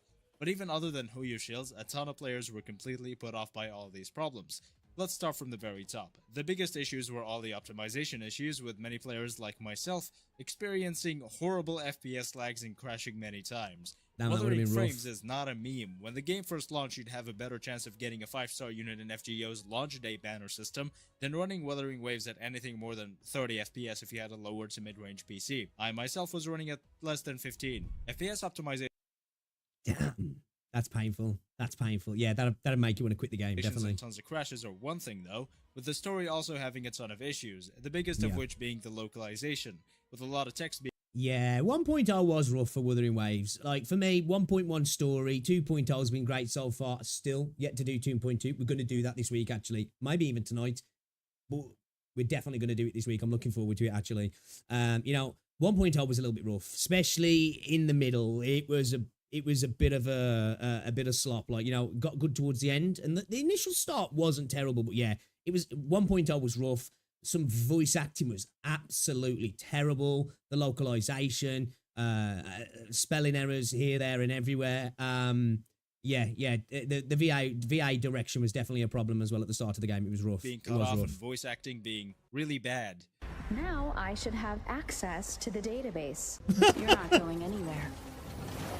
I mean, you could have hired me as a voice I feel so. The thing is, I really like the set. You know, I really like the VA for Rover's voice. It's nice. She's got a nice voice, but yeah, man. Sometimes it's definitely got better the direction, but like, yeah, she just seems to struggle with the emotion.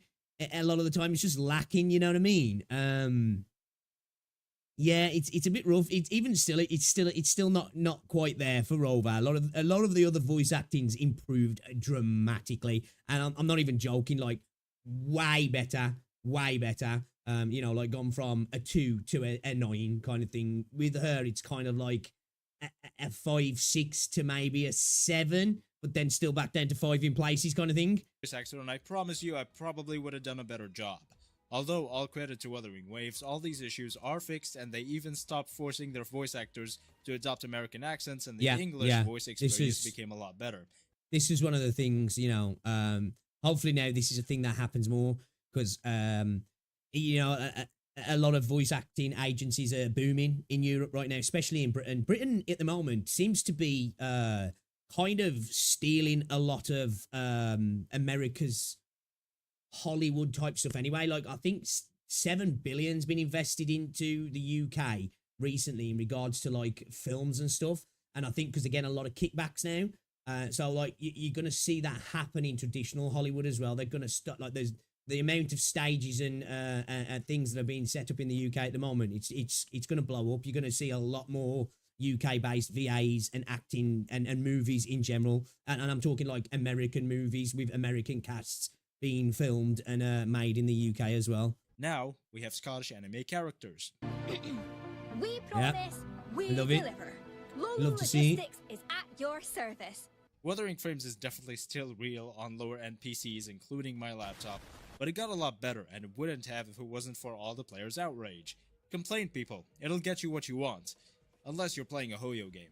Although, on the topic of Hoyo I think games, it's coming back Withering Waves permanently is made by a soon. much smaller company than Mold. something like Genshin Impact, and the standard that people held Withering Waves to was something like Genshin Impact. All these issues caught people completely off guard, and in turn, some people were completely turned off by that. Genshin had basically 0 issues on launch if I remember correctly, but don't quote me on that, and at the very least in comparison to Withering Waves, it's nowhere near as catastrophic a launch. So It's got way easy to get VA work since US shot itself in the foot. Yeah, I was going to say the SAG-AFTRA stuff hasn't helped either, has he? Ceiling, look, if Hollywood was not on fire, they wouldn't be leaving. People are leaving California. Well, yeah, definitely. The issues with California is a massive factor as well. But like, it's just the government that's in at the UK at the minute. Actually, like, I think they've doubled the amount of subsidies that you can get in the arts sector in the UK, which is kind of frustrating because there's plenty of other sectors that really could do with those subsidies as well. But I guess it's good for you know, movies and the creative space in the UK, I suppose.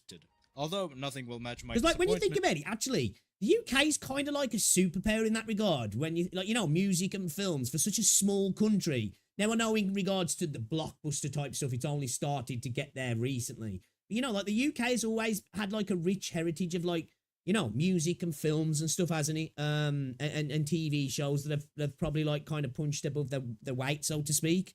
So like, you know, I suppose it kind of makes sense to try and capitalize on it. If America are slipping up in that regards, then, you know, I guess it makes sense to try and make it the new space for you know, the new space for Hollywood, so to speak. For the next game, because at number 2 we have the same game that I mentioned in the I haven't, intro of this Lord, video, no. Black Beacon.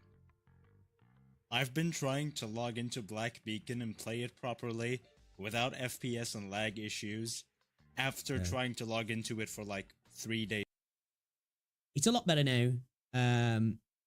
It was really bad for me at the start. Part of that was on me though, because I installed the LD player, and the LD player changes 2 settings in your virtualization settings in Windows.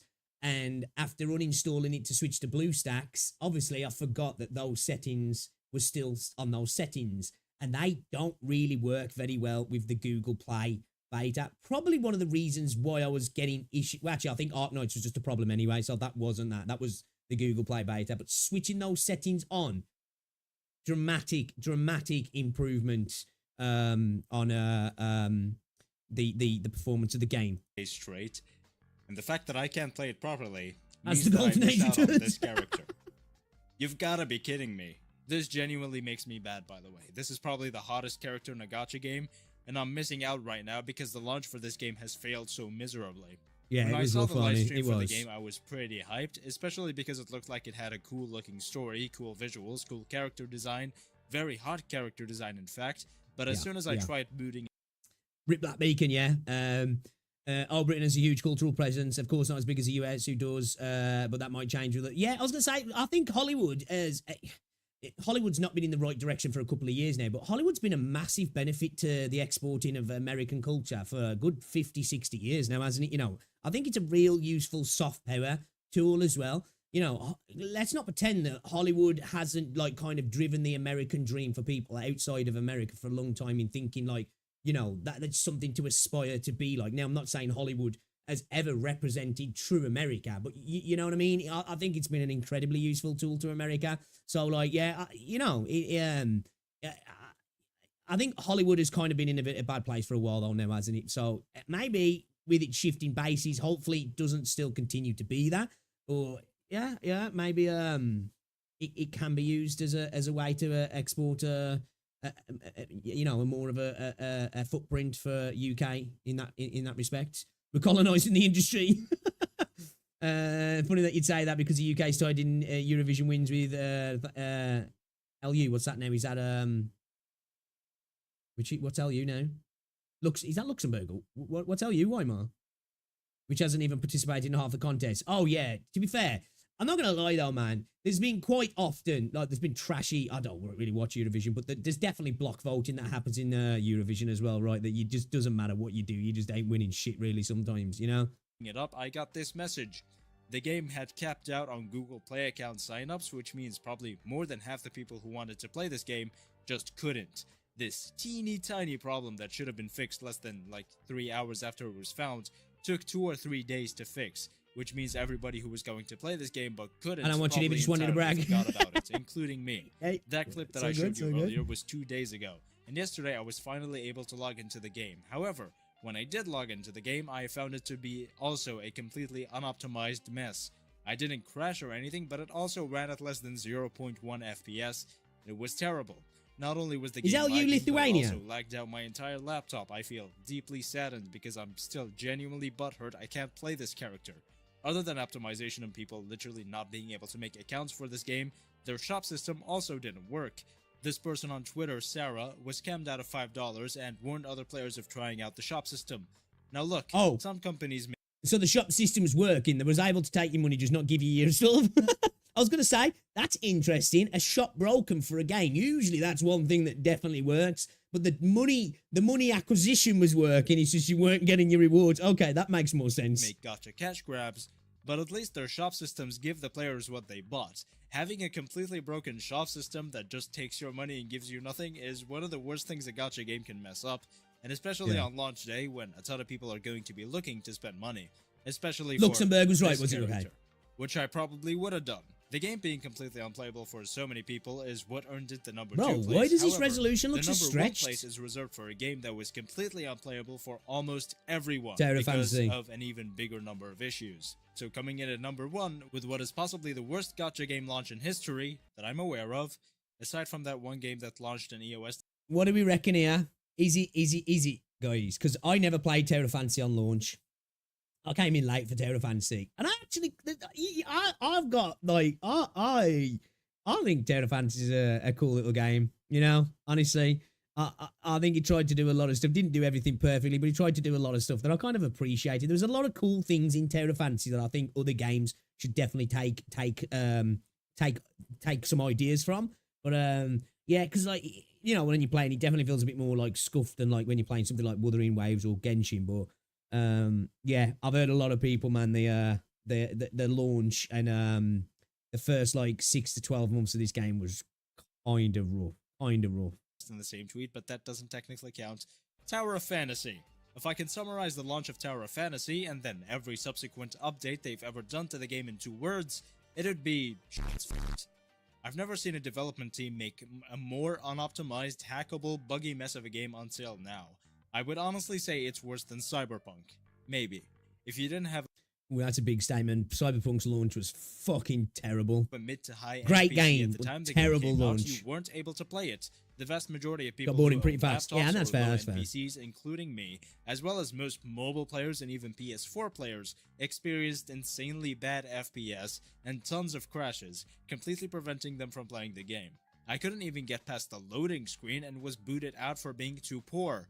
Genshin Impact, Honkai Star Rail, and even Withering Waves all look better than Tower of Fantasy, and they all ran, somewhat, on my laptop. Tower of Fantasy is the worst example of optimization I've personally ever seen. Other than optimization, anyone who was able to get into the game because they had more expensive Bro, that's your problem right there, man. You're playing on a laptop? devices also Jokes. weren't able to play because the game had Yeah, an insane Cyberpunk amount of was hackers bad, that filled man. every Fuck. single server that ruined the experience for everyone. If you're the type of person to think, well, that's the hackers' fault, not the devs, you would be incredibly naive because a good development team would not have such terrible security measurements protecting their servers. Tower of Fantasy definitely had a solid foundation for a great game. Is Tecton just getting fucking trolled, then? But their horrible excuse for a launch and their consistently bad updates that have lackluster gameplay and story content. I've and still also yet to play the barely fixes DLC. any I bought the optimization DLC. I and need to play it issues because apparently the mean that the DLC's game is a mess. peak. From what I hear, there's also a ton of power creep. I have no prediction to when the Yeah, game that's will what be a lot of best, people said to but me, the since it's power creep was an MMO and ridiculous. those games usually have insanely dedicated players. I would imagine it still has a good 5 years left in it, unfortunately. And that's it. Thank you so much for watching. reckon? Be sure to share your Do experience. you with reckon? terrible Do you gacha reckon game it's got another launch days 5 in the years, isn't comments it? below, including but not limited to all the games that I mentioned in this. I think the length, because it's never needs to ever needs to they're working on, yeah. I think the length of time that Tower of Fantasy lasts is how well Never Needs to Ever Needs does right, and how many players from TOF end up going over to NTE as well. Like NTE could be the last nail in the coffin for Tower of Fantasy. I think, you know, death by Make sure to also like by and its own subscribe for more creator's content hands, like kind this of in thing. the future, Like, and join the Express Road Discord server for a fun and lovely community to hang out with, and for pictures of my cats. Thank you again for watching. yeah, good video, man, good video. As I say, I didn't experience the launch of the other games, but Zenless, for me, launch was fine. You know, it was just a TV system kind of sucked, didn't it? Wuthering Waves launch, again, for me, it's fine, but I saw that it wasn't for everybody, and I'm not blind to see that it wasn't good for everybody, but it was absolutely fine for me. Had no issues whatsoever. On the other hand, Black Beacon's launch for me was fucking rotten. Absolutely rotten. Some of that was on me. But like, yeah, it was really bad, wasn't it? It was really bad. It's got better. It's definitely better now. Played a little bit again last night. Now I'm like just sitting in the isometric camera point. Yeah, controls are fine, man. I'm having no issues. I still would like some, you know, better control schemes, but yeah, we can actually do our rotations properly. We're using our characters properly. Feels good. But yeah, the launch was fucking bad. So I'd say for me, probably, yeah, man, Black Beacon's probably been my worst launch experience. Yeah, because a lot of other gacha games I've come into after the fact, you know what I mean? Because I've only really been playing gacha games since 2023, so I'm a noob in the space, you know what I mean? So yeah, they're like my experiences really, and the only bad one I guess I've had is Black Beacon, to be fair, and it was pretty bad. But yeah, guys, go check out Moose on Caffeine, show them some love, man. I enjoyed that video. It's a good one. It's a good one, guys. It was a good one. Terrafan is still making profits, going to keep chugging along just fine. Yeah, true. I was going to say, as long as it's making money, it'd be mental to get to close it down, right? I hated the equipment system for Terra Fantasy, honestly. I joined on the PS5 launch and it was a mess. They made you skip the first chapter completely after the tutorial. It's kind of a clusterfuck, and that's putting it nicely. It's called a scam, right, BS? That's wild. Yes, I'm going to watch it, Crimson. I'm going to watch it. I'm going to watch, is it Kyostin? They're going to be doing rough translations, I believe, yeah. So, we'll watch their stream. So, you know, obviously you can go and watch their stream because, you're getting it directly from the horse's mouth. But yeah, I think we're going to watch that. It should be fun. What time is it for me? UK time, guys? What time is it for me? Streams live, so I know what time to go live. What's going on, Clueless? Kyle Stimpy.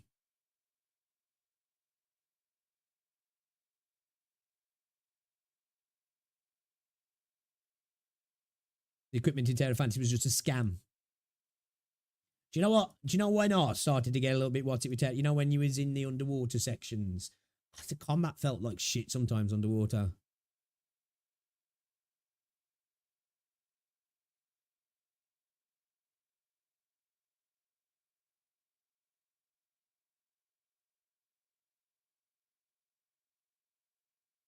So like, what time GMT do I need to set my stream for?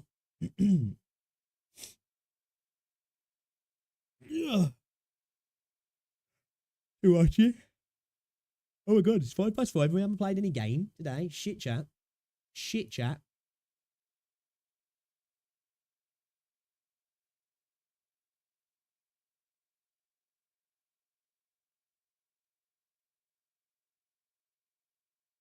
Stream is at 7:30 plus 8, so that'll be 11:30 for me then, yeah.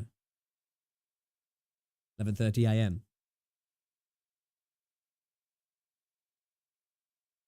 I've seen Lords of the Fallen. What is that? Just had an update? Because that released before, didn't it? That's not brand new, is it? Lords of the Fallen.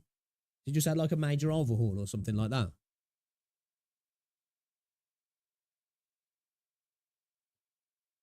Perhaps watch the shorts below the React channel to end this.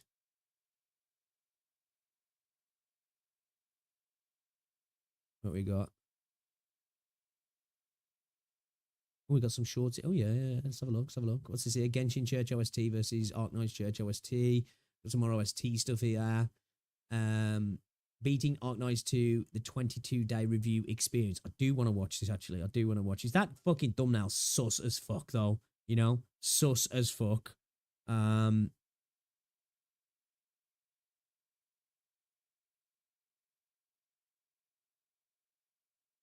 Yeah, I think it has type, yeah.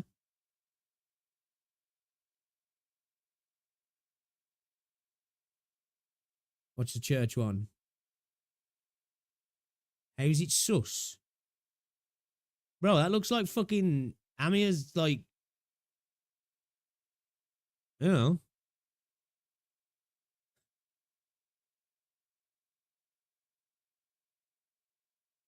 Arknights is...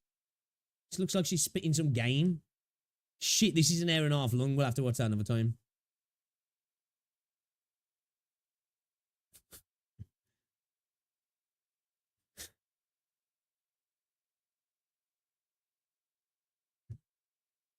Game on the halo, yo. It is what it is, right? It is what it is. It is what it is. Alright, let's have a look at this one then. Genshin Church OST versus Arknights Church OST. What the fuck is this, man?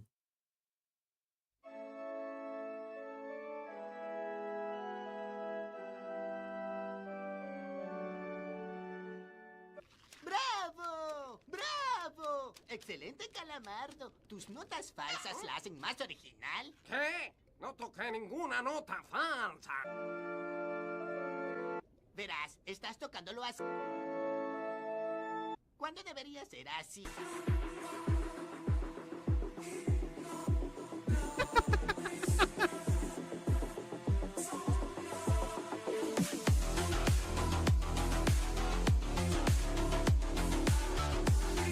Okay. Yo prefiero tocarlo en el tono de Dude, la shook. menor.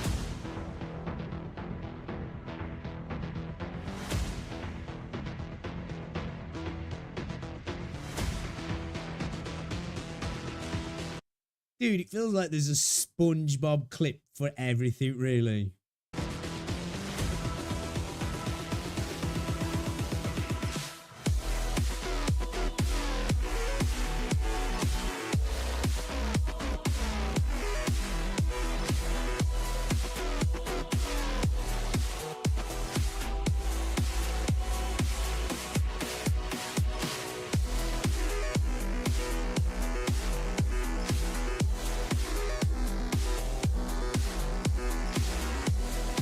Slap so hard, yeah.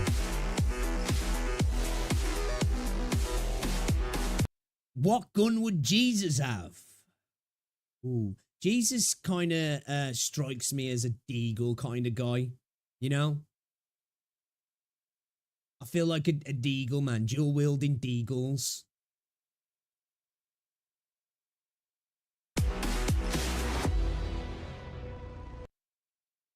You know, a heavy hitter, a holy arm piece, if you will. I feel like I feel like that'd be a I feel like that'd be a Jesus piece. Alright, let's have a look at these. I think most people can agree when I say that Ark Knights stories, such as that from the main and side story, are somewhat long. In my personal experience, Ark Knights' recent stories are worth around 3 or 5 hours of reading. And have you ever wondered which story is the longest?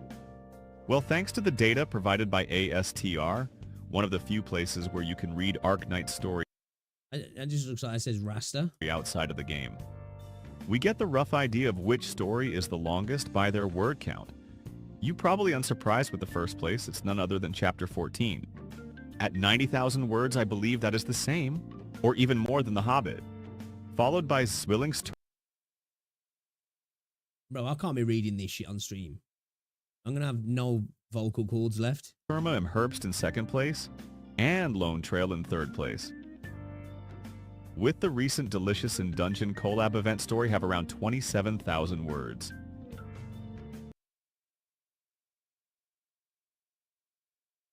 Arknights doesn't shy away from making graphic content in their story. That sometimes makes me wonder if this game is really made for people under 18. One such disturbing content you can find is in Hortus de Escapismo side story.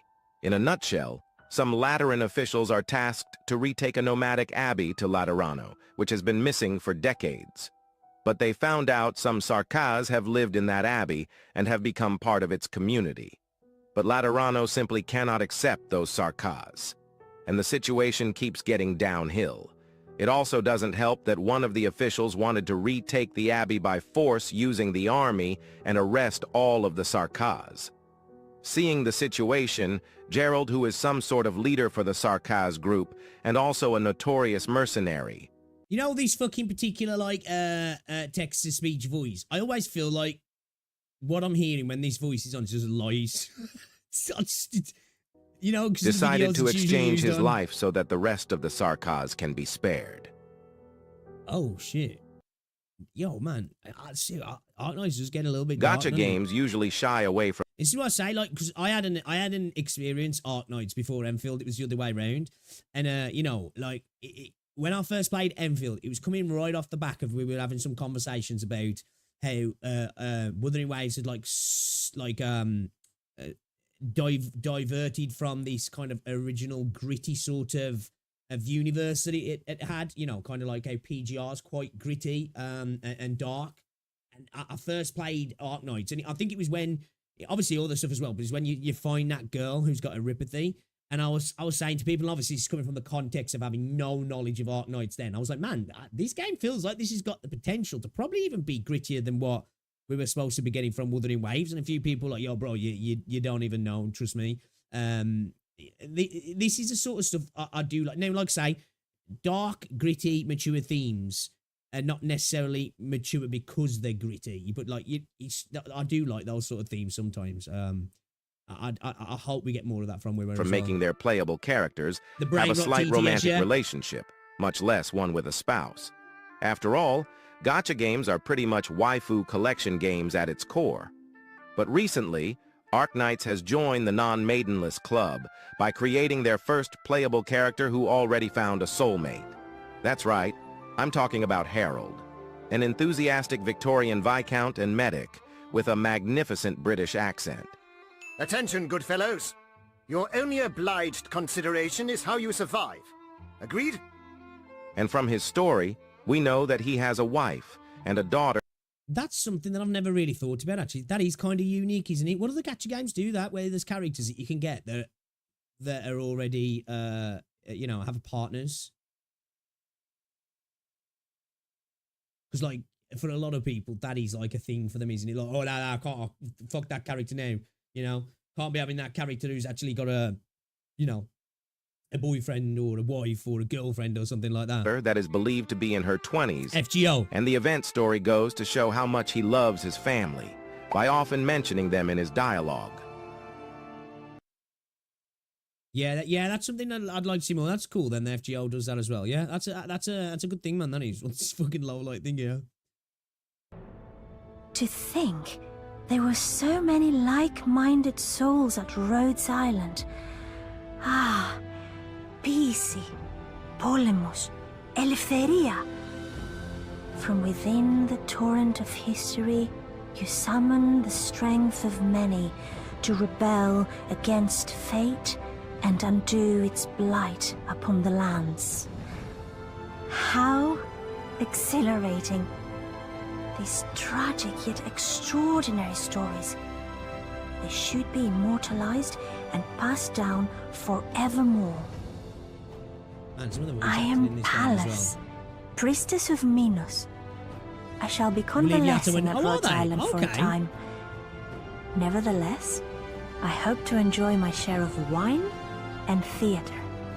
And I yearn. It's like so many characters in gacha games are shipped as like you know, single their job or their focus in life is either you or the mission, right? So it is nice to have those characters that are a little bit more built out than that. There's a little bit more to them. You know, they've got a family, they've got children, they've got a wife, they've got a life outside of your little harem of character collecting. So yeah, it's cool to have that. And even more like that. For battle. Yeah, some good VI. That was what's this we got here? Who is Lowlight? Peak music, gacha game music be like. We got a few things to check out here, guys. We got a few things to check out. All right then. We haven't played any of the game today. But you know what? This is a typical Pixel stream, right? Man, if only Lucky Kitty saw this, they would not be very happy at all. I'll tell you what, tomorrow, though, we will be gaming. We're going to react to some stuff, but we'll be gaming tomorrow, guys. Had to do a little bit of farming today for some videos anyway. But yeah, I'm probably going to go make a video talking about Withering Waves also as well, guys. So look out for that. I do appreciate you guys hanging out today, even though we've kind of just yapped all day. It's been fun though, right? Have you guys enjoyed the stream? I've had fun. You know, sometimes it's kind of just cool to do this, you know, just to chat and stall an edge. So yeah, so tomorrow, normal tomorrow, guys. Back to normal. Rosie's back at work, so it'll be a shorter stream. We won't be streaming till this late. We'll be playing Ark Knights tomorrow. We're going to actually play as well. And try and get through the rest of chapter 5. Yeah, that's the plan. I might be back again in an hour or so to stream some more. If you guys are interested, we're not going to be playing Ark Knights. I don't know what we're going to be playing. I might play some Black Beacon and Gundam SD. I want to try it out. I want to see what it's like. I've not heard many good things about it, but I'm just curious. I want to try it out for myself. And then at some point this week, guys, we're going to be doing 2.2 for Withering Waves. So if you're interested to come and enjoy the story, it's my first reaction to it because I've yet to play it. I'm looking forward to that as well because we've got now till the 29th, I think, for 2.3. So I need to get through 2.2 and try and get some. Well, I'm gonna need all the pulls I can get now, right? For the anniversary update. So yeah, the title didn't say playing Ark Knights. True. Good point, actually. That's a good point, right? Can you link the thumbnail? I want to make it my background. I can actually, because yeah, I'll am you in Discord? Hold up. I'll tell you what I'll do.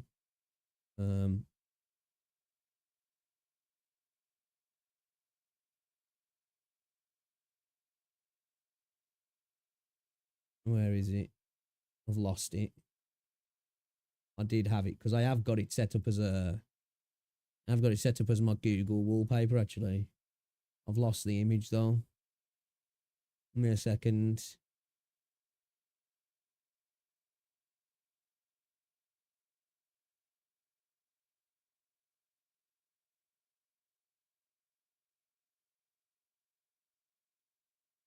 Here you go. I'll just link you to a Google search for you. I'll just link you to a Google search for you because I can't find the image at the minute. Here you go. I'll just link you to a Google search for you. You hit that. It should bring it up. Sorry for the spam. Hit that image. I have got the image somewhere, but I don't know where I fucking saved it. I could just put it into Discord as well, but you might lose a bit of quality there. But yeah, that link will take you, should take you to the image search. You might have to click on another image first, though. Let me just double check.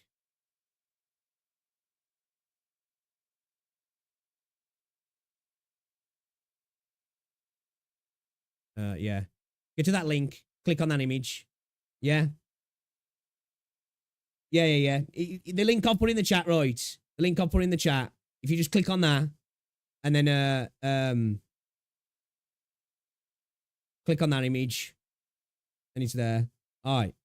Sorry, it's a bit of a scuffed way to link it more. Yeah. All right. Okay then, guys. I will catch you all later. Thank you very much for hanging out today, man. It's been an absolute pleasure, guys. Good slop stream. Yeah, I think it was. Yeah, it's good slop stream, man. We slopped it out for 4 hours. Hey, man, I'm getting good at this shit, you know. I'm getting good at this. Starting to become a bit of a skill, guys. I think my passive skill is slop yap.